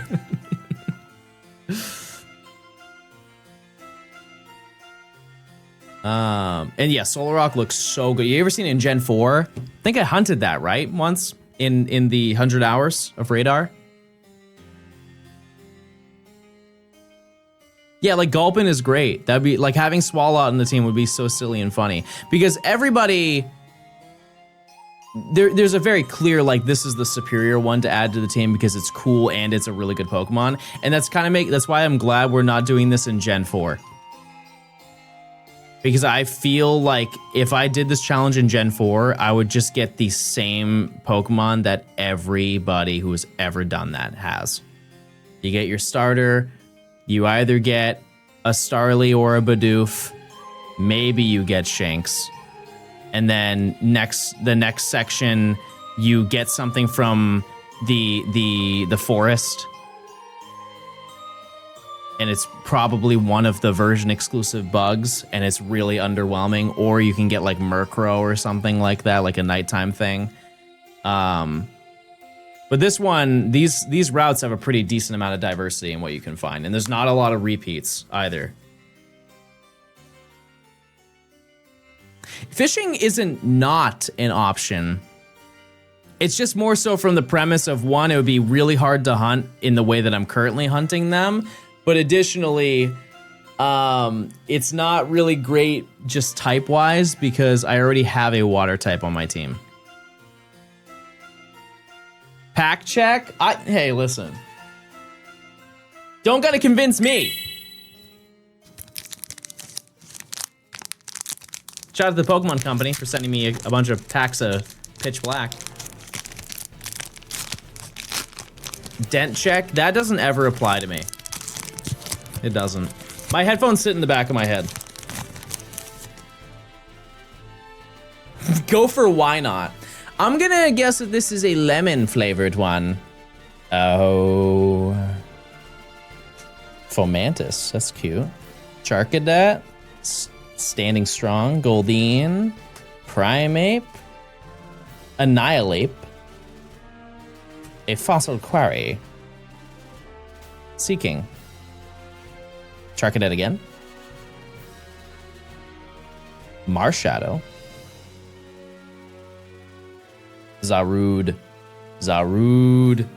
Friendly reminder, if you've never seen the Zarude movie, one, I was wrong in previous conversations about this. I did not know that that movie came out in 2021, not 2020. Second, quite literally one of the best Pokemon movies ever. And does not get any fanfare, any conversation. It really doesn't. Shade, thanks to the Prime. Where can I watch it? They have it on Amazon. I think you can buy it physically if you're into physical media. It's better than movies 4 through 8. Remind me which ones those are. Destiny Deoxys is my number 1, so I think that's number 5. So I wouldn't say that. Number 4 is Pokemon Forever. Definitely better than Pokemon Forever. Better than Jirachi Wishmaker. Then it's Destiny Deoxys. What was number 8? Is that Lucario and the Mystery of Mew? 5 is Heroes. Oh, I forgot about Heroes. Yeah, no, it's better than Heroes. Yeah. Yep. I would say if you were to give my top 3, and these are the ones that I have seen. I haven't seen pretty much any of Gen 5 or past Gen 5. If I were to give my own ranking based on that, I would rank number 1 is Destiny Deoxys because I just love the vibe of the environment and like stuff like that. And it's also like a pretty cool story.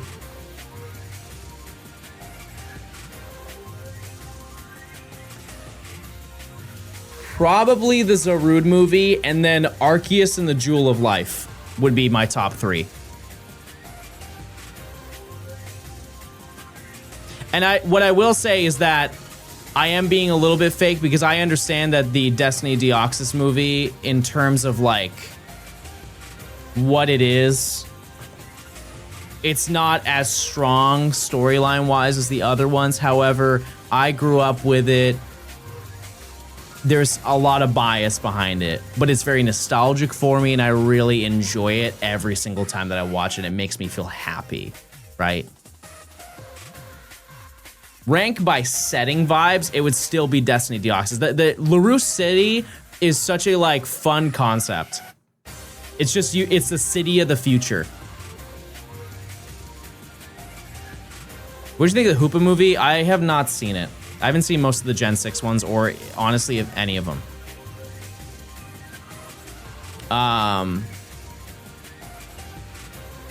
That era though, like the Gen 3 era of the movies, is when 3D technology took like a new level, and it became more accessible essentially, and they really tried to use that in so many movies. An example of one that just did not work, in my opinion, was Pokemon Forever with the Celebi movie. The Celebi movie storyline is so nice and it's so sweet and it adds lore to the Pokemon franchise. And it was like honestly integral to make that movie to give more context to a lot of the relationships between Professor Oak and Ash. That being said, what in the world did Celebi turn into in that movie? Can we talk about that? Like, what in the world was that the Iron Mask Marauder, sick name by the way. What in the world was that? Like, it was like a collection of birds wanted to make a nest and they couldn't decide where to start and where to end. Yeah, the scene at the beginning where the guy makes Dark Tyranitar, that was sick. That was epic.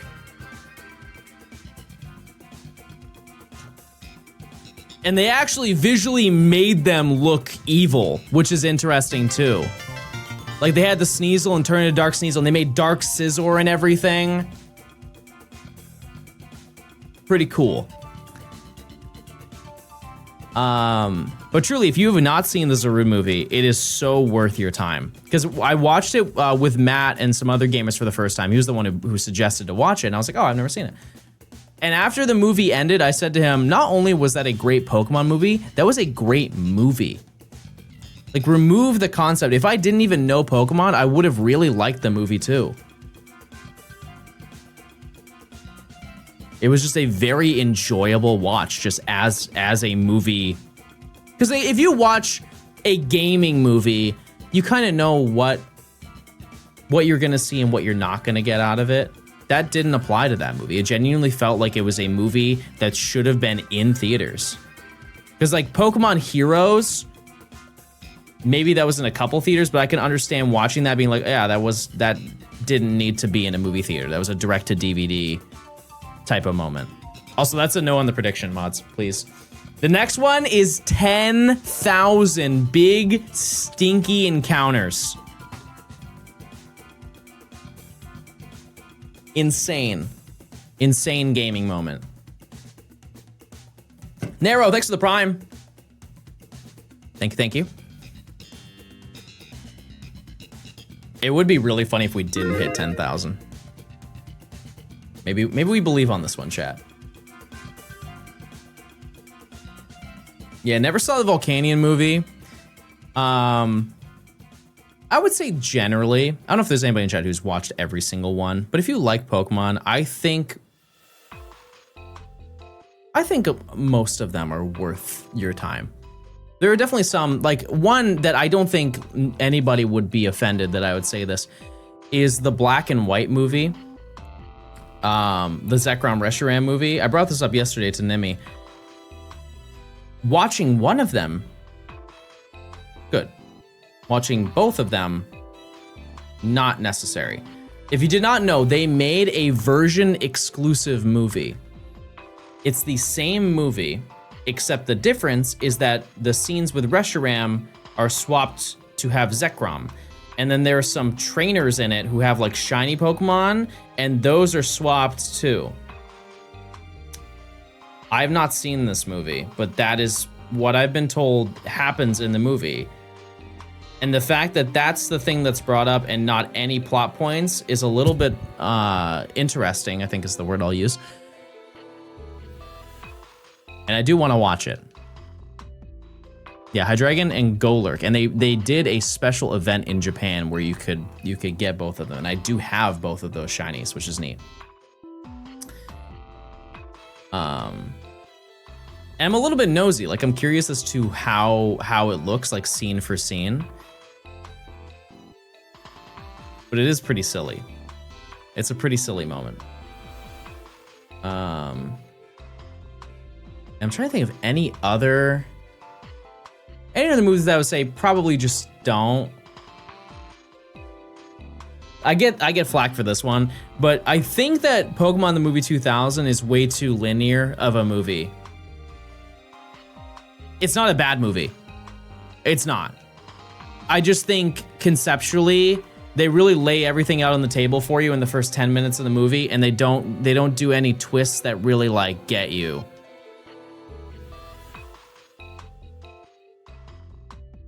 It's almost like the hero's journey, you know, the graph of the hero's journey where it's like a big hump. It's almost like you started at the top of the hump and then just coasted all the way to the bottom.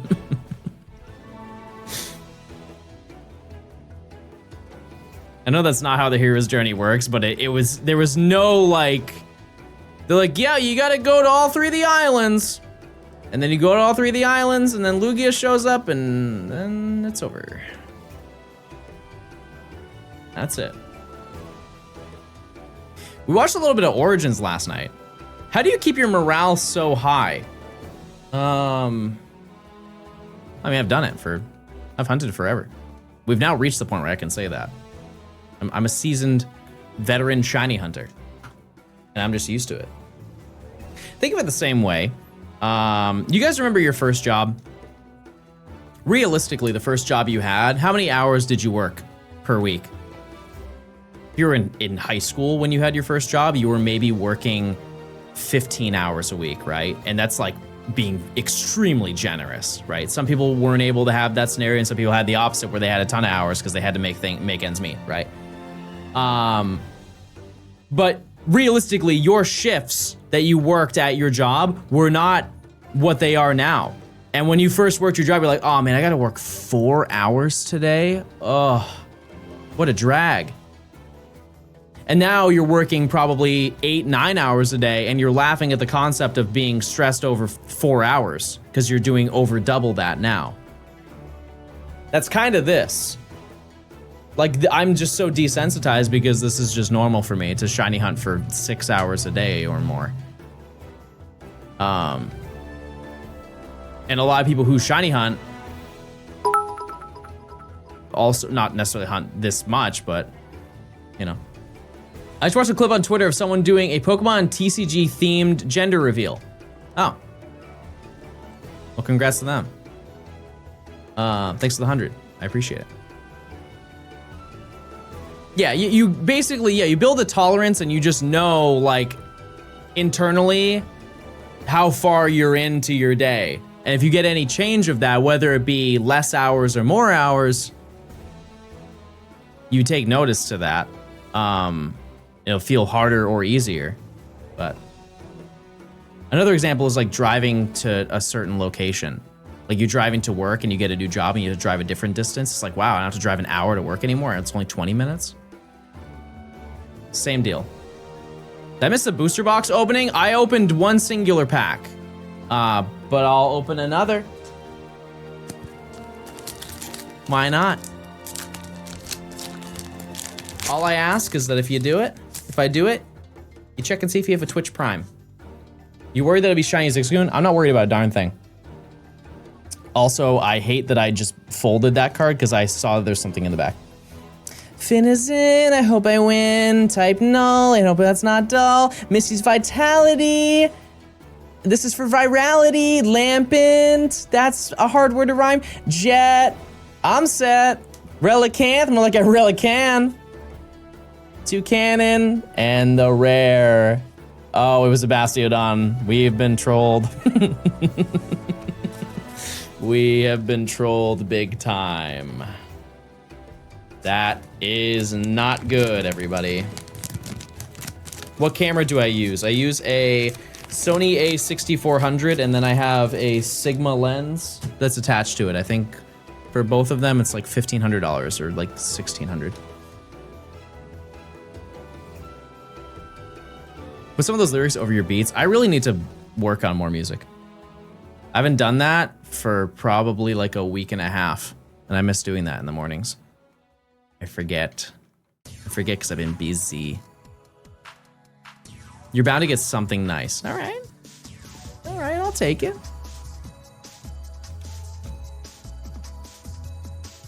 Jervis, enhance the shiny odds. Do you reveal the Gen 4 one yet? Nope. You upload your beats? Yep, I uploaded one on the release day of my big video, so 3 days ago. Yep, I have a YouTube channel. It's called Johnstone Beats.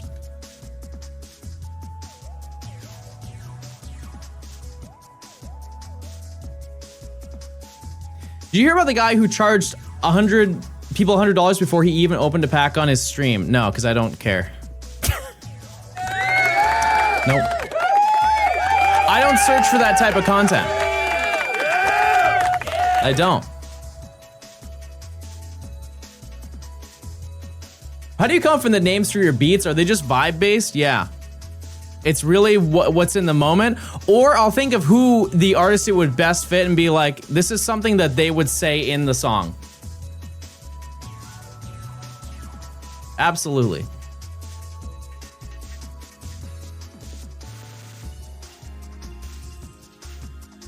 What type of content do you watch? Minecraft. And I watch, I don't think, is lifestyle the right word? Like, what would you say is Ryan Trahan? Like, what is he? It is lifestyle in a way. Like, he goes and reviews a bunch of hotels and a bunch of restaurants that are like poorly rated. Yeah, I watch Matt. I know you guys know though that I watch Pokemon stuff. Wholesome, yeah, but it's like, no, it's not vlog. I don't think that's vlogging. Vlogging is like day in the life to me.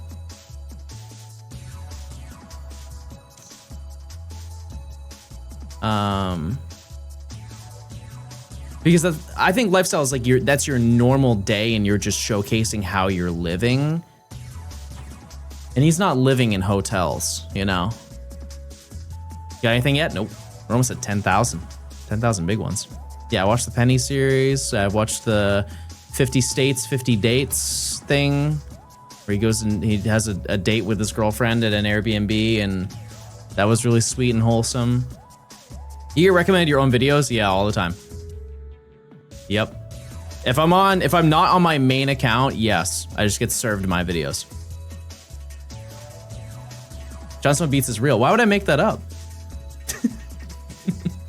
YouTube.com/@Johnstone Beats. That'd be such a specific conversation to stimulate and or bring up out of nowhere.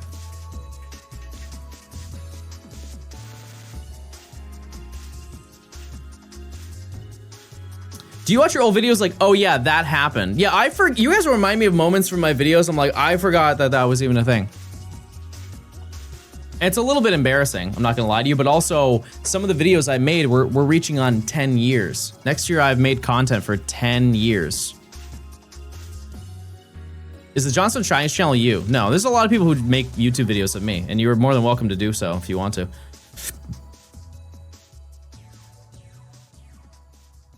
Perfectly fine, I don't care.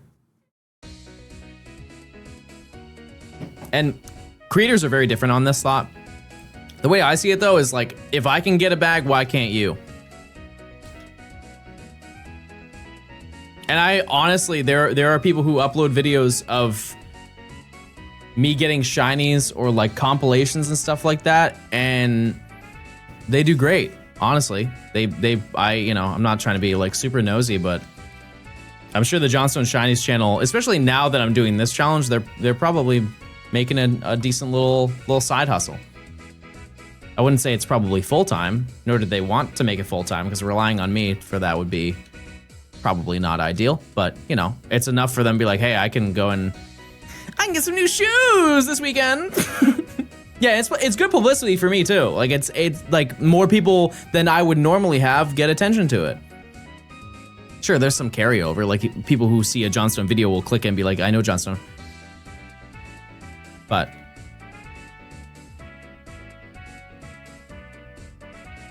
have you tried the Serial Killer C4? Out of context, that sounds absurd. I know what you're talking about, and that's just off of the name of it. It sounds like it's milk-based, and I don't like the concept of milk-based energy.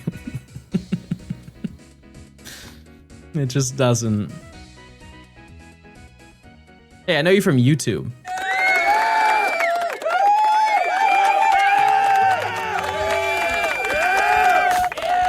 It's weirdly good. That wasn't very convincing. You could have just said it's good and I would have been way more interested. Way more.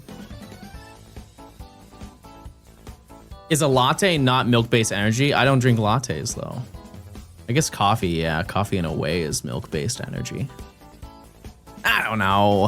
I don't know a darn thing.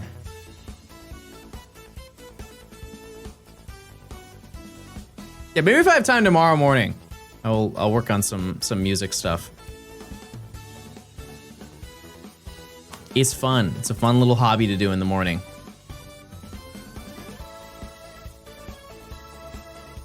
You guys have any fun little hobbies? Am I crazy to think you're getting a little unlucky here? Absolutely. Yeah, this is absolutely normal. No stream tomorrow? I'll stream on Thursdays. Thursday, Saturday. That's when I'm live.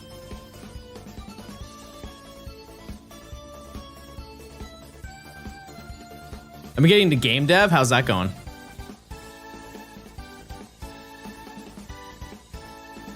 Perler bead art, that's awesome. And it's so like, that translates so well to Pokemon. It really does if you wanted to do Pokemon stuff.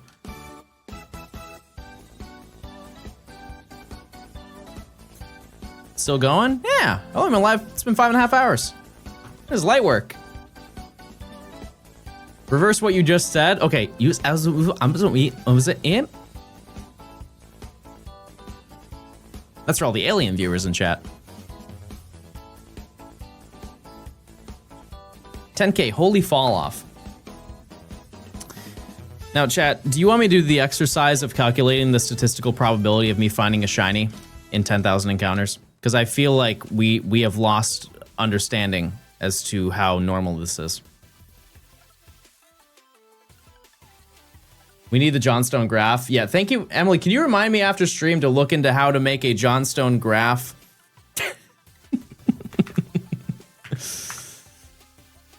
Okay, the odds of me finding a shiny right now at 9,980 encounters. Anybody want to guess? If don't do the math. Anyone want to guess what the odds of me getting a shiny right now are at 9,980 encounters? In your heart, where do you feel we are in the grind to get a shiny?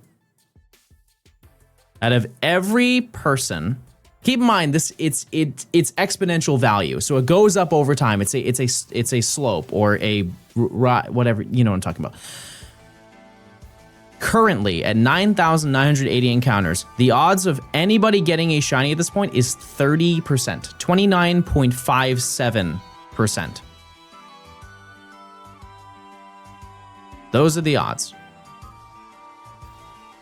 Now keep in mind, to put in perspective, if we got to 11,000, let's add another 1,000 encounters to it. The odds of finding a shiny jumps to 26%. It's reversed? Oh, I didn't include a minus. Oh, Goober Gaming alert, everybody. Play the Goober Gaming alert button. That's the wrong button.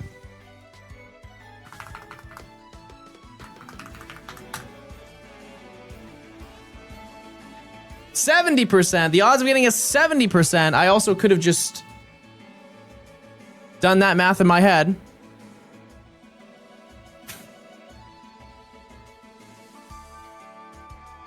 %30 chance that we wouldn't find one by now. But even then, think of that. I think it's better to look at it from the opposite way, to be totally honest with you. Because people see 70% and they in their head think way closer to like 80% and be like, wow, that's so unlikely for you. But look at it from the perspective of 30%. That's like 1 in every 3 people will reach a hunt that gets to this number. And that makes me think of the emote of the day, which is gulp. Because I gulp at the thought of that. I say, oh dear. 10,000 for so many of these encounters. This is very scary gaming.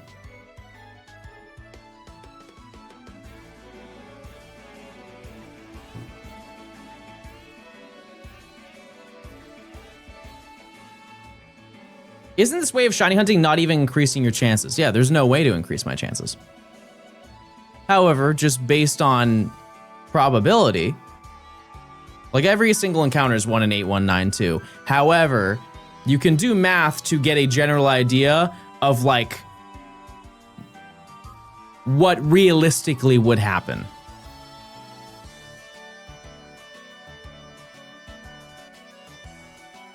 And it doesn't apply to me in the slightest. But sometimes, yeah, it's like confidence. It just puts into perspective how you're doing and how close you are to truly achieving the potential. 10,000, by the way. We kind of expected this. It's okay, though. We'll take it. 10,000 big ones. As I've said, chat, we need to remove the mentality. Stop thinking about the concept of the odds are 1 in 4,096. They are not. That number is doubled.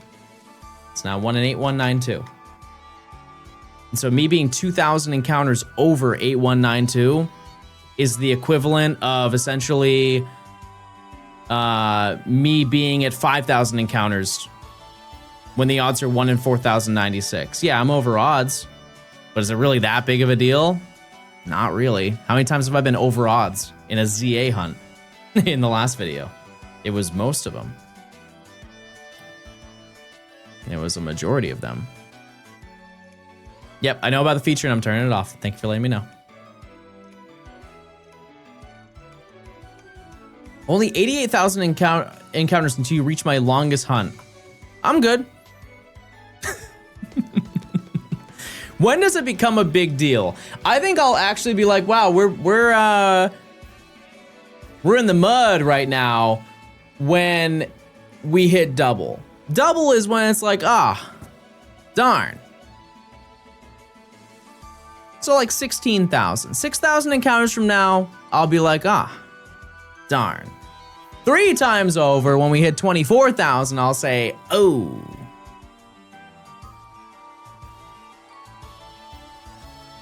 That's bad. Ooh, that's stinky and bad. But as I've tried to remind you guys to put in perspective, we, per day, like I started today, 5.5 hours ago. We've done 4,000 encounters. I have done half odds just today. That's not bad. It really isn't. It is a very quick experience. So even if I do go over odds. I like corn dog. Thank you, Blue Vector Gaming. I miss you. I'm making buttermilk pancakes right now. I would like to say that I make a nice pancake. And I understand that the amount of effort to make a pancake is very, very low. But I feel like I make a good pancake. What's the go-to snack? I don't think I have any snacks in this realm.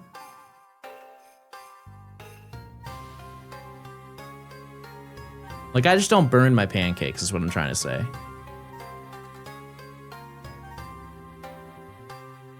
What if you play on 8 games at the same time? I don't want to invest that money into doing so. Also, it would be hard for you to see what's going on.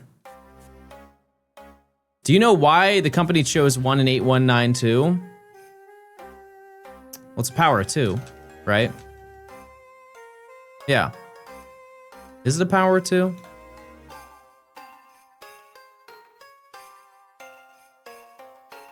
Two to the 16th power. Yeah.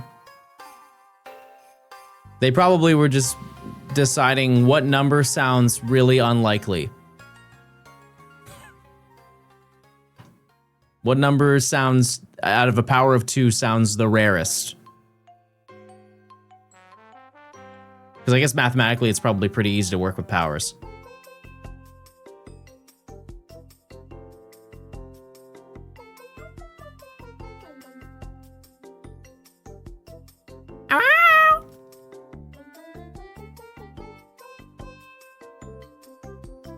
I thought I heard somebody.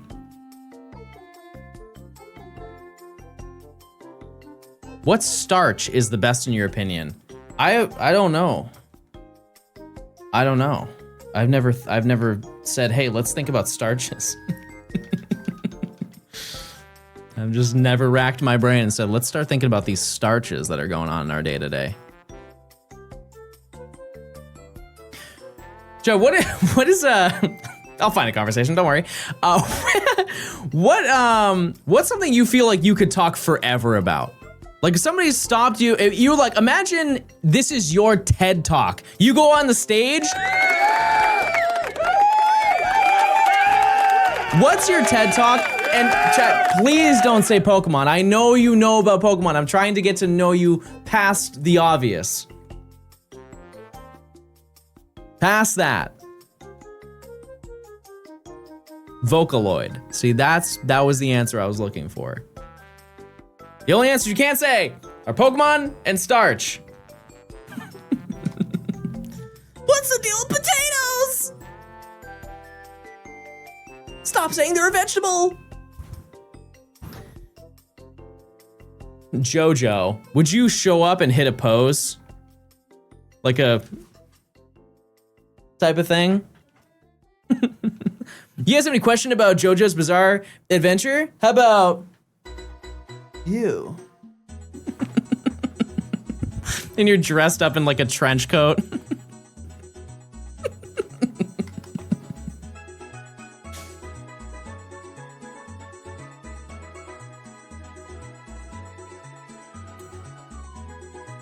You serve weather. Today's temperature is gonna be 68 degrees. I'm sorry, I'm never gonna do that again.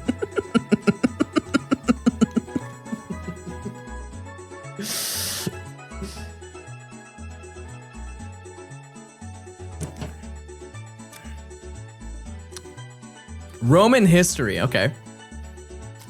You yearn to be a teacher? We need them. We need them. I've heard through the grapevine, these kids they need help. They need help.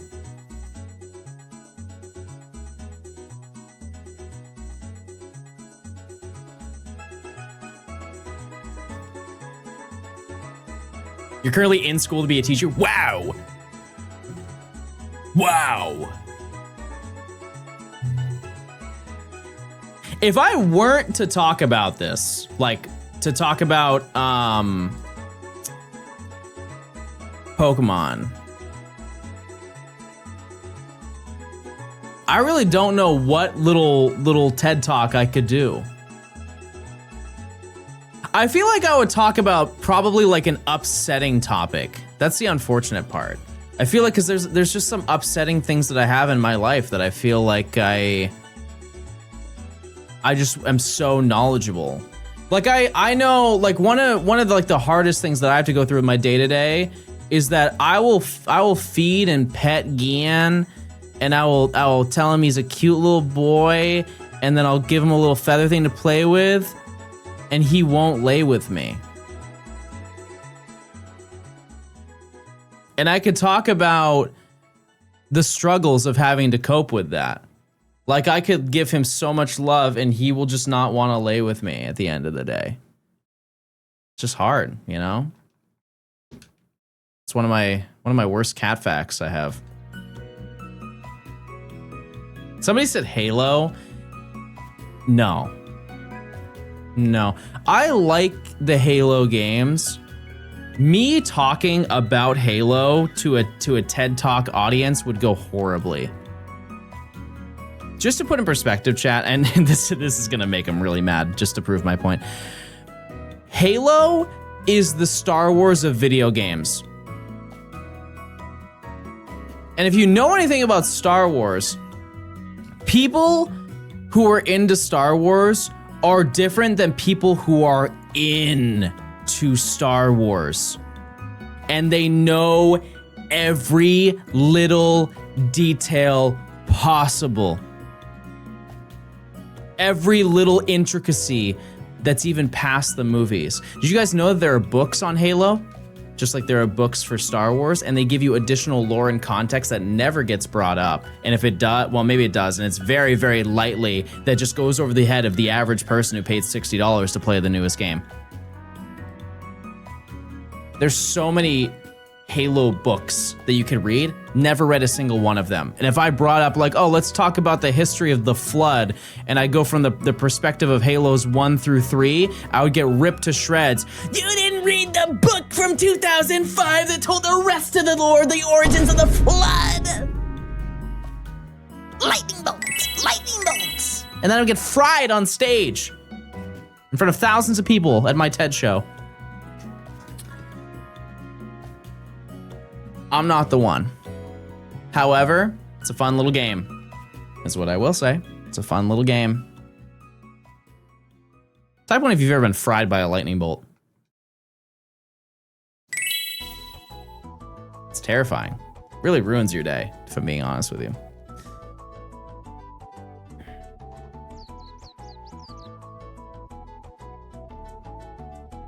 John doesn't know about the grunt that killed a Spartan. See? No. That's funny. What's your favorite non-Pokemon game? Ever? It's so hard. Like, I know that I talked that I haven't played a lot of video, or I don't play a lot of video games, but I've played a lot of video games. You know? No, it's fine, Emily. It's fine. Thank you, though, for asking.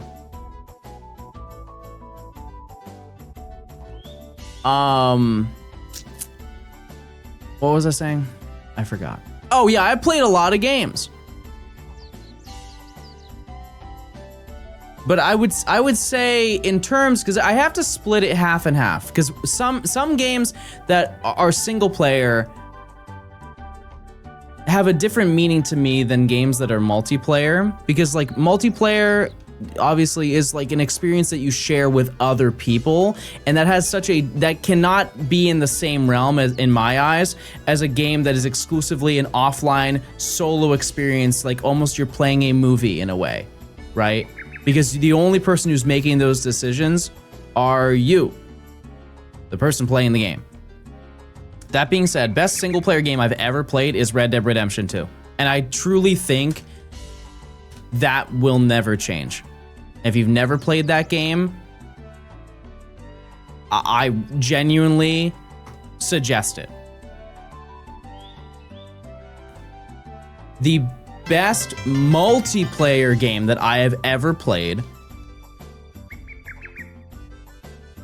unfortunately, is also obvious because we were just talking about it. I would say Halo Reach. That is probably the best multiplayer game I've ever played, just because of the concept of like the custom games that you could play with people. The fact you could go into a multiplayer match and play with a bunch of people over like voice chat, and it'd be like, hey, we should all play some custom games, and you just queue up and play random fun little games like Jenga Tower with people you've never met before. I think that's really fun. It's a fun little activity. What if you don't care for cowboys? That's such a specific reason to not want to play that game. Also, is it fair to say that Red Dead Redemption is not very cowboy focused? Because it's the turn of time where cowboys in the Wild West begin, and the first Red Dead Redemption is the era of the Wild West and the cowboys leading into the end of the era and the erasure of the cowboy.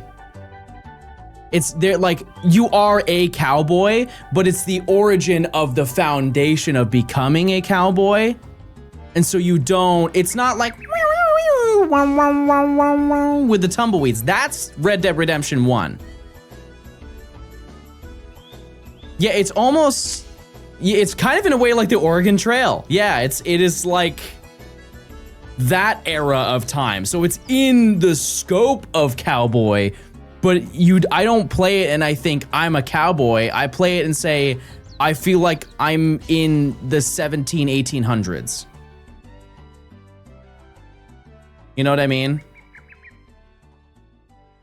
Regardless, I think you would still... I still think you'd like it. Don't play it if you want to, but I'm just smiling thinking about it. I'm getting excited. Someone said that you look like an owl, John. Who?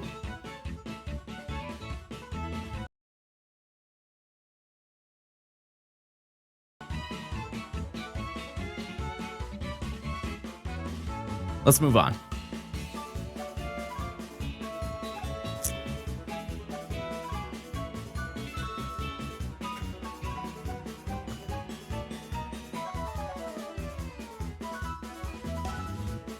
Multiplayer game though was Halo Reach.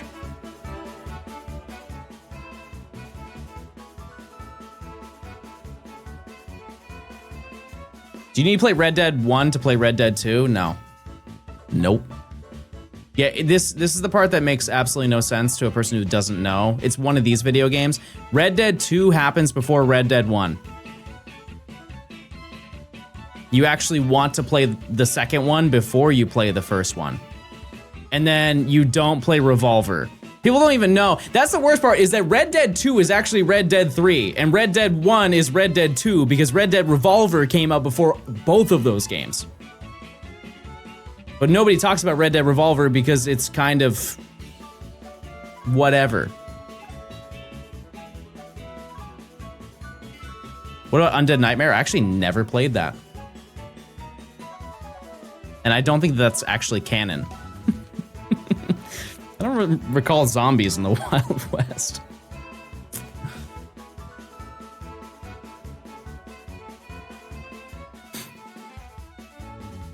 You played any of the Final Fantasy or Nier games before? No. Are they similar?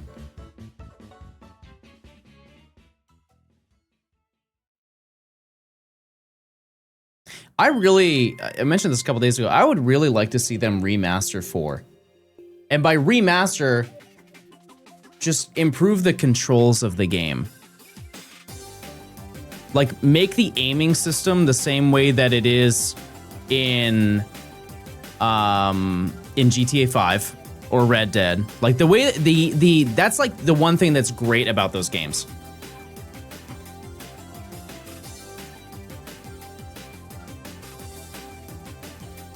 Like, it's so fluid. I love combat systems that are fluid. Another example of that is Legends ZA. The battling in that game feels so smooth. No shiny, by the way. LA Noire Remake, that is a game that definitely needs it too.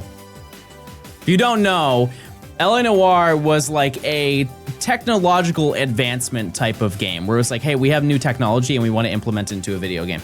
The concept is that it takes place in the 1930s, 1920s, right? In that era of like mob boss type of thing. And the concept of the game is you are a detective that works for a local agency, and you have to investigate crimes and interrogate and investigate the scenes and talk to people. However, the concept that was like new for it is they did like mocapping of everybody's faces, and you had to like read their faces to determine if they're telling the truth or not. The downside to it is because it wasn't necessarily new technology, but it was new for video game technology. You as a detective be like, were you here at the scene of the crime at around 8 p.m.? And they'll go like this, no, I wasn't there.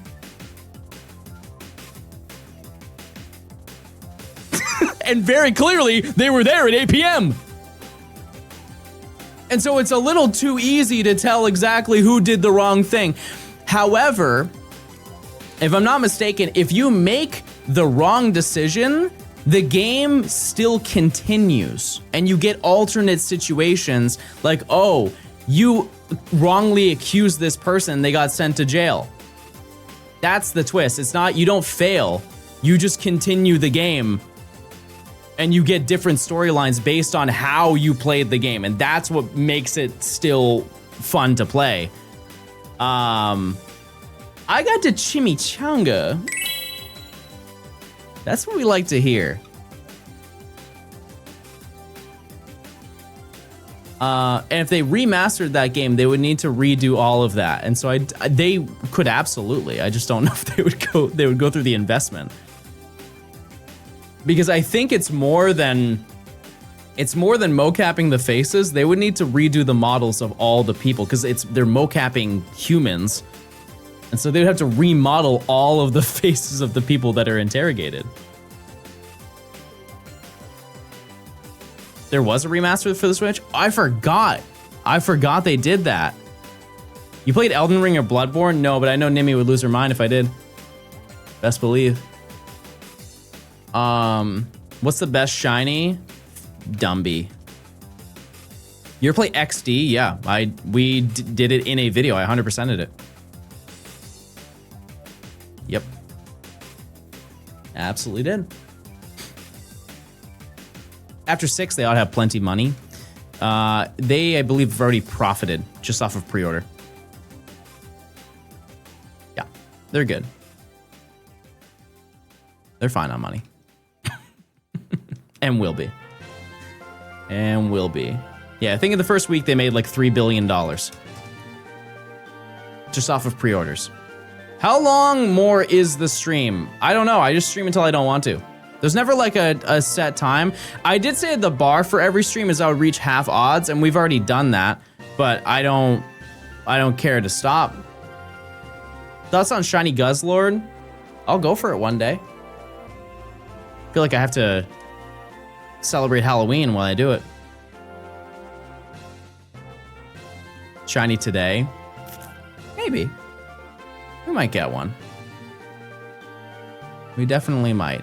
What I will say is that this will be a nice break from previous videos because I'm going to realistically finish this video within the month. Worlds will throw a little bit of a wrench in that because it's going to be like a week at Worlds and stuff like that. But, you know, even if we go over odds on everything, let's just say we hit this the rest of every single hunt, that's still at worst 3 days.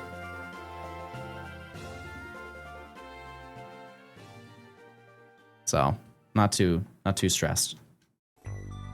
Not too stressed about it.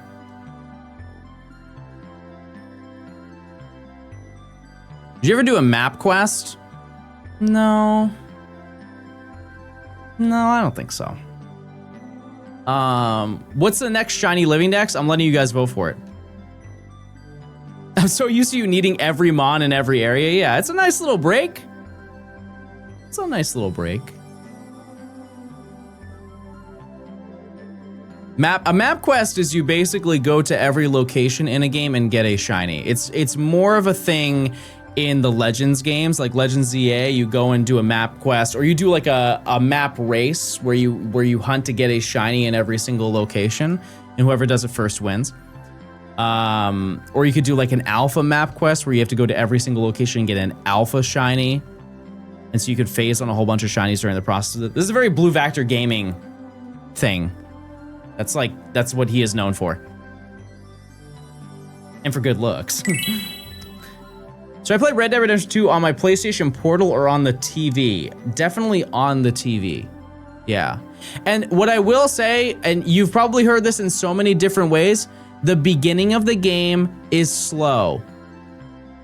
What I will tell you, this is such an insanely light spoiler because you've seen gameplay screenshots of the game already. Once you get out of the winter area, the game picks up. Make it through and it's absolutely worth it. The beginning of the game, it's like a lot of lore building and storytelling, and you're riding on a horse for a little bit. But once you get past that part, winter area was pretty short.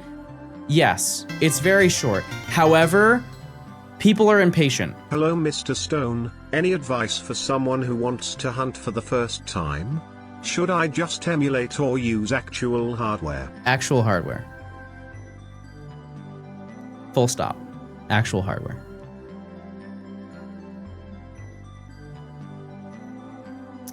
And if you can't like get a game to play it on, like an older game, I understand. Like this game, Emerald, is quite literally $250 on a really good day. Just don't hunt an Emerald. Find like a modern game to hunt in. And then if you get the money to go get one of the other games, then do it. How large is Red Dead Redemption 2 size-wise? What do you mean? Like how big is the map? It's been a while since I played it. It's very large.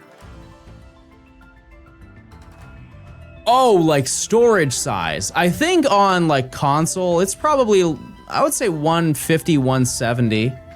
It's probably not too much different than GTA 5. PC though, access to higher textures, it is probably more than that though. It's a big game. It's a big game. 105 on PS4. Well, there you go. Yeah, it's always gonna be largest on PC. I only got that space on my Xbox. Yeah, I mean, listen, it's worth it though. Quinn, thanks for the 34 months. Hi, John Gaming. Do you consider Fire Red Leaf Green on Switch hardware? Well, the console is hardware. The game is digital, so it's software, but yeah. Yeah, what I'm trying to say is that if you can't buy the original games because they're super expensive, that's totally valid. If you want to get into shiny hunting, start with the most convenient for you, whether it be a console you already have or it's the cheapest game that you could buy for the consoles that you have. That's my advice to you. But yeah, Fire Red Leaf Green on the Switch is such a banger deal. It's such a good deal. 20 bucks? How many AAA games can you get for 20 bucks on release? Hello? Not many. Not many. I get the game is 20 years old. I get it. You can have your thoughts. I think I get $20 worth. I get $20 worth of enjoyment out of that game for sure. That's how I base any game. It's like if I buy this game for $70, am I gonna get $70 worth of entertainment? A lot of the time it's no, chat, if I'm being totally honest with you. Like another example of that was Campaign Evolved. I'm like, because that game is 50, right? I think it's 50. I genuinely was like, I like Combat Evolved, but I don't love it. Am I gonna get $50 worth of enjoyment out of it? Because they do a thing with Game Pass where if you buy the game, rather than wait for it to be on Game Pass, you can play it earlier than everyone else. And like, it's a FOMO thing.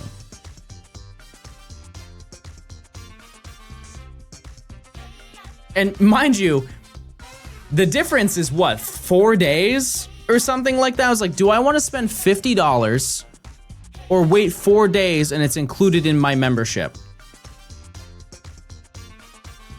I feel like the answer's pretty obvious. They made Combat Evolve for the second time? This is the third time. Third time they did it.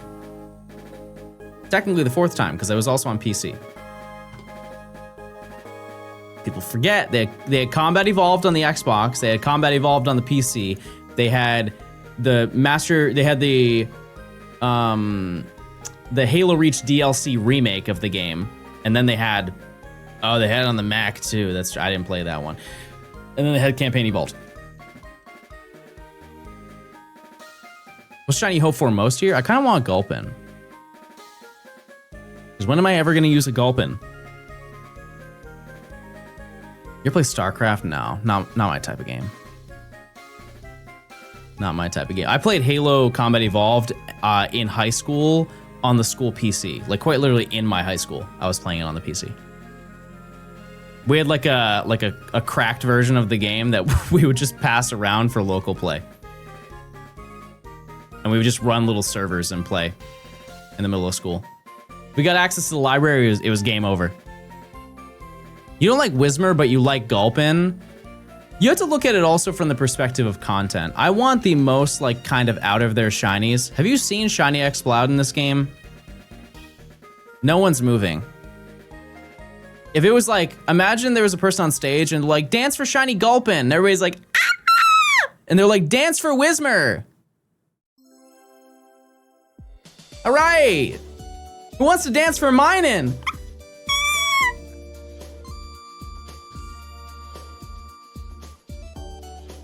Is this punishment for getting mud skipped so fast? This isn't a punishment. We're not that over odds, chat. It's okay. This is normal. This is very normal. As I've said, expect this number, these 5 digits, roughly every time. Every single time. This was my fear. I said it. I said it. Once we got those first 2 in 1,000, people were thinking that I'm in the trenches. Trenches is 16. When you see 16, you'll be like, oh, he's going through it. And I'll agree. I'll say, yep, this is a little stinky. But I can't blame you because I think this is the first shiny hunting video I've ever done in 8192. Really never even brought that up. This is the first time. Because I've only done challenges in modern games. Good morning from Australia. We've done it. We've made it to the next day, everybody.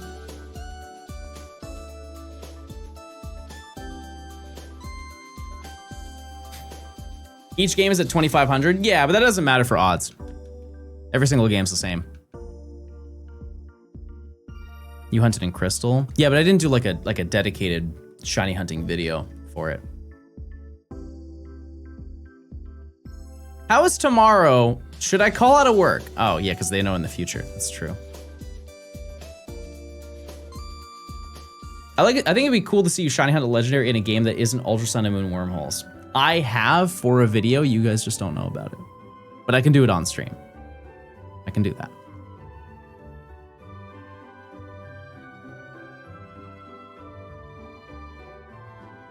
In due time. That is a video we will do probably this year.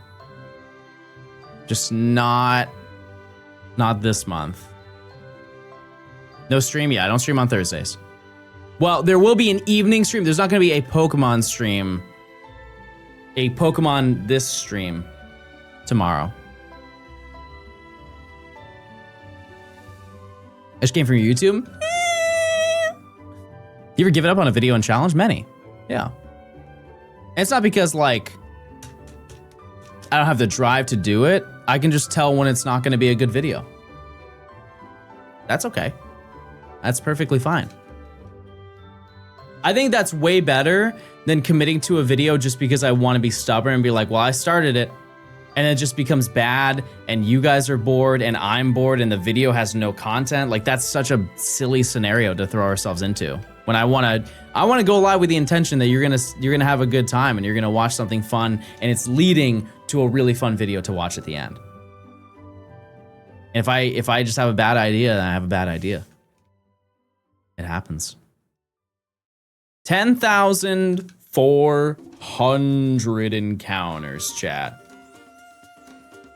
So about the Legends Arceus 100 hours, that video, I just got busy. However, we are redoing that video, but with Matt. We're gonna race to see who can get 100 shinies first. That's the game plan. Use your points.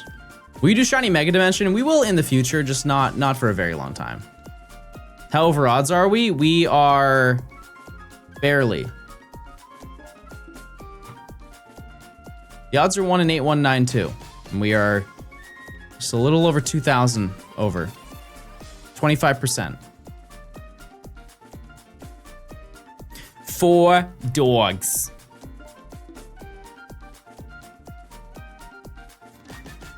You starting this challenge is smart because if they drop RSE ports on the Switch, since people seeing this challenge would want to hunt RSE and it would bring in more sales. It would also, if I release this video the week that they made that RSE, that would be really funny. That would be the perfect time. That would literally, there would be the best time ever to release a Pokemon Emerald video would be the week that Pokemon Emerald gets put on the Switch. It will not be more relevant than that moment. And I could upload that and completing the decks, and both of those videos would do well. Make the people think you did it that week, yeah. Yeah, I don't know about that one. It's a little misleading, but I've already talked about it online enough that that wouldn't fly. Looking a little over odds? That's right, we are a little bit over odds. No matter to me.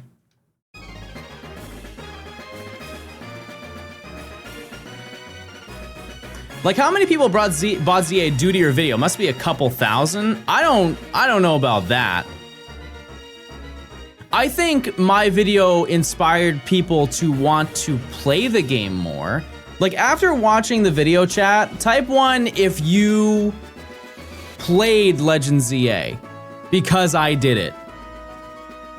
You're like, I'll play some more. He makes me want to play a little bit more of it. Yeah, I don't think I contributed to many more sales of the game, but I think I contributed to people, reminding people that you can make that game fun to shiny hunt in. That's what I tried to do.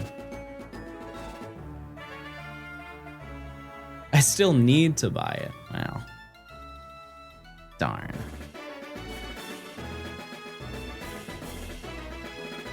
Your stream's the reason I went back to go for Klefki. There you go. Best of luck. Unless you already got it. Then congrats. Are we gaming? Absolutely.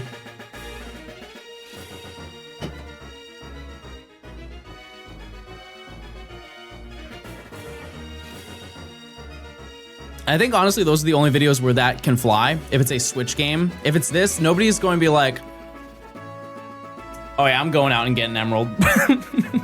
Maybe that's the start of the mentality, but the conclusion is like, oh, no, I'll just keep watching John. Streams are close enough. I'll just hold the controller and pretend.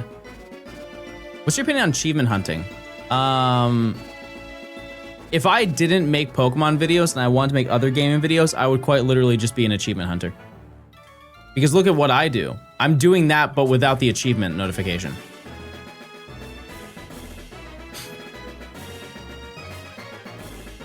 Addressing the emulator in the room.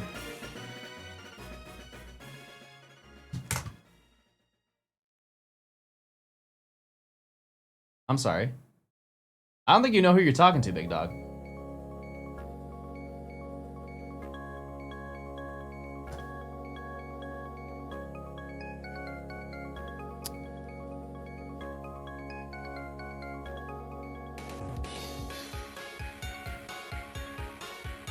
Now show the other three. Stop! Stop! Shut up!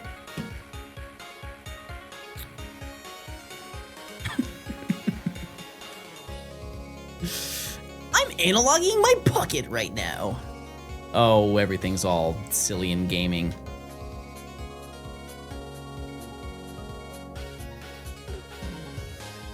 Yeah, I have a built-in achievement system. Oh, look what you made. Now everything's all messed up. So maybe unplug one. Mods, send Bingus to their home. They're gonna regret asking me that question.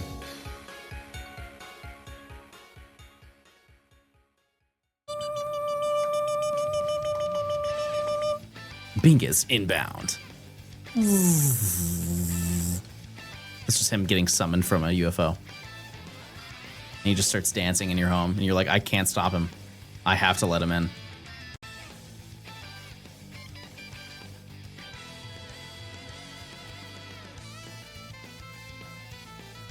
Do you have any phases in this hunt? So this is a challenge where phases almost kind of don't matter unless I duplicate, like I get the same shiny that I just got.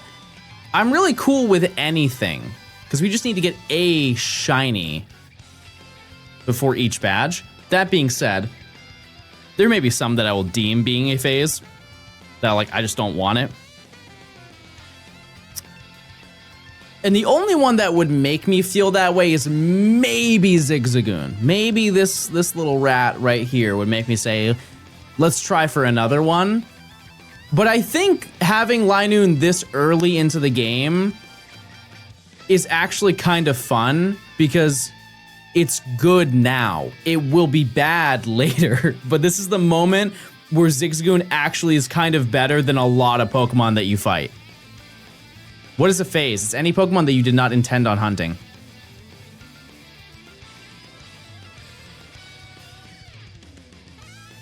Also, I love its cry. Arr! But like higher and more rat-like.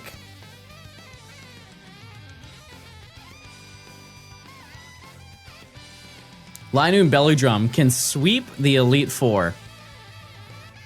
I would Belly Drum in what? Headbutt? Or like strength? Probably headbutt. For the flinches. Return? Oh, but what if it hates me? We got in Quad Plusle Minin. We got that a couple times in as both of them together, but we have not got all four Minin and all four Plusle. We've got three twice. We got all Minin, and we got three Minin, and we got three Plusle once. And the triple Minin was 2%, and that's the closest that's going to happen. Like statistically, we can't get 2%. And 15%. It like for how much time I'm gonna invest in this route, wouldn't expect it. I thought that Zigzagoon was shiny. I glanced. I saw orange. Possibly bad take. Shiny Plusle is disappointing compared to Minun. No, out of all the shinies here on this route, it is the least ideal. It would be pretty stinky. Unless I got it in the game where it's the 2%, then it's actually the coolest thing I got. It's like a poker hand. It's like you have a really bad hand, but then that last card on the river just ends up making your entire hand. You're like, oh, wait a second. Wait a second, this is the best thing I could have possibly had. Amazing.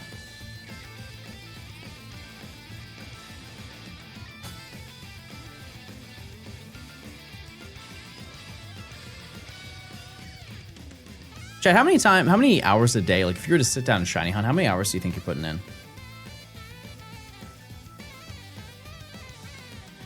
John has so much gambling experience. No, and it's so funny because the first I went to a poker night and the first hand I got quad queens. And they just kind of assumed that I didn't know how to play poker. I didn't have experience, but I knew how to play poker. And the first hand was absolutely brutal. Absolutely brutal. They did not see that coming. Because I think I had pocket queens. And then the turn, or the flop, I think, had the other two. And so one of the other guys had a full house, and they were really adamant. They're like, "Yeah, no, I've got him." Check this out.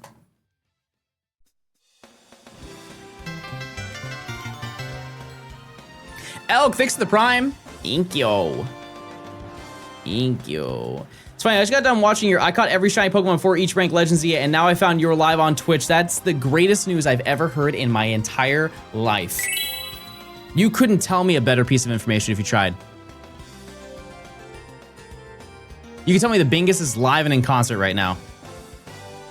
And best believe I would get my tickets, but I wouldn't be as excited.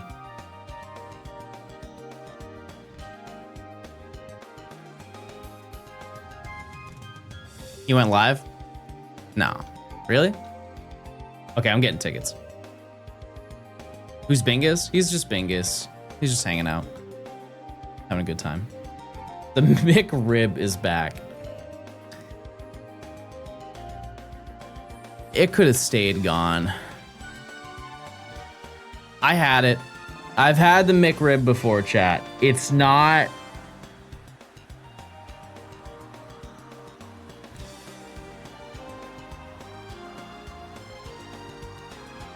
It tastes... You guys ever gotten like a TV dinner that's implied that you're supposed to put it in the oven, but you put it in the microwave instead? That's what a McRib is to me.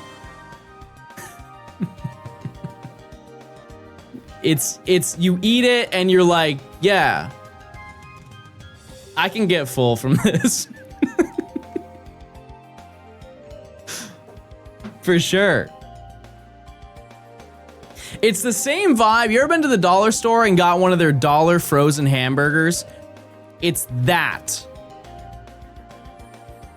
Put that into the microwave and it's the same thing. If you added barbecue sauce to it, you would have no idea.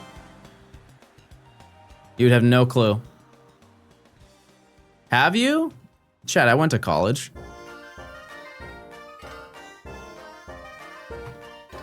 Yeah. Yeah, when I was in college, chat, I had no money. And so I would go, well, this is where you guys are gonna start judging me, but you know what? I don't care. I lived through it. I would go, they had a vending machine, but it was a fridge, one of those fridge vending machines rather than the snack ones. So it had like frozen stuff in it. And I would quite literally go buy their frozen hamburgers. And I would eat them. I would throw them in the microwave. and they were not good, but they were $2. And as a broke college kid, that's a really good deal. Yeah, I think they were called fast burgers or something. Fast burger, because it's fast. Frozen burger. Burger frozen. I can tell you're British. Go eat your bubble and squeak. I'm not trying to hear it. And go eat your mushy peas and like it.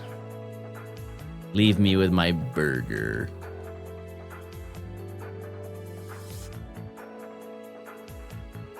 I can find a photo of it.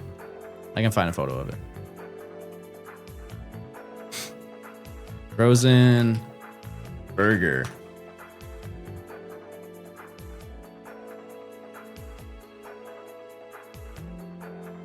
I see a picture of said burger. Fast Bites. The name of them are Fast Bites.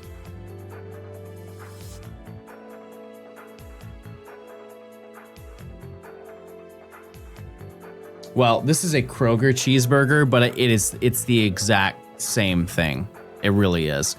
And, you know, now that I see a photo of it, this is when it's frozen and not when it's been cooked or like put through the microwave or whatever. You guys remember that news article from like the early 2000s where the guy went to McDonald's and got a McDouble, and then he put it in his coat pocket and forgot about it, and then he realized that he had it when he went to go grab his coat like 15 years later?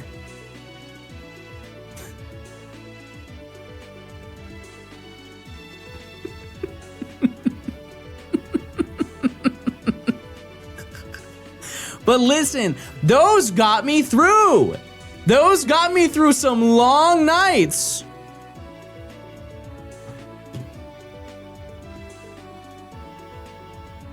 They sure did.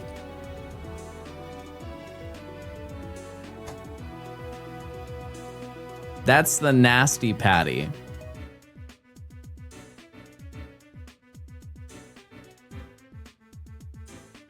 What's the saying that I always say when I say it? Don't yuck other people's yums.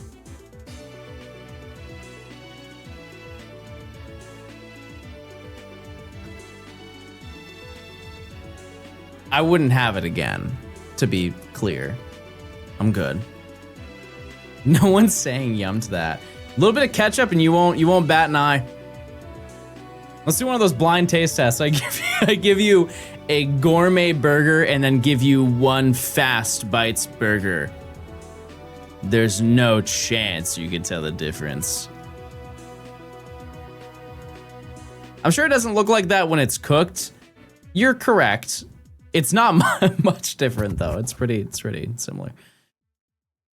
No shiny 10,600 encounters. I'm still picking circle. I respect that. Love that for you.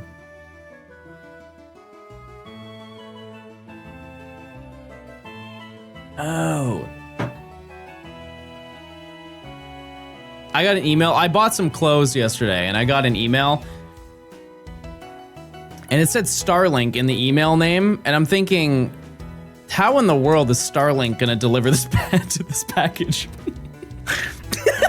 They launch it into a satellite, and the trajectory of the package will gracefully fall right on my doorstep. It's a foolproof plan. It was not the same Starlink. It was a different Starlink. Genuine thoughts on BDSP. I had so much fun streaming that game. Where'd you get your encounter counter from? It's called P counter with a K. P counter. It was such a fun game. Completing the Pokedex in it, you guys remember the Battle Tower where I tried to get all the 5-star trainer card? That Battle Tower series was actually the first time ever that I was getting 1,000 viewers a stream. like routinely getting 1,000 views because people were enjoying the fact that I was doing it. That little grind to get the cloister, so fun. And then once we got to the Tower Tycoon battles, we were like had to stress about the gameplay. Like, oh, is he gonna lead with Cresselia? Is he gonna lead with Regigigas? Who is he gonna start with? So fun.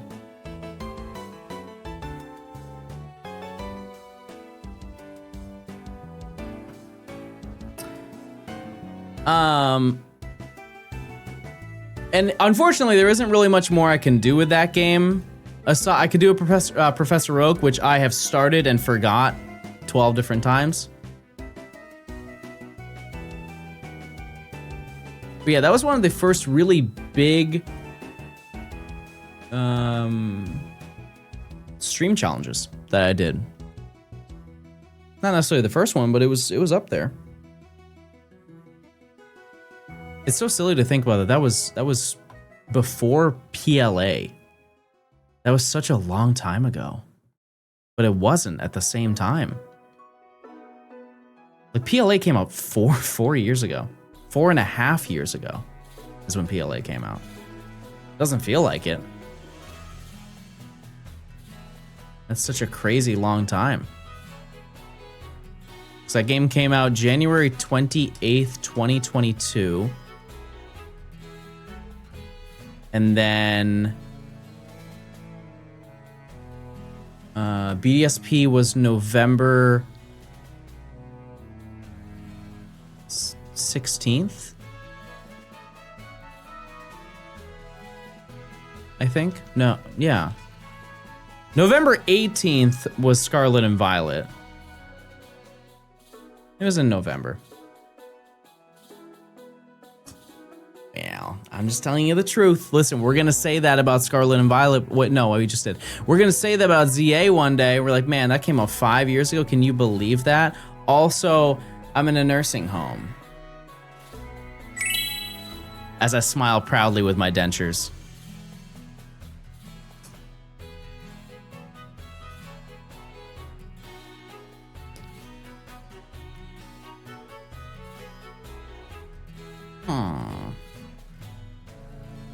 Yeah, PLA is easy to remember because it's the only one that was released in that month. See you later, Bran Flakes. What a nice cereal box. Mine, and if you were shiny right now, you know what I'd say? I'd say, come on. That's so awesome. How are we not clapping right now for that?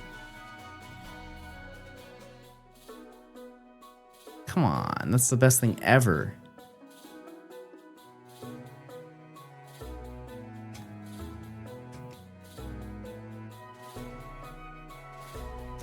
The old click machine, everybody. What's your least favorite mainline release excluding original Gen 1, Gen 2?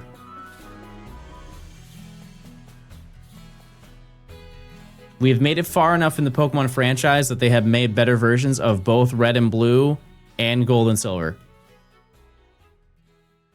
Plain and simple.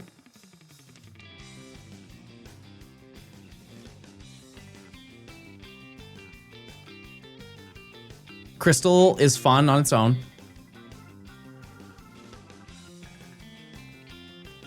It is. Crystal has no Mareep, but it has Celebi.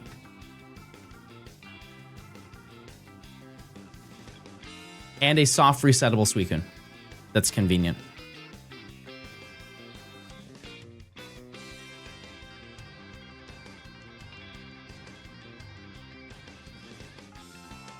Mareep solos both? I don't know what realm you're from. Not mine.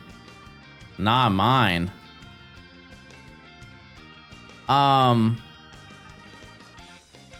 because like I would time and time again play Heart Gold Soul Silver before I ever play Gold and Silver. If I wanted that experience. I would play Fire Red Leaf Green if I ever wanted to play red and like the Red and Blue experience. It's just, it's not that those games are bad. They're clearly not, and they sold better than most Pokemon games, right? It's just that we have advanced over time where we can get a better experience of a game, so why settle? Is more my mentality. What's the number one thing you look for in a Pokemon game?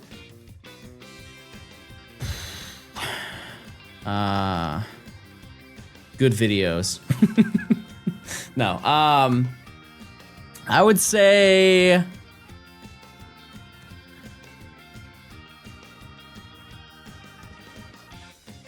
I've grown to really like side stuff in games.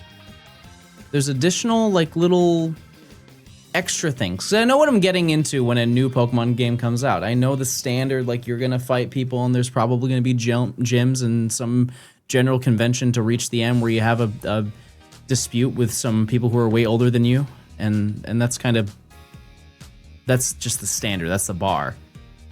It's more of like the little quirky, hey, I'm a dev and I really wanted to do something silly with this type of vibe. References too. Lore.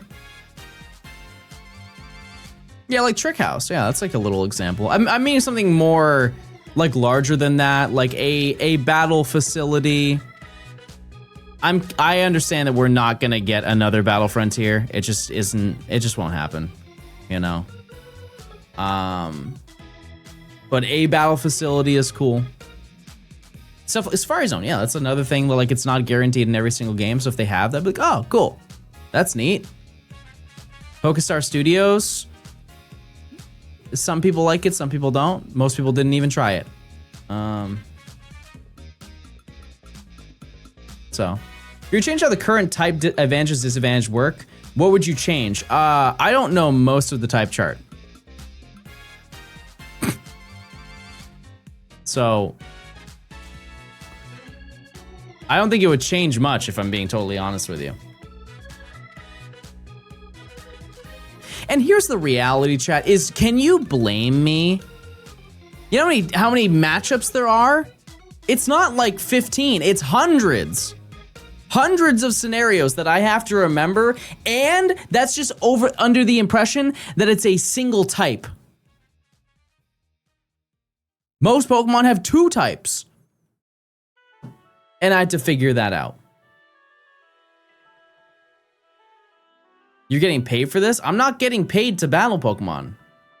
Clearly, I'm doing a bad job if I'm supposed to. I get paid to encounter them and run away from them swiftly. There are people who are paid to fight them. Wow. Wow, another moment. Another gaming moment to reminisce on in the future.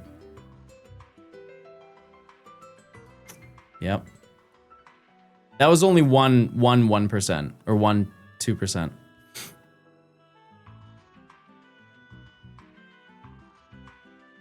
Would you ever play a fan game? Nope. No interest. Have we got all 4 the same? No. Statistically, that just won't happen by the time we find a shiny. The odds are 1 in 8192. Yep. They sure are.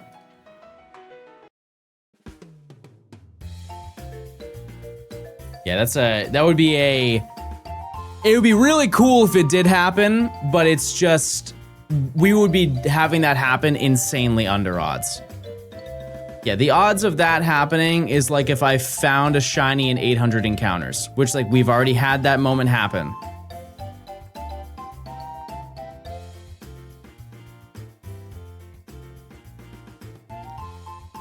Is there any way to increase odds in Gen 3? Nope. With the exception of Unknown. Unknown is like really quirky and weird, and some shiny rates are different for them in the ruins when you go and hunt them. Some of them are lower than 8192, and some of them are higher than 8192. I think one of them, it's like dependent on your trainer ID and secret ID, I believe, and some of them can be like, the odds are 1 in 12, 13,000. I don't know the lore behind it. You can Goog that one for sure. But yeah, Masuda method was not invented in this gen. And people always say, oh, it was invented in Gen 2. No, that's not the Masuda method. That's different. You can increase your shiny odds, but it's not the same. But there are no methods in this game. Did you make a video about this? No, but I've talked about it. Yeah, it's almost like genes. You're just like, well, I mean, you're just breeding. Oh yeah, it's Paniola Ranch.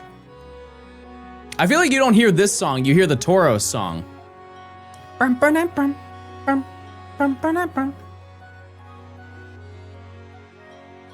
don't want to brag, but I bought jorts yesterday.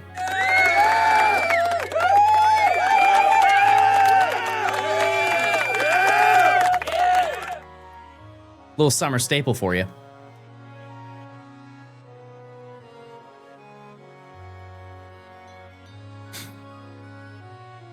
Do you think you would do a shiny Vileplume or Blossom if the shiny you end up with is Oddish? I legally have to choose Blossom. I have to. I would get in so much trouble if I didn't.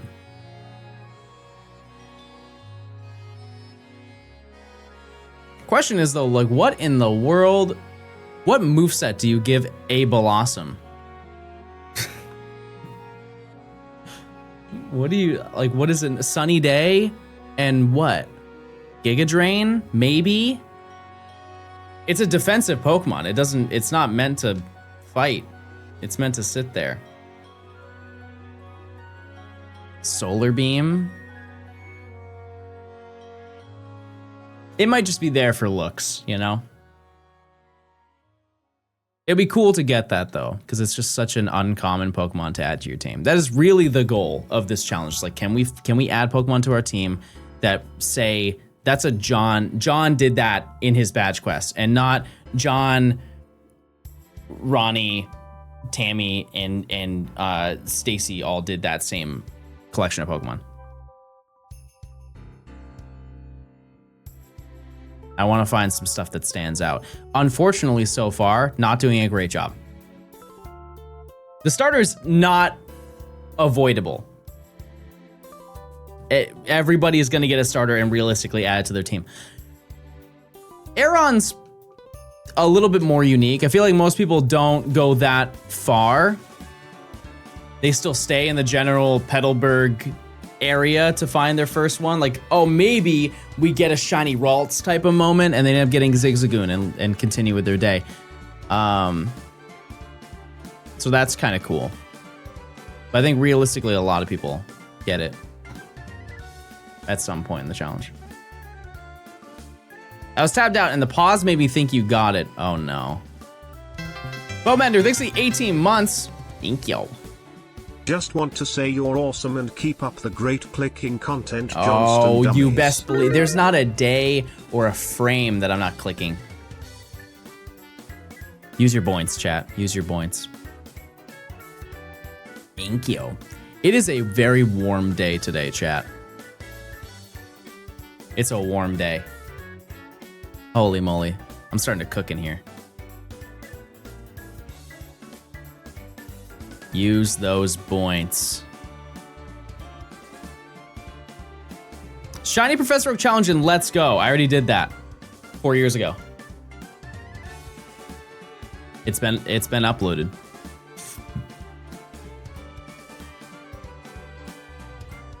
Not in the UK tomorrow? What's going on in the UK tomorrow?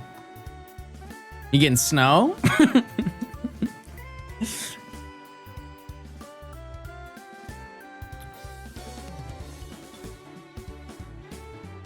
Would you accept the same shiny before a different gym? No, I wouldn't settle with that, no. But thankfully, this game doesn't really repeat a lot of encounters.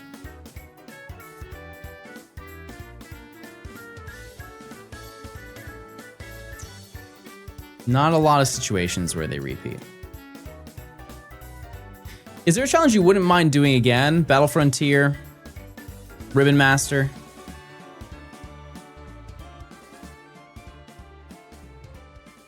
Any of the like really, really old videos. Not Path of Solitude, no. We can forget about that one. Am I going to NAIC Chicago next year? I don't know, maybe. Maybe I will. We had a lot of fun going to NAIC past couple of years, so Not that I didn't go this year, unfortunately, but another metal rally? No. No. Because what's the point? What's the point? Think of it this way. The reason why I have the want to do the other ones is the if I were to do a ribbon master, more ribbons have been added since I did that video. Also, I could shiny hunt. It would be my like one realistic opportunity to shiny hunt in Pokemon Coliseum. The shinies be unkind. Are you having fun today, my dear? And then the Battle Frontier is just like, it's such an old video that I know that I could make a better one now. I just know that I would make a significantly better one, and it would be cool to go through all of them live rather than doing them off stream. Almost done with Route 1, 2, 3.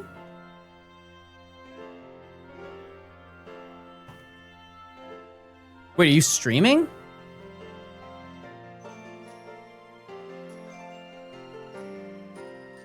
Or are you just doing it offline? She's just hanging out in my chat in the middle of the stream. Did he have his Momo? No. I didn't get a notification on my phone. That's so silly. What the heckington? I love a modern Johnstone Ribbon Master. You've improved so much since the last one. Yeah, like there are so many older videos that I upload that I always just say it's not worth you watching it. Because if you watch one of my newer videos, the only thing you're really going to take away from it is like, oh, this is nothing like the stuff now. Because my videos are just better. It's not even an ego thing. It's just the truth. You can look at it from just editing perspective. You can look at it from storytelling perspective. You can look at by number perspective. I always say numbers don't lie. You gained a mustache. That's also true. But there's just so much more to enjoy about the videos now in comparison to the older ones. And I'm sure you guys can see it. If you pick your favorite content creator and go watch one of their super old videos, you're gonna say, huh, not really worth watching. It applies to almost anybody unless they just started making content within the past like 2 years. Then you're probably gonna get a similar type of vibe.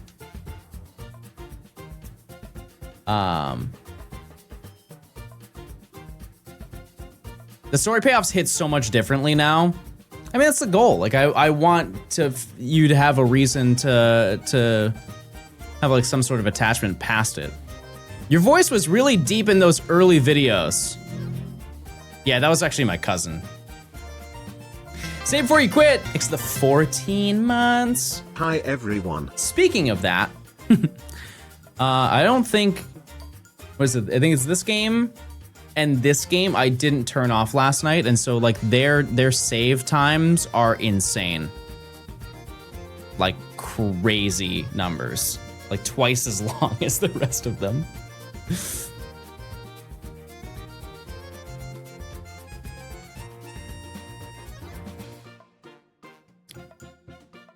Yeah, but older videos were like tutorials and stuff like that. But I honestly think I'll return back to trying those videos, like remaking those videos in a way, when I have nothing. Or I really am just indecisive on what I want to do next. But if you think about it, I kind of already do that anyways. I do that anyways. My vote is Ribbon Master. I honestly think that you should do that, and I will help you with the video. You are way more excited about a Ribbon Master than I am. And I would make my cameo chat, like I would still stream it with her. Like we could do a stream, because there's a ribbon you can go for in Gen 4 that I literally did not even get in the video because I didn't think you could do it because I thought it had to be online only. But there's a local ribbon that you can do where you have to beat the battle tower with another person. What's John's YouTube RPM? I think it's 12.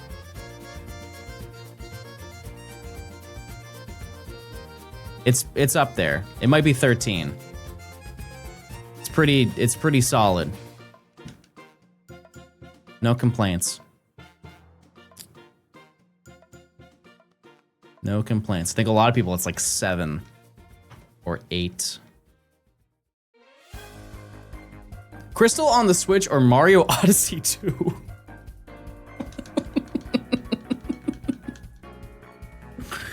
What would you rather get as a gift? A skateboard or a mansion?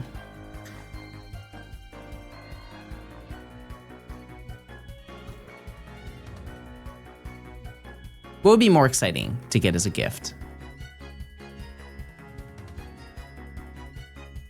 A slushie from the store or a Lamborghini Aventador? What would you like, John?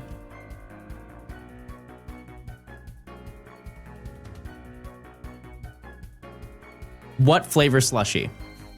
Blue raspberry. And it turns your tongue blue.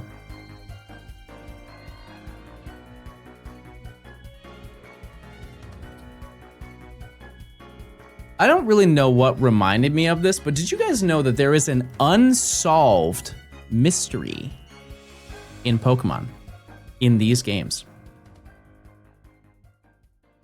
There is a bug that happens in the game where the Pokemon you encounter is backwards.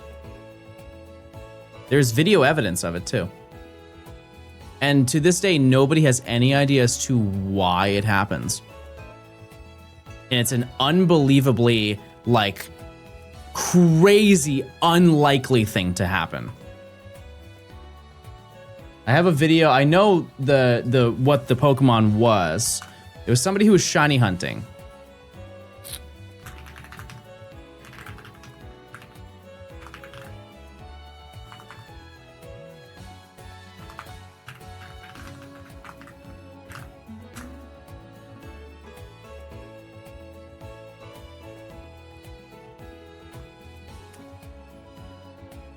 I think it was Emerald that it happened in.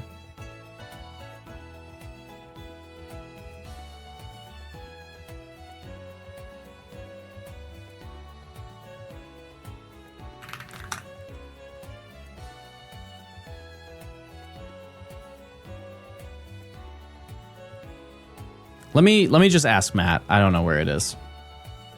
I can look for it though.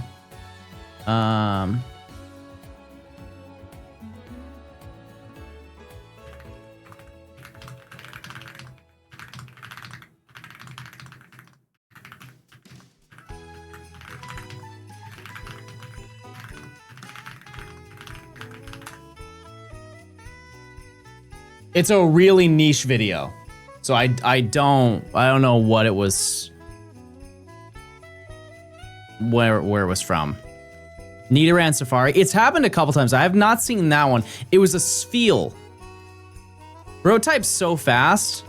Well, I mean, it's my job. I don't think I type that fast though. 2% mining. Hi, Johnstone.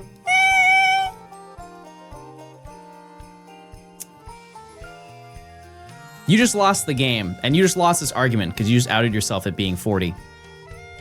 Only 40-year-olds tell me that.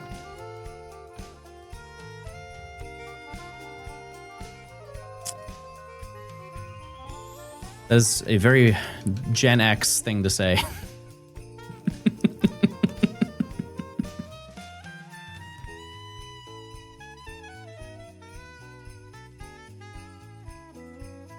I think if I were to do a typing test, I would get like close to 100.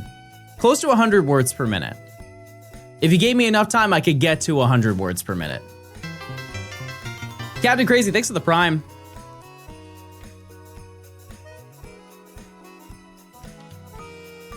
Yeah, it was somebody who was hunting in Shoal Cave and they found a Spheal and the Spheal appeared on screen backwards.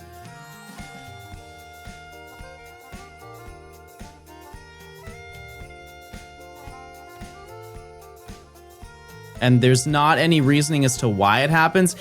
From my understanding, yeah, the sprite will appear backwards. And it's important to note that that already happens. That already happens in game. If we go look at our Pokemon, Volbeat is facing the opposite direction of where it faces opposing you in battle. Look at Marshtomp, like in Mudkip. Mudkip does not appear in battle looking like that. It's faced the other direction, right? But somebody was in a battle and the game bugged and it appeared as Spheal as if it was in this scenario. And to my understanding, they just said, like after checking it out, they were like, well, I guess what happened is that there was just like a bit that flipped and it shouldn't have done it. Which is such a non-answer. It's the same thing. You guys remember the Mario 64 thing where the person was speedrunning and they shot to the top of TikTok clock, and to this day they have no idea as to how that happened? It's the same thing. Yeah, it's the cosmic particle thing, I think, is a funny meme. But it's basically that. But just a way less cool version of it. Let's see, did anybody answer? No. If someone can find it, it was just a regular Spheal. It was not shiny, it was a regular Spheal. They were hunting in Shoal Cave. That's kind of it. And the Spheal sprite was flipped. How long ago? I know that it was not filmed on capture card. It was filmed on a camera. That's all I know. It was probably from quite a while ago. Like within past 10 years, maybe 5, but probably not 5. It may have happened to Matt, but this video was not Matt's. I know that for certain. It was just a shiny hunter that I do not know. No, I believe that they caught it and it flipped back to normal.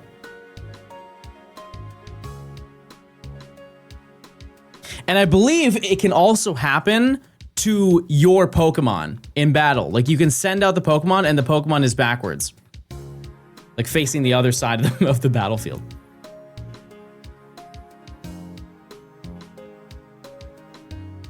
Do you know what game? It was either Ruby, Sapphire, or Emerald. I don't remember if there was any animation, because if it was animation, that would definitely be Emerald, but I think it was probably most likely to be Ruby and Sapphire.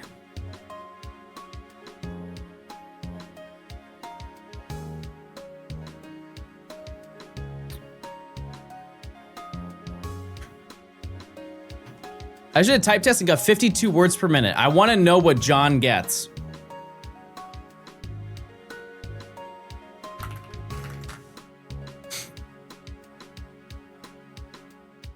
We're going to do a one and done, chat. We're going to do a one and done. What I get is what I get. I can't say I'm going to redo. We're just going to run it. We're just going to run it and we're going to see what happens. Okay, I clicked. Ready to go? All right.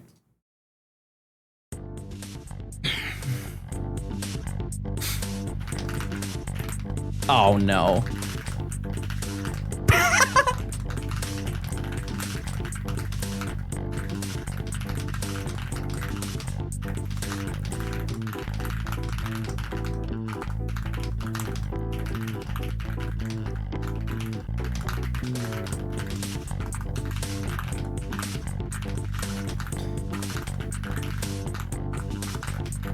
Oh, this is so bad. 87. All right, it's fine. Pretty rocky start. My fingers were not where they were supposed to be.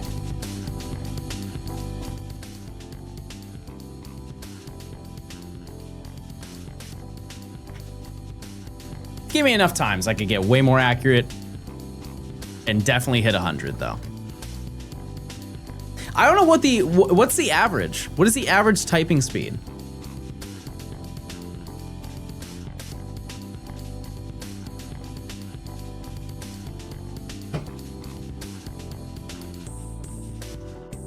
It can't be 30.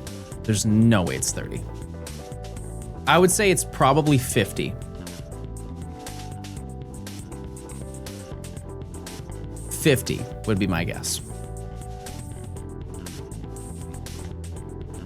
I'm curious to see what yours is on your phone.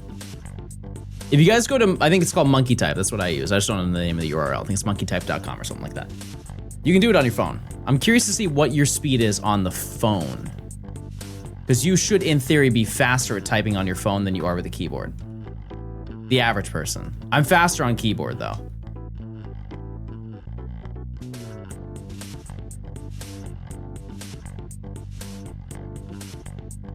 I think people use their phone more than they use their computer. I swipe type. Oh. Yeah, well, that changes everything. I misclick? Yeah, but that's natural. You probably misclick on a keyboard too. 11,000. Survey says no shiny.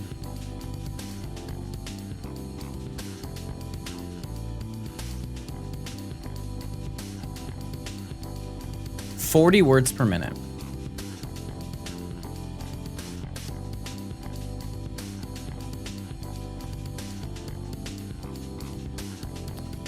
I remember when I was working at the warehouse, there was some like computer-based things, and they wanted to see like the competency of the person that they were hiring. And so I took a typing test. I quite literally got the second fastest typing record in the history of their company. They're like, wow, we've never seen somebody type that fast. Mind you, chat, 85 words a minute, I think, maybe 90. Like, they have people who are dedicated to taking like cell phone call or like phone calls and typing on the computer, and they've been doing it for 30 years. And I was like the anomaly that stepped in the door. Like, oh my God, that's so crazy. Like, really? I think I said, are you sure nobody was faster?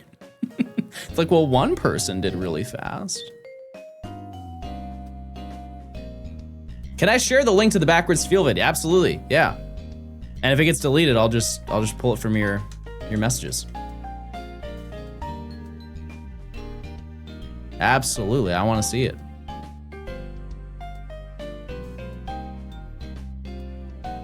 "89 words per minute. There you go. On the phone, not bad.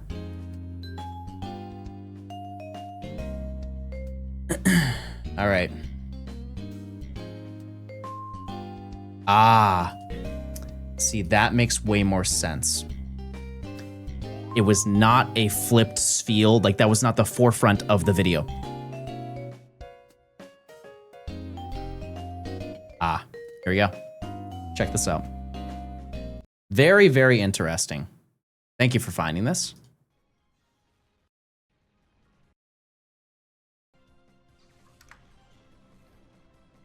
Watch the bottom left game.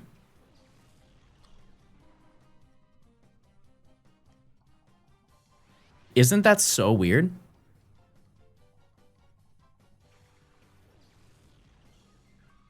Also in a Japanese game. What?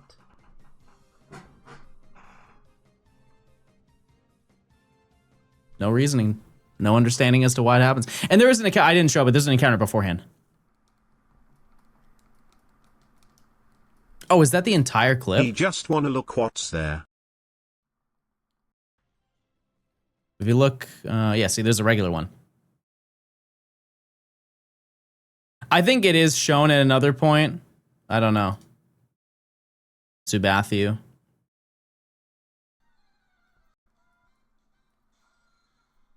Subathu.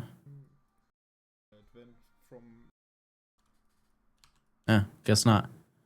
I don't know. Either way. Enverse, thanks for getting a sub. I appreciate it.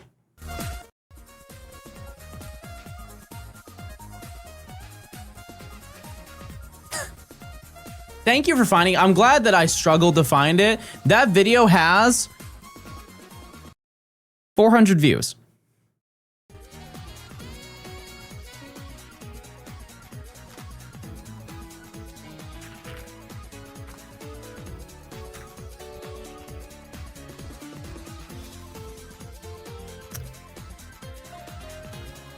It almost begs the question, how did I know about that video?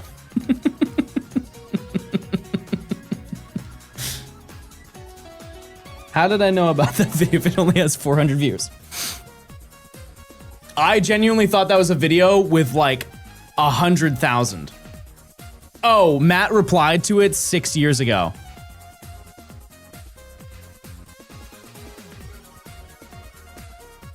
Matt was the source of that.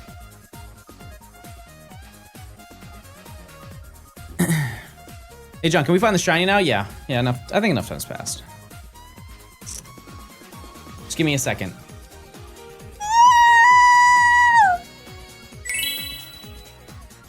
Go check your stove. I just turned it on.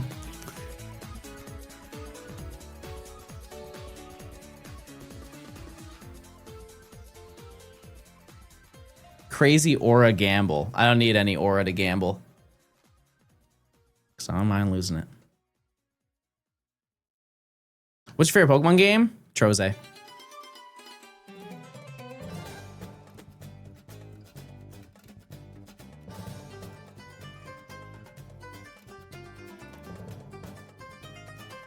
My stove. So you sound like, my stove is on. Yeah, I haven't played Troze. I'll have to give it a shot.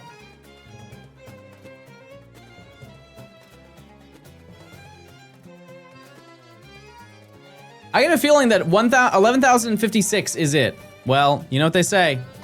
You're wrong. You're probably wrong. That's okay. We love optimism, though. That's the backbone of John Gaming.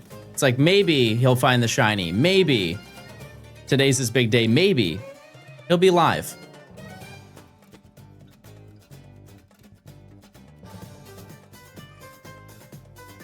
Yeah, Troze is like it's like a puzzle game. I honestly don't even know what it is. I'm not going to speak with super confidence, but I know it's like it's a puzzle game of sorts. Are there some games that you haven't played that are unbelievably popular? That this is like your moment to just come clean and be like, yeah, I haven't played Skyrim before. You've never played Minecraft. Ludu, never once have you played Minecraft? Wow. That I don't think that can be beat. It's the most popular game ever. Wow. I mean, I don't need to convince you, but you would like playing it. You would. Fortnite's a fun game. And I will never hear somebody say, like, I won't, like, people think that because a game is popular, it's cool to hate it. That game is popular for a reason. If you don't like battle royales, totally different conversation, right? Like, understandable that you don't like it. But if you like battle royales and you're like, I don't like Fortnite, why? Are you sad because you got full boxed by an 8-year-old once? And that hurt your ego? That you're not as good as you used to be as a gamer?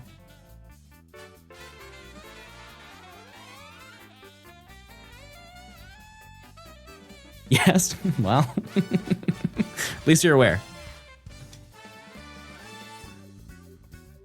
The building is too confusing. That's why you do zero build. That's where it's at. You don't have to worry about any of that. It's quite literally, can you aim better than the other person and can you loot faster?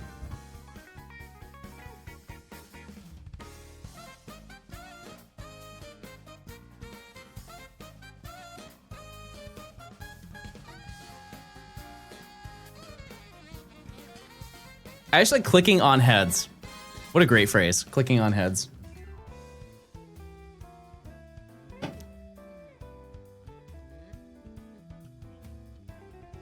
It's a common phrase. It is. Any Souls-like games? I haven't played a Souls game either. I'm with you. Yeah, that's truly a CS2 saying.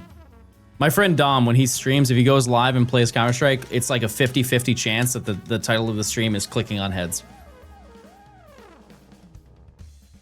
I mean, that's the goal. It's a little morbid, but it's the goal.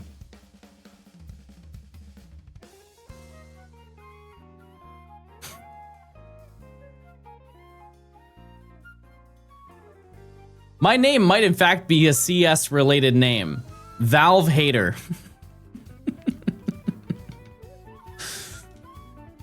Listen, they do some good things, like Steam.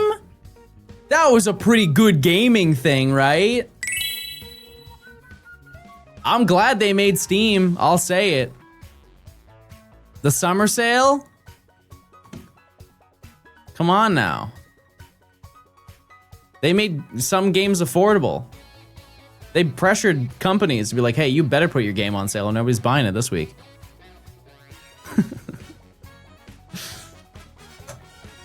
Sure, they subjected gambling to a lot of children. But Red Dead 2's on sale!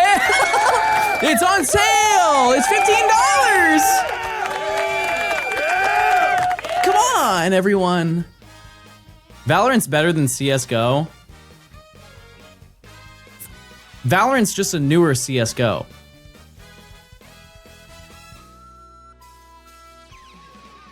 I'll stand by that. The finals is better. I don't know anything about that flick. Red Panda, thanks for the 7 months. Thank you. You joke, but I just finished RDR2 yesterday after buying it $15 on sale. There you go. Proof is in the pudding. Where in the world did that phrase come from, by the way? Did they have some big pudding contest? Like, usually when you have those phrases and you're like, where did that phrase come from? It's you unfortunately find out that it has some really bad undertone. You're like, well, can't say that one ever again. What in the world could that scenario have been? This pudding isn't all that. Oh, yeah? Well, the proof is in the pudding, so better try it for yourself. Wait a second. That's some pretty good pudding. You're right. The proof was in there. Pudding is so good, too. It really is. I'm sorry, I don't really know where this conversation is going, but it's good. Pudding is good.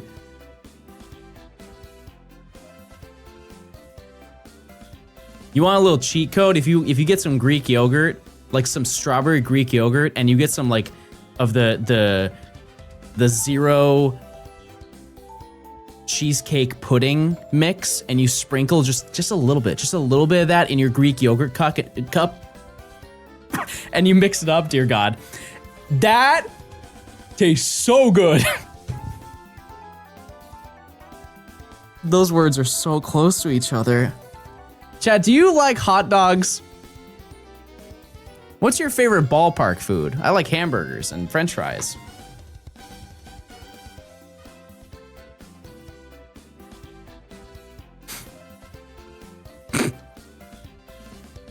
Nachos. Nachos are good. I think we're done talking about pudding now.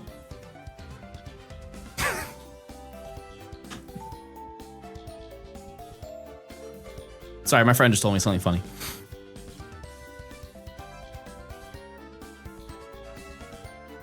What was that? Sorry, I was just listening to something funny. Okay, it's still, hold on. I was hearing something over here. Okay, I think I'm good. Sorry, I just heard something over there.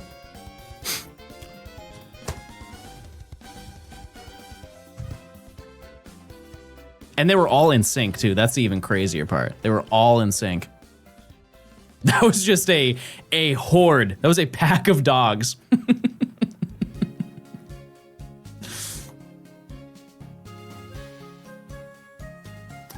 Tetra soup.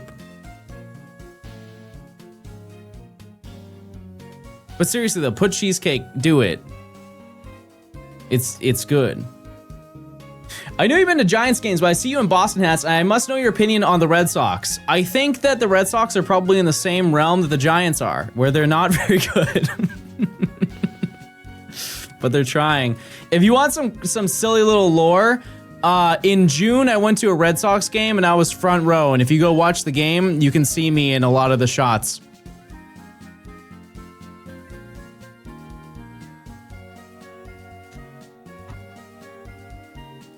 Not really when they're pitching, but when the next batter was up to bat, you would see me in the background just eating a little treat with Nimmy.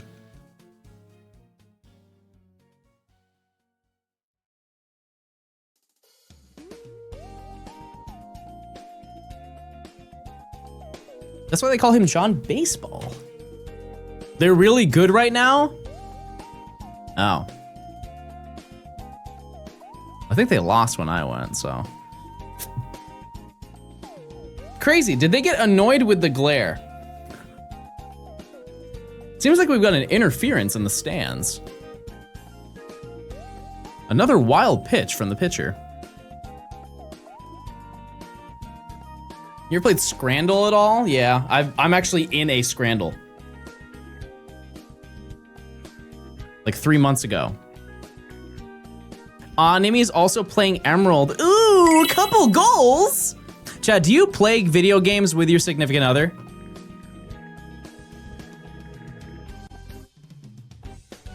If so, what do you play? Aside from like the obvious of It Takes Two.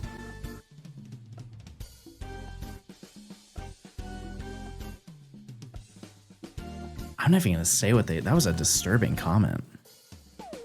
I think it was supposed to be a joke, but it was weird.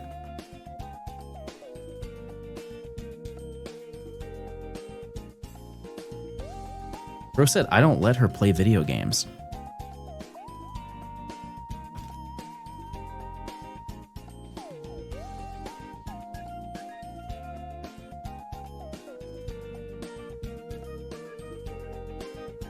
I say we blow them up.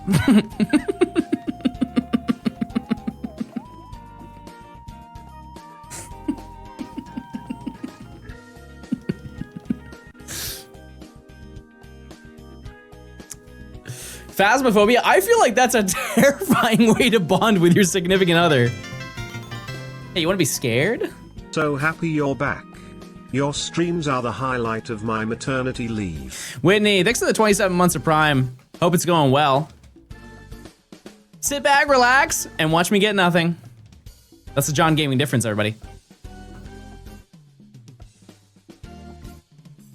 Me and Mr. Fiance. I read that. Oh, me and Mr. Finance? No, you said finance. I assumed you meant fiance. You call your husband by his profession. Well, there's my there's my Burger King.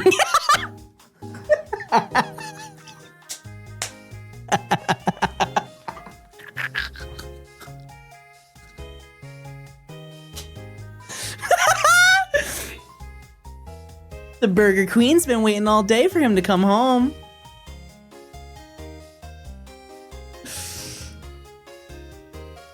That's cute though that you play games with your fiance.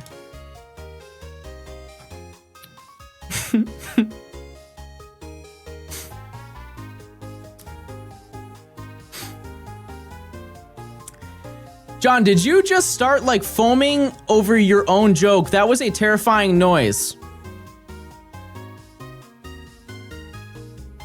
That's the equivalent of in a social situation, everybody's laughing and somebody goes, what the heck was even that? I'm like so confused right now.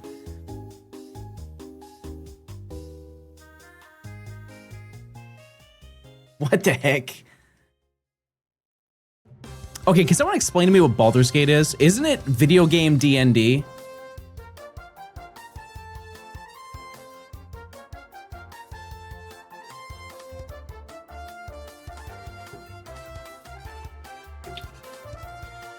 Do I need to play the other two?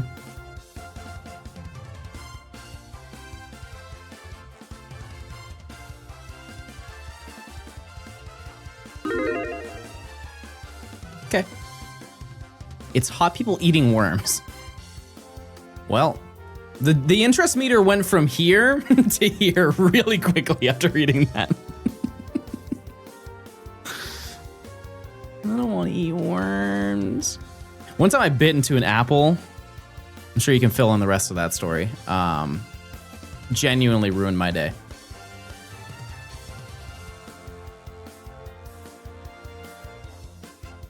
I didn't eat apples for probably like 3 months. Even now, I split the apple with my bare hands to make sure there's nothing in there.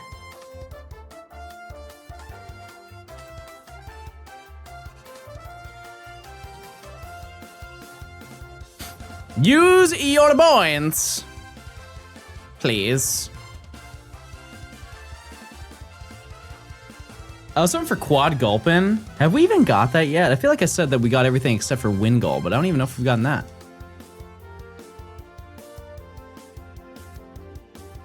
I can't use points. I'm saving for a car. Ow. What are your thoughts on Garganackle? His name is exactly what he looks like. Garganackle, if you say it the right way, sounds like a pile of rocks falling. It's like a small landslide.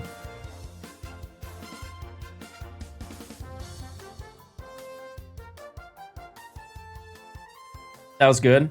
Was that the first time I was funny, kitten? Be honest.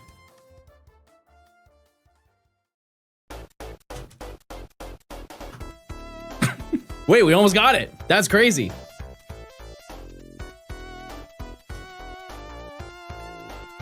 I didn't realize you were saying a username. I was just hoping nobody would have noticed that. I'm just gonna stop doing that now. I'm just gonna stop saying your names.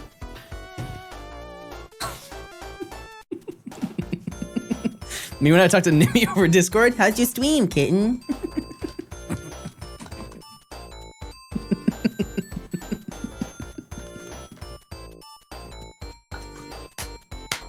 We're having fun here. We're having fun here. That's what's important. Bro's losing it. I'm sorry that I'm enjoying myself at least. Maybe I'm not enjoyable to you.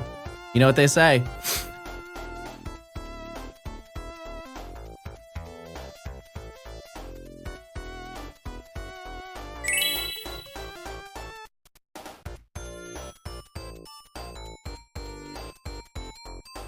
Want to trade a shiny with me in ZA? No. No. All right, what do you have to trade? Hold on.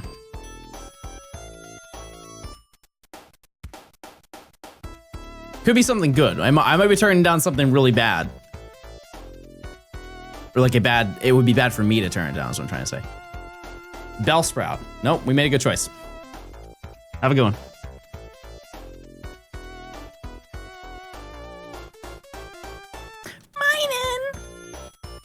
You have to go crazy because you're gaming hard mode. Go crazy, go crazy, go crazy, go crazy, go crazy, go crazy.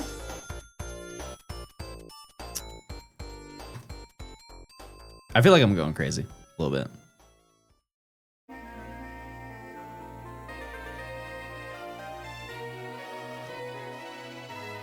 Where's the Gamba? You missed it already. I fear you already missed it. Have you ever played Persona? You're the second person to ask me today. No, I haven't. Or any RPG. Oh, JRPG. I have recently been playing Ni no Kuni. I really do like playing that game. It's a fun little world. I also like Studio Ghibli, so that was just an easy setup to play that game. I do need to get through that, and it's also exciting that there is a second one. Yeah, this game is a JRPG, but I don't think anybody would, like, if you were to compare it to other JRPGs, they would be like, that's not a JRPG. When did your facial hair start coming in? 7. You hunting full odds? Yeah, there's no method to this game. 8192 for every single hunt.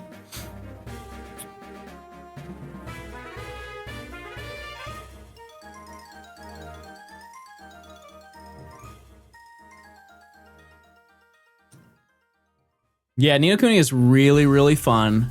It's just so long. It's so long. Like, the last thing I did in-game was the mountain. Where you had to ascend the volcano and do the boss battle up there to stop it from erupting. What are the odds of finding 2 at the same time? It's 1 in 64 million, I think. I died to the first wild encounter. That game requires quite a lot of grinding. Do you save or do you reset at the end of every stream? I kind of do both. Like these games I think I turned off, but these ones I just didn't, and so they have like 30 hours of gameplay. I don't really care what the end game time is, because it's more so like my copy of Emerald is the one that I care about the most, because that's the one I'm actually playing through. If these games reach max hours, it's not gonna really mean anything, because I'm counting, like I'm always recording when I'm hunting. And so if I really want to know how many hours I actually poured into it, I would just like select all of them, and you can right click and check the properties and it will tell you. How many Emerald do I own? 2 English.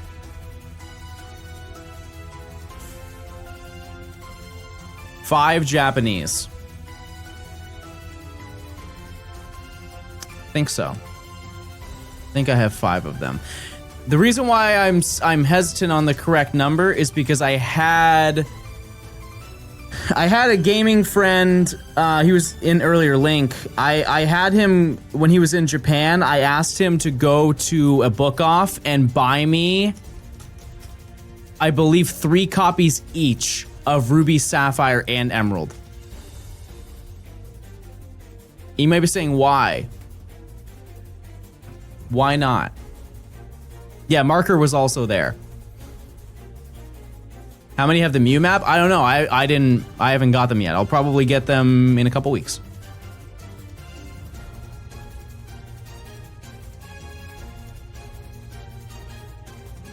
What was your first shiny and do you still have it? It was a shiny Pidgey in Leaf Green and I still have it. Yep. It is currently in... It's definitely not in a modern game.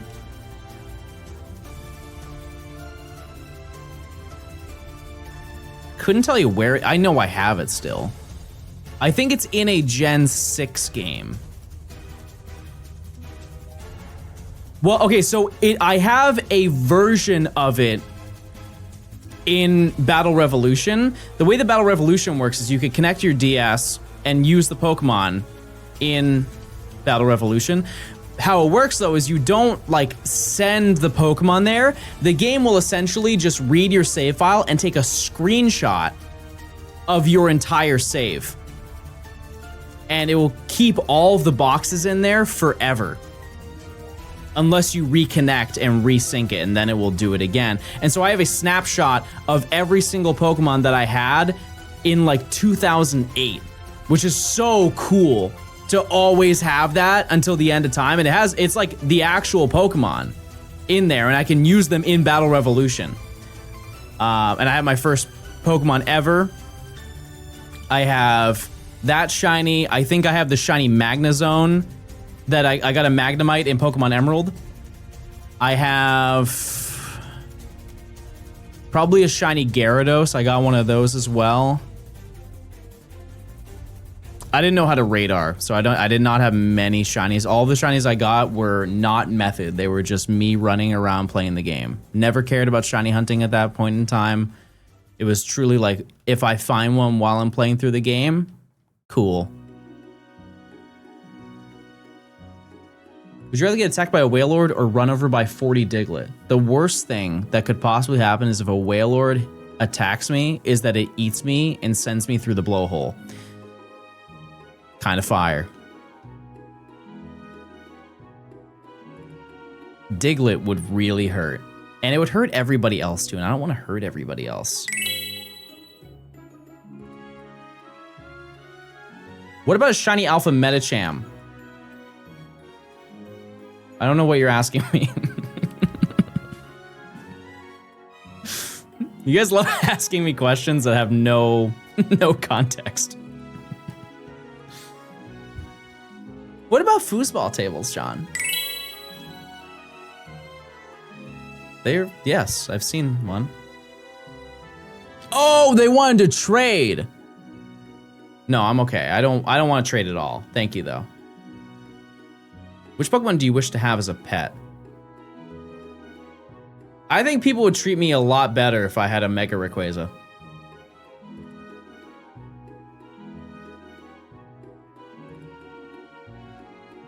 I think that would solve a lot of issues. Like imagine you're driving down the road and you want to be king of the road. I'll say it. You want to be king of the road and you cut somebody off and they honk at you. Dragon ascent. Don't have to worry about that guy, that's for sure. Have a good one. I feel like you're riding your Rayquaza on the road instead of the sky. Yeah, I'm afraid of heights, so no, I gotta stay in my car. But like, if I ever get really injured, I never have to be airlifted. So, that's pretty cool. Just staple me to the side of Rayquaza, send me into the sky. You don't trust Rayquaza to not drop you? Bro sent a 10-year-old to space. I think I'm good. That's a level of care that I don't even know about. I've never had somebody be like, let me take you to space safely.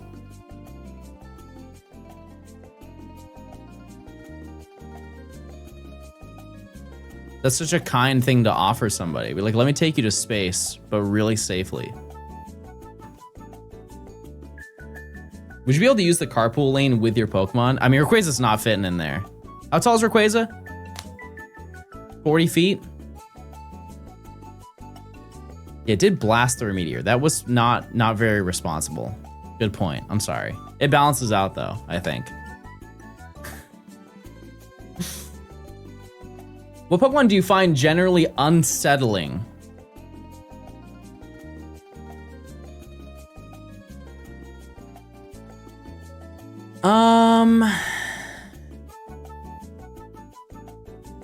I can't think of anyone.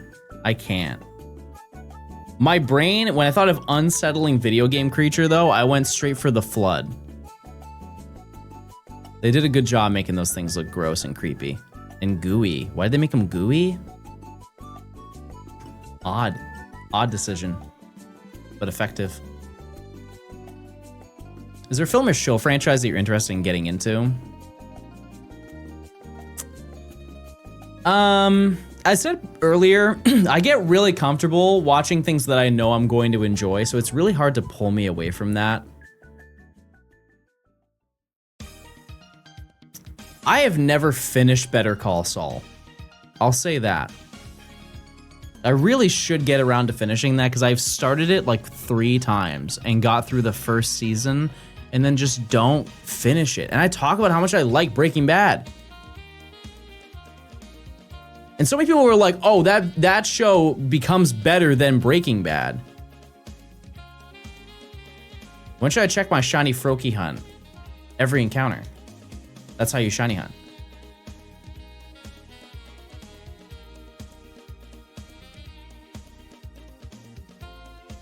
I've never seen it before. Breaking Bad season 1 is rough though.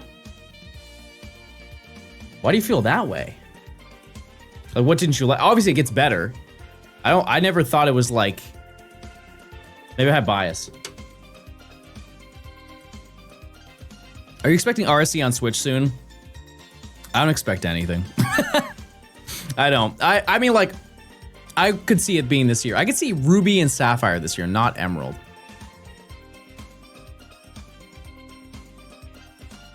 I could definitely see it.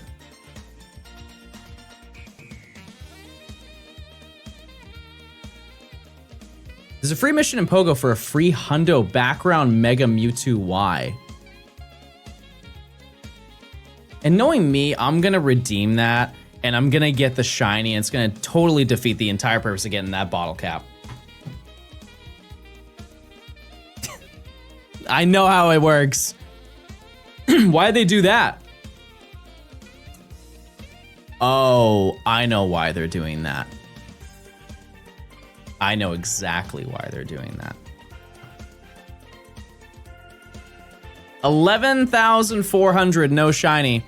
My hard read is they are doing that because people made this big stink that they invited a bunch of content creators to go to New York City to do this exclusive raid as a promotion for the Pokemon Go thing, and everybody there got a Hundo Mewtwo. That's why they're doing it. People made such a big stink over that, and I understand. For full transparency, I was invited to that. I just didn't go because it just wasn't in the cards to do so.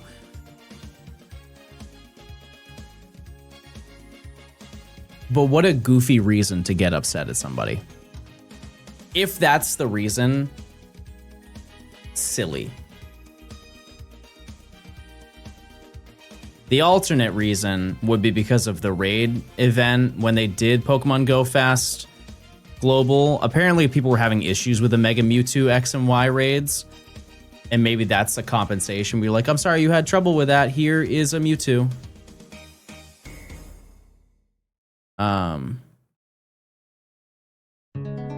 Yeah, I don't know. Like, it just seems silly to me to be upset about something like that. Use your points.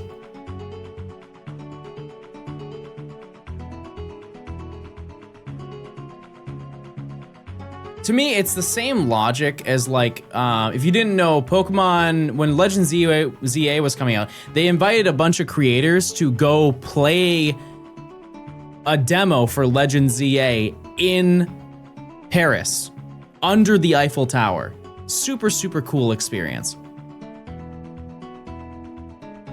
Was anybody upset saying, oh man, I hate how I have to wait until NAIC to play the demo? Why do they get to do it before we do?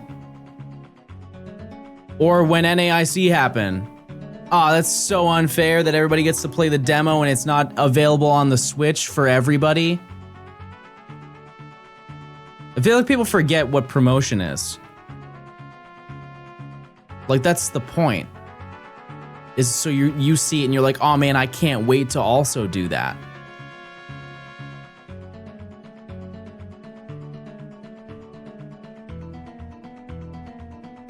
I feel like it's a bit different as the creators did keep anything, but for Pogo, they got a Mewtwo. They quite literally got to make content out of it and make money. That's getting more than a Mewtwo. That's way more than a Mewtwo.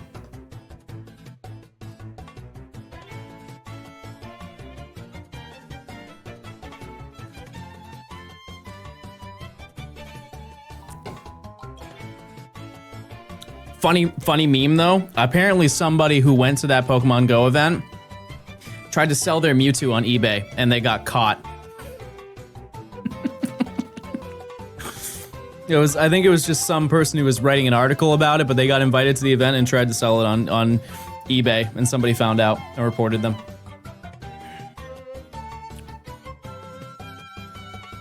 Genuine question, what is the difference with the background? Like, what in the world could be so enticing about that thing that people are begging to sell it?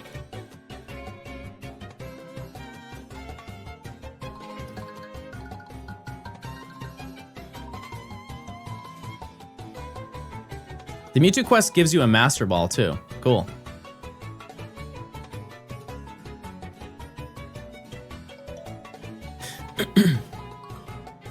Yeah, I don't know. I don't really see like I can understand some people like, oh, it's silly that they get a hundo, and there's no way we can get a guaranteed one.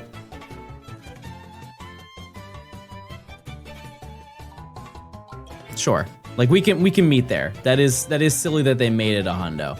But here's the way that I see it is, if it wasn't a hundo, people would still be annoyed by it. So there's no solution to me.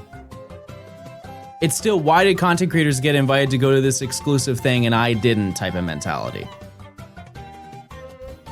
When I think people just kind of forget that it's promotional work. Like, it's their job to promote the product. It's the same, like, I see it in the same vein as like the Pokemon Company gave me a copy of Fire Red Leaf Green to play on stream. It's like saying, why did he get a free copy? Well, I got contracted to do it. I'm supposed to do it. Illegally, I signed waivers and stuff to do it. Yeah.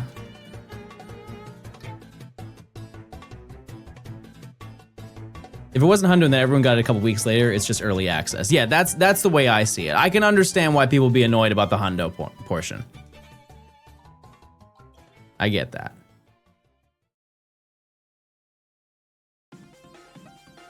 Why is John having a meet and greet at Worlds? That's a good question.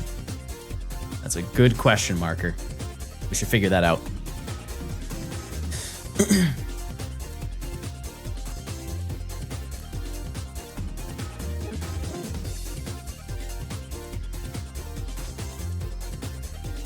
I am excited for Worlds. I think it's going to be very fun. I also need to take a peek at the events, all the stuff that they're doing. When is Worlds this year? It is the 28th through the 30th. What would be a better first play, X or Y? Okay, this genuinely matters. What would you rather like the lore to be based around? Life or death and destruction? That is the only separation between the two of them. Do you want the plot to be life and growth or death and destruction? The former is X, the latter is Y. I think that the box art for Y is better.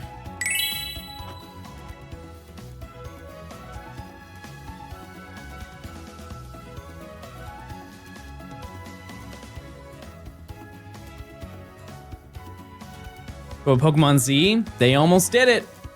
They almost did one day. Who am I hunting? Anything here. Quite literally anything here is fine. Gulpin would be cool. How did Chili get paralysis? It's just really nervous. Stage fright. Maybe tips for completing the Dex in Sword and Shield.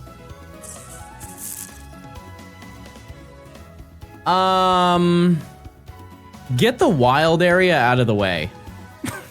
There's so many Pokemon in the wild area. Also, know the dates where the weather is guaranteed. That makes a huge difference. There are some days that are coded into the game where it's guaranteed to always be fog weather, which is super rare in the game. And that way you can track down everything you need in fog weather at the same time. Yeah, there's so many encounters in the wild area.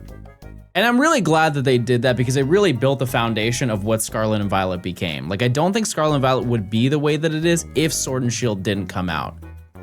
You know?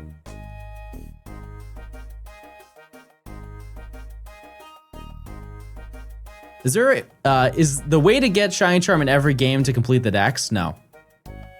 Nope. In Legend ZA, it's actually not entirely Dex related. It's partially Dex related. But for the most part, yes. Yeah. Some of it's more than that. Because I think I don't know how it works now with the new tasks that you have in the ZA DLC, but I think you do not need to complete your Pokedex, right? In order to get the Shiny Charm. You have to catch quite a lot of them, but you don't need to get all of them. But in turn, you probably have to battle 1,000 trainers. Something like that. And then Legends Arceus is you have to complete the Dex and more. You have to use every single Pokemon, or at least see them act enough to increase their research level. So, yeah, it would be way easier to complete the Dex is what I'm trying to get at. You get a shiny Mewtwo? That's so awesome. Do I have to do anything? Like complete any research, or is it quite literally just given to you? I guess I could just use my phone. I could just boot up the game and figure it out for myself, but I like talking. Catch 10, power up 10. Also, my game is not loading.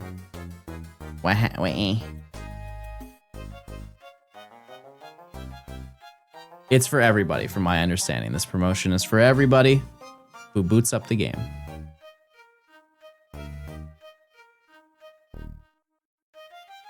Let's see. Oh my goodness, my game is lagging. Where do you even see the research?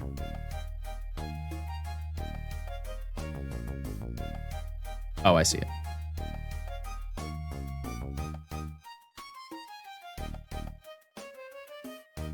Catch 10 Pokemon. Can I even do that?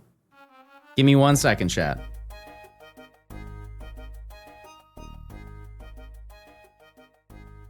My game, why is my game lagging so much? That's so weird. I might have 10 Pokemon near me.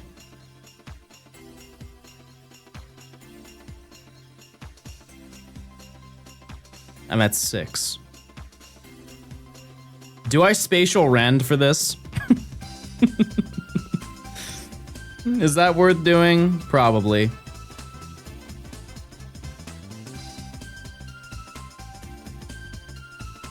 Just one spatial rend, 10 minutes. You have 25 days, but I want it now! Oh, I'm best friends with Gay Xander! I can't show you because it will leak my location, but I'm best friends with Gay Xander! Wow!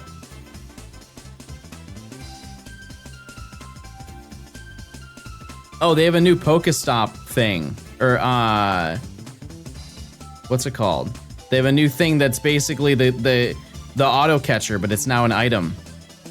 What's the lore on that one? What's the caveat? You have to pay for it?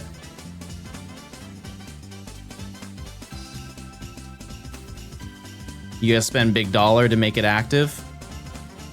I guess that explains the reasoning as to why they don't make the Go Plus Plus anymore.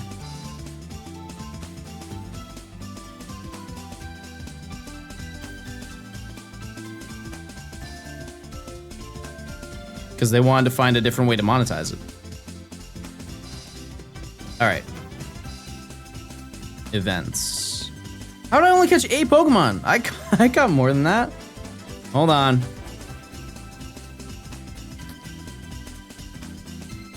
I'm at 9 Pokemon. No. That's so sad. How am I gonna do it? Check your Go Pass. Yeah, you're getting modded.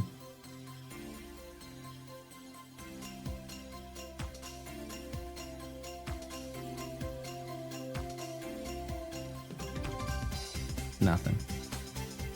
Well. All right, give me a little bit. Give me a little bit and I'll be able to do it. Check under your pillow. Ooh, a tooth. Who's that for? Who knows? What's the longest you ever held the gym Pokemon Go? I've never cared about doing that. And it's one of those things where you just can't do that in San Francisco. Take a pic with your buddy.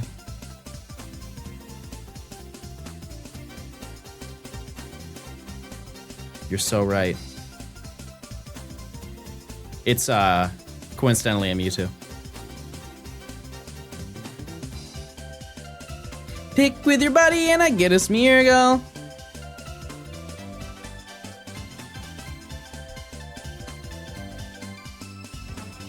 All right. Yeah, I could use the Meltan box. That's a great point. I just didn't do that. All right. Let's see. Do I get something cool? I got a Master Ball and I got this. All right. Regular Mewtwo.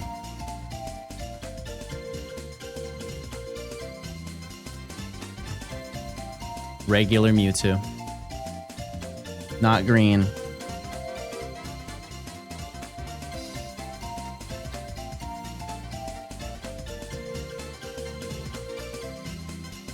I caught it. All right, survey says, is it a hundo? Oh, it quite literally has the space background. It is, I see. It's the exact same one from the event. Gotcha. Well, that's cool. Yeah, it's a hundo.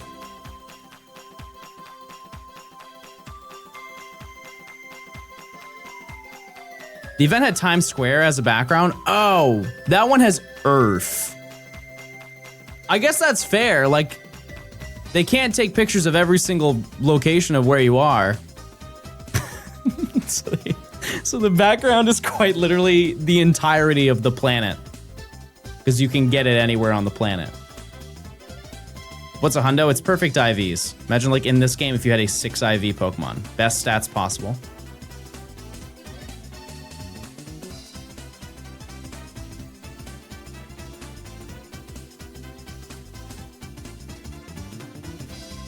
Well, that's cool. Doesn't even come with Psy Strike. Oh. Oh, I didn't know that. Now I hate it. Ugh. So mine, I don't know about you guys, mine was Mega Mewtwo Y.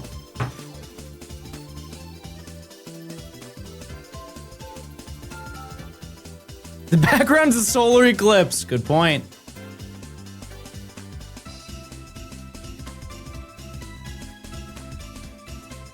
Which one do you guys like more? I'm a Mewtwo X person. I think it looks so sick. Mewtwo Y is cool.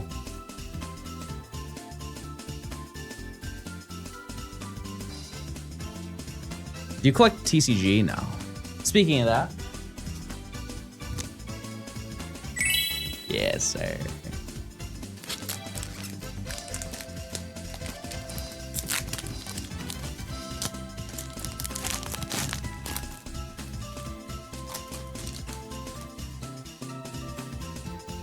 They've been saying this is a fire energy. Maybe if you can't see.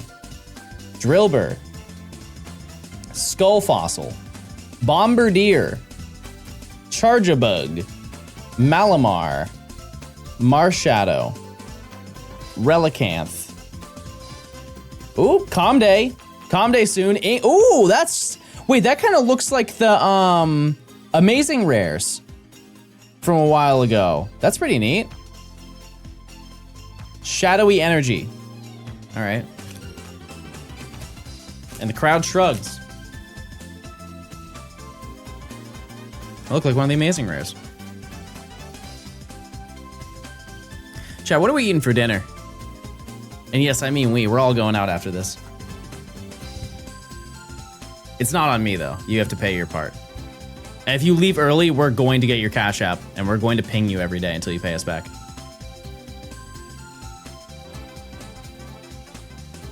Taco Bell? Speaking my language. Talk to me. The meal deal. Wait, what's the meal deal?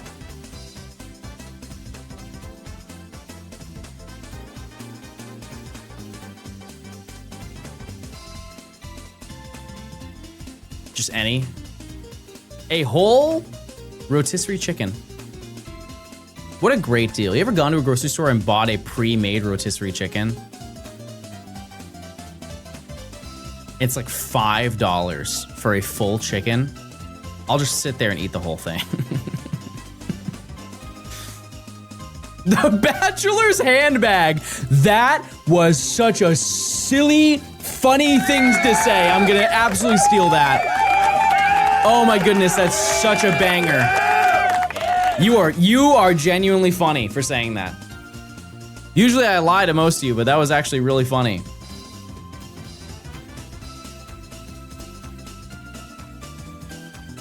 Yoink. Taking that one. How'd you manage to get 4 shiny bugs? None of them are shiny. That's the trick. Not a single one of these are shiny.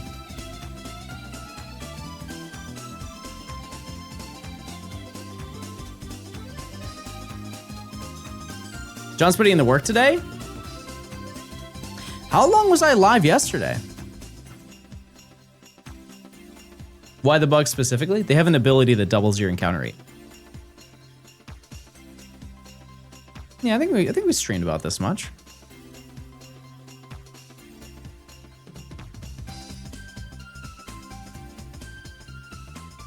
We have been gaming though. Best be known. But I will not be live tomorrow. Sad news to the gamers. But I will be live in the evening tomorrow. So it's kind of a lie, but 11,600 and no shiny. Yep, I will be live and we'll be doing some late night gaming and some Minecraft.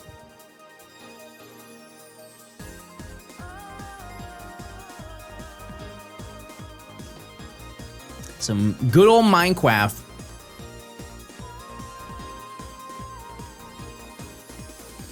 And then Friday, we're back to it. Back to the grind. Shiny on Friday? I mean, I'm not done with stream. We can still get a shiny today.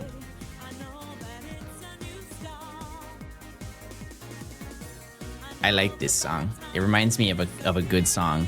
And the good song is this song. Yeah, we'll be mining and crafting. Second Abra before Flabebe. Brutal. That's how it goes sometimes. How much longer do you want to go today? I go until I don't want to. That's the reality, chat. I just keep gaming until I don't want to game. Every stream, though, the expectation would be that I do at least 4,000 encounters. Why do you only have 4 games and not 8? It's so funny. The reason why I have 4 games, aside from the fact that monetarily that would be absolutely absurd to have 8 games, is that this is the appropriate number of encounters before somebody says that you're cheating.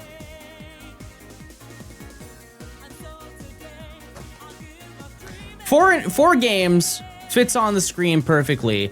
And if I had like 8 games, people will come into stream being like, wow, you're making this so easy. You're making this way too easy. Of course you're gonna find a shiny if you're playing 8 games at the same time.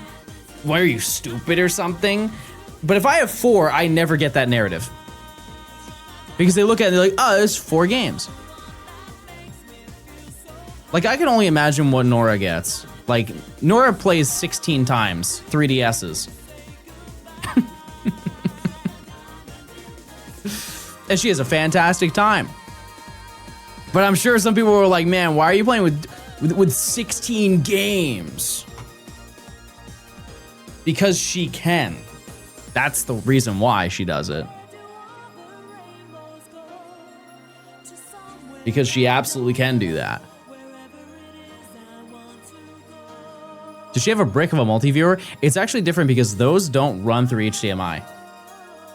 It's more she has a giant USB strip, would be my guess, because they all run from USB-C to USB-A.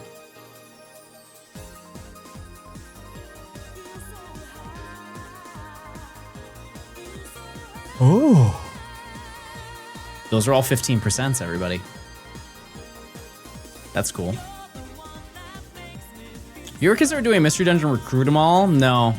People don't want to see it. I mean it in the nicest way. It's just like, it's not... Most people do not... who are in the Pokemon space don't even know anything about Mystery Dungeon. It just wouldn't... It wouldn't hit the way it would. Like, people who love Mystery Dungeon would go absolutely crazy for it, but realistically, in the entire chat, that is maybe 2% of you. Like, type 1 if you've played every Mystery Dungeon game.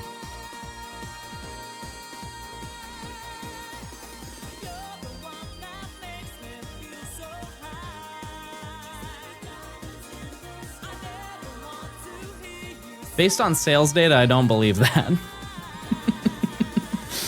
I don't really believe that, but... Do I count the Wii exclusive? No. No.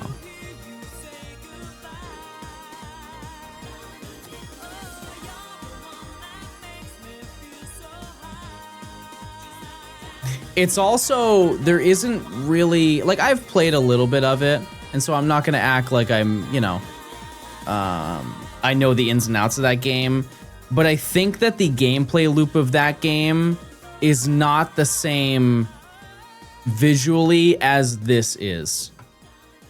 I know you guys watch me just for me to talk while I'm doing little tedious things, but I don't, those two things just don't go together. Another great example of this is can somebody give me an example of a person who exclusively uploads mystery dungeon videos that isn't a speedrunner? Like their whole brand is I play Pokemon Mystery Dungeon. There aren't. There aren't any gamers who do that. Like the entire foundation of their YouTube channel is playing Mystery Dungeon games. Yeah, it's also a personal experience because it's tailored to you, like when you start the game.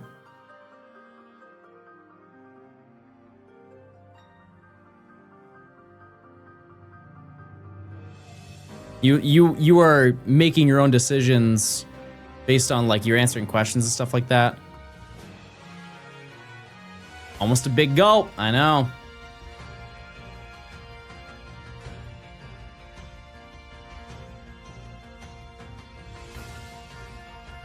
I feel like a lot of people also backseat you. That's just the streaming experience. If you are streaming a video game you've never played before, people will tell you every single thing possible. That will never not be a thing.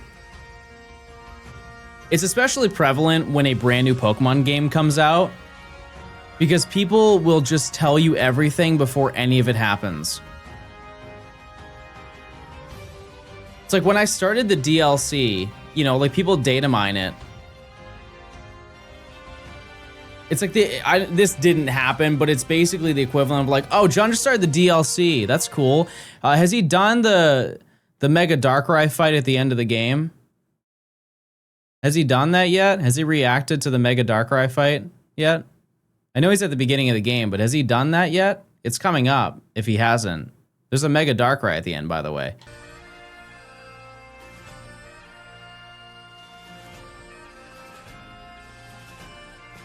It's like people don't even look. They just type before they even make any, they put any pieces together like, oh yeah. Yeah, he's clearly in the story and not at the end of the game. And I'm going to say this, I'm going to call a lot of you out. Sorry. Because you're going to be like, yeah, that's so silly people do that. Some of you do it in a different way. When people say, oh, he's going to love the next part. That's still a spoiler.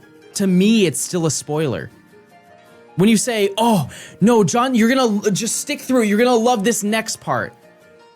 Just wait 3 seconds for me to like it and then react with me.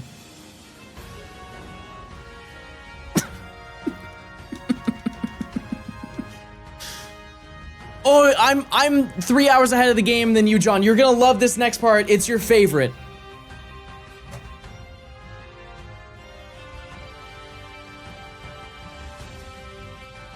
Why don't you just let me, just give me 15 minutes, I'll be there. You're gonna love this next encounter. Oh, I know I will. Because it's 4 dogs.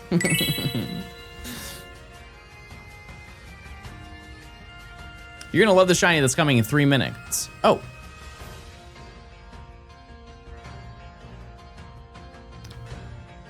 Like, I understand the intention that you're excited for me to be, you know, like, because you know it's something that's tailored to something that I've spoken about and be like, oh yeah, Fampy's in the game. He's gonna love going to this next route where Fampy is.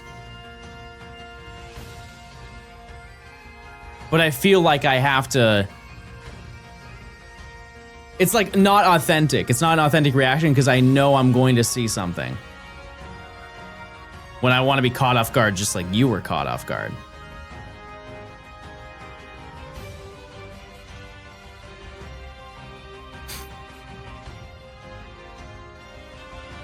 Would be crazy if someone said about real life. Bro, you're gonna love what happens to you when you're 30. That's kind of different because I would be like, how do you know? And then they disappear in like a mist. I would go, wow. Hopefully it's good.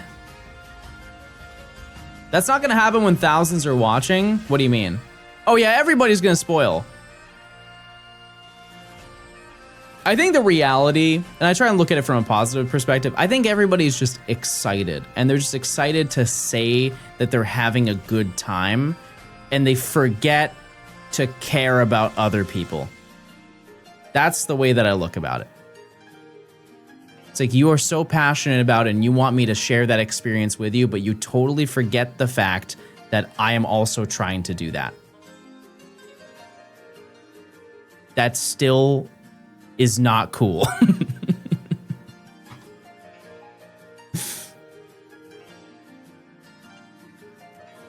But you know what? I signed up for it. That's my job. Got to deal with it. There is never a point where it's not going to happen. And I also try to tackle it from the perspective that I don't want you to be subjected to it. You know? Like, one unfortunate reality is before a game comes out, I mute a bunch of terms. A bunch of terms that I know that you guys are going to get spoiled by, and people will go out of their way to try and say those things, and so I just remove them entirely from the vocabulary of the chat. And for the most part, it works pretty well. You guys will have no idea. And it's also good because you can set up terms that even mods can't see. There are like two different categories on Twitch. You have blocked words, but the mods can see the blocked words, and there are blocked words, but nobody can see the words except for you. And so when ZA came out, there were like just some general ones, like the fact that Lumios Tower gets destroyed and AZ dies. Like, I just cut all of those out of the dialogue, and nobody ever brought it up because you couldn't, quite literally could not bring it up if you tried. This is the perfect music to find a shiny, by the way. This is the time. I haven't finished ZA. Oh.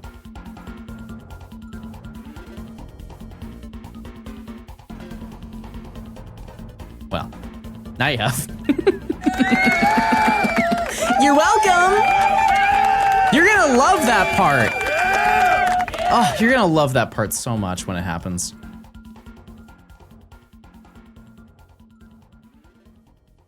All right. Oh, almost quad dog. I just got watching your newest video. Well, hey, thanks for watching it. Thanks for checking it out.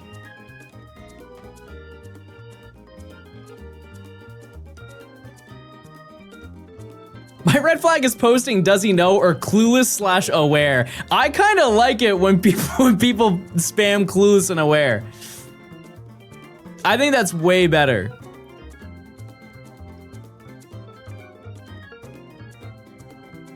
Because at least it's like a hive mind participation. Thanks for going over odds for me. I got you, Coop. Can I splice the shiny in now, please? Like, if I'm like, surely I get this under odds. Or if I'm like, oh, we're definitely going over odds, aren't we? That's definitely an aware moment, for sure. The most aware I can possibly be.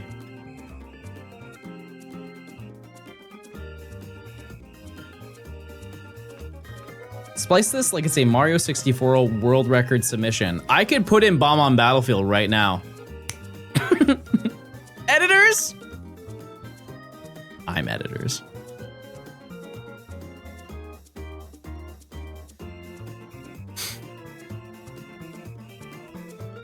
Overodds gaming is where the magic happens. Yeah, and here's the thing, is that we kind of need it. We kind of need a little bit of... Can't always be easy, because if it was always easy, then the challenge wouldn't be that exciting, would it? Like, we gotta have a little bit of struggle to tell a good story. Because think about it, I could do like this really sad moment where I'm like, oh, I'm sitting on my couch and I'm like, no, I thought it wouldn't be like this.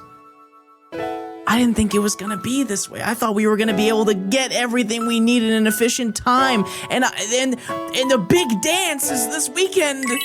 Oh. That's the wrong button.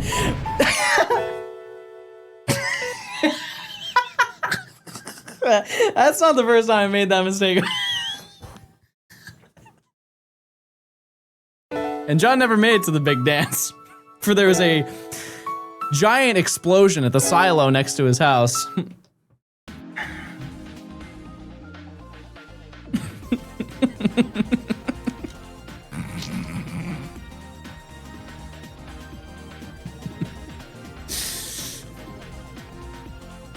But as tribute, his chat shiny hunted for him and then said, wait a second, this is a huge waste of time. Why don't we just go out and party? And they threw a huge party and everybody was invited except for him because he blew up. Oh, it's so sad. He would have loved this party at Chuck E. Cheese.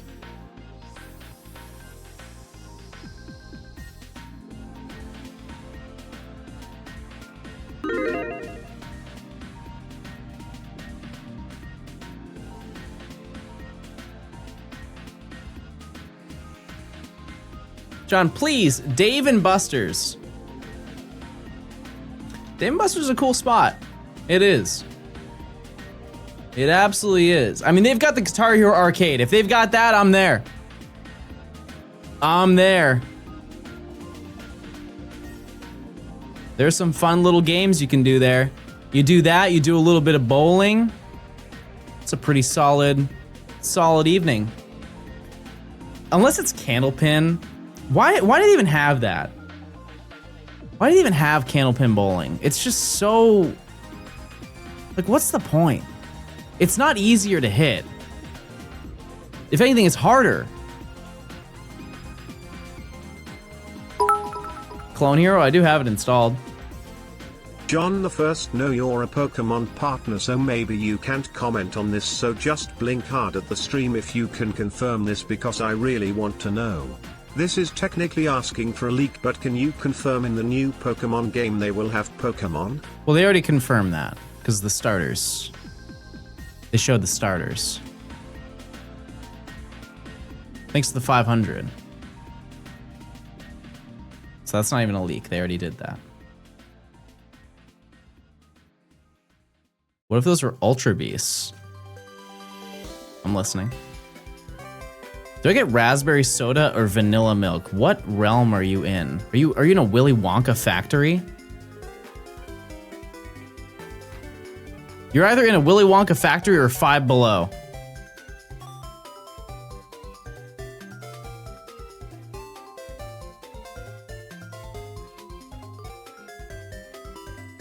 These are not real beverages that you're speaking of. We have boysenberry milk in New Zealand. That's the power of being in the future. You guys are way ahead of us. Think of what we could do in the US if we had more time and could be in the future like New Zealand. Holy moly. What an advanced society that we'll never be close to. What the heck? This beat sucks. It's so funny. I've never used that on any of my beats when we definitely, this is the most like reasonable opportunity to do so. What happened to that producer tag? I don't think I have it anymore. It might be gone. Has anyone ever done a shiny hunt with only Terra Raid dens? I think somebody in chat mentioned that they did it. Gimme Ghoul. Gimme Ghoul before Gimme Ghoul became accessible in Pokemon Go and PLZA, somebody saved the Gimme Ghoul raids and just kept running them over and over. I think the odds for them were horrible. Like, it was worse than 4,096. It was like 4,100. Or something silly like that. Didn't Matt do that? Matt did it differently where he was guaranteed to get one. I'm saying somebody like just did a bunch of raids until one actually was shiny. Like that is truly one of the rarest shinies ever in the history of Pokemon, was that specific one, if you didn't like exploit it. Like imagine doing 4,000 of those. Imagine an alternate universe where you load up your copy of Ultra Beasts Mun and Soon and you take your Lunaleo to travel to normal space to catch some weird creatures called Pokemon. My starter Lunala. Let's go to normal space. Well, wouldn't it be ultra space for them too? Because they're already living in a normal realm, because if they weren't, it would be implying that they were living in an abnormal realm. That's like if we called ourselves extraterrestrial. That just doesn't make sense.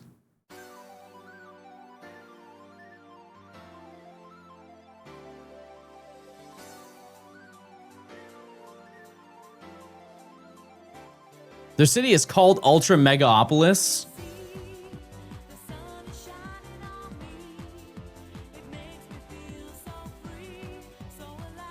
Didn't we? I feel like we called it that. It's like when Christopher Columbus was like, I'm in India. Wrong.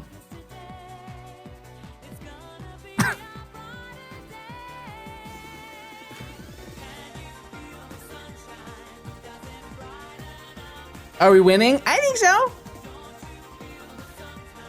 I think so. And that's why I hate Thanksgiving. Love the food, though. I can get down with turkey. You're not catching me celebrating it, though. I'm waking up and saying, wow, today's the day where I eat turkey and cranberry sauce. That's what I say.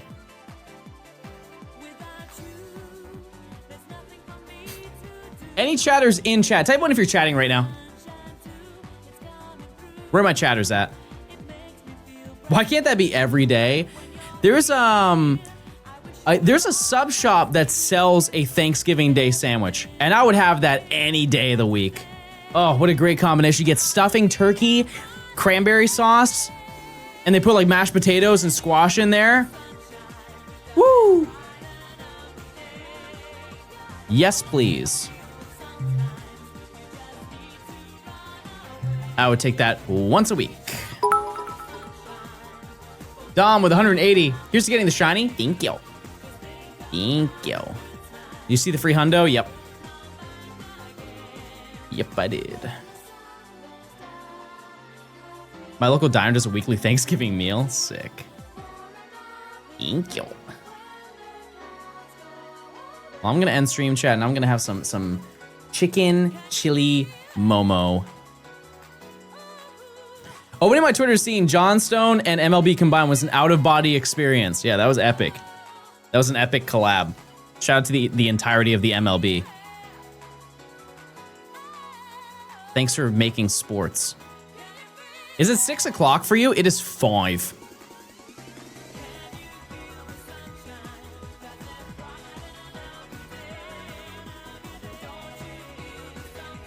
When am I throwing the first pitch at a Giants game? Definitely not happening, but.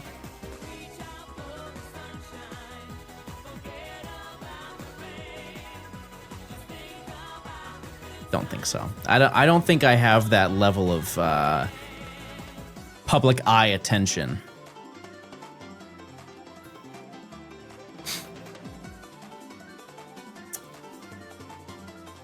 Ludwig did it.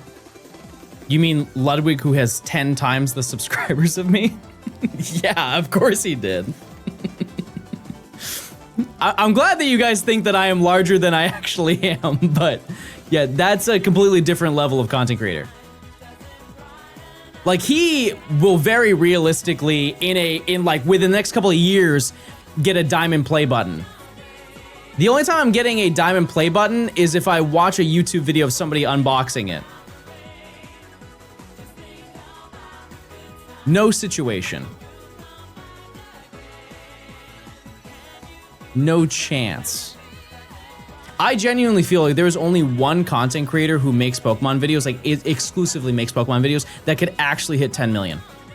One singular person. And it's not a knock against other creators. It's just conceptually hitting 10 million subscribers is mind-blowing. Sorry, 2. There's 2 of them. My bad. It's Wolfie and Deep Pocket Monster. Those are the only 2 creators who I could ever see hitting 10 million and being like, yep, that makes sense. Not Smalland. I said exclusively Pokemon. There's no situation where I would ever hit 10 million, chat. No matter how hard I grind. Just wouldn't happen.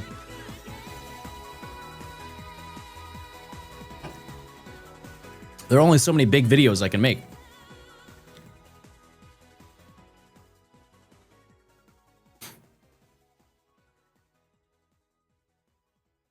Yeah, they're both at 2.5 million or something like that. And they are quite literally the largest Pokemon content creators. They really are. It's kind of crazy to think about conceptually. And I mean this in like the lightest way possible, because I know people are going to take this out of context. It's crazy that they're only at that number for being the largest franchise ever. You know what I mean? Like, it's insane to me that they only, like, they should have so much more. For how big they are, it's not a knock on them or their content, because once again, they're the biggest and realistically the best at making Pokemon content. The fact that they only have that many is so strange to me for how enormous Pokemon is as a franchise. Like, I think a lot of people think that I have like 1 million subs. I don't. I'm honestly not even close to 1 million subs.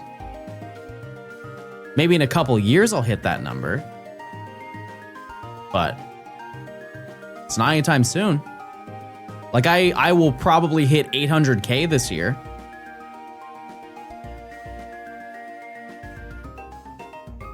I feel like that's just gaming YouTube. No, I mean, look at Minecraft. Minecraft is enormous. Larger than Pokemon in terms of the video game. And I feel like if you're a Minecraft YouTube channel and you pop off, your channel explodes.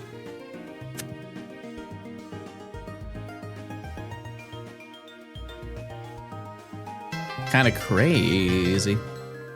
Hayden, thanks for the Prime. I appreciate it. Thank you. Yeah, I guess it's because Pokemon is the largest media franchise, but it's not as, like, the merch outweighs the games.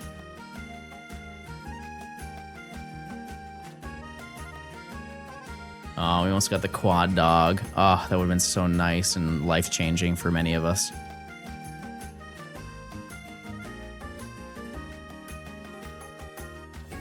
The quad dog. I love this track. Dendamil Town. I don't even need to look. Love it. You think the TCG bubble will burst one day? Yep. It will. I think that it will burst when people don't need money as much as they do right now. Genuinely, that's my thought. Whenever that time happens is when it will stop being a thing. Because I think a majority of people who are scalping TCG product are doing it because they need to get by. Like, there are really, like, egregious examples of that, where, like, their whole entire thing is that. And everybody needs money, right, to get by. I'm saying it's just harder than it has been in recent history. And there will be a point where people don't have to rely on that as much. When do you start getting excited that each encounter could be the one every single frame?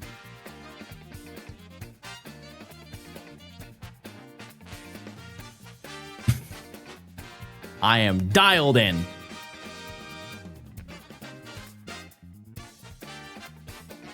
It's also when people stop buying them.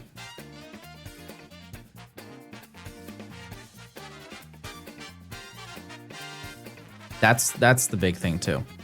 Because if there's no demand, there's no reason to supply it.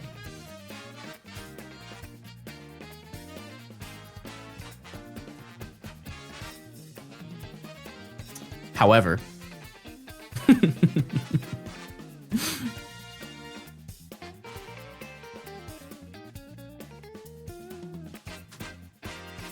they are printing significantly more cards though, which I don't know how that's really going to affect things, to be totally honest with you.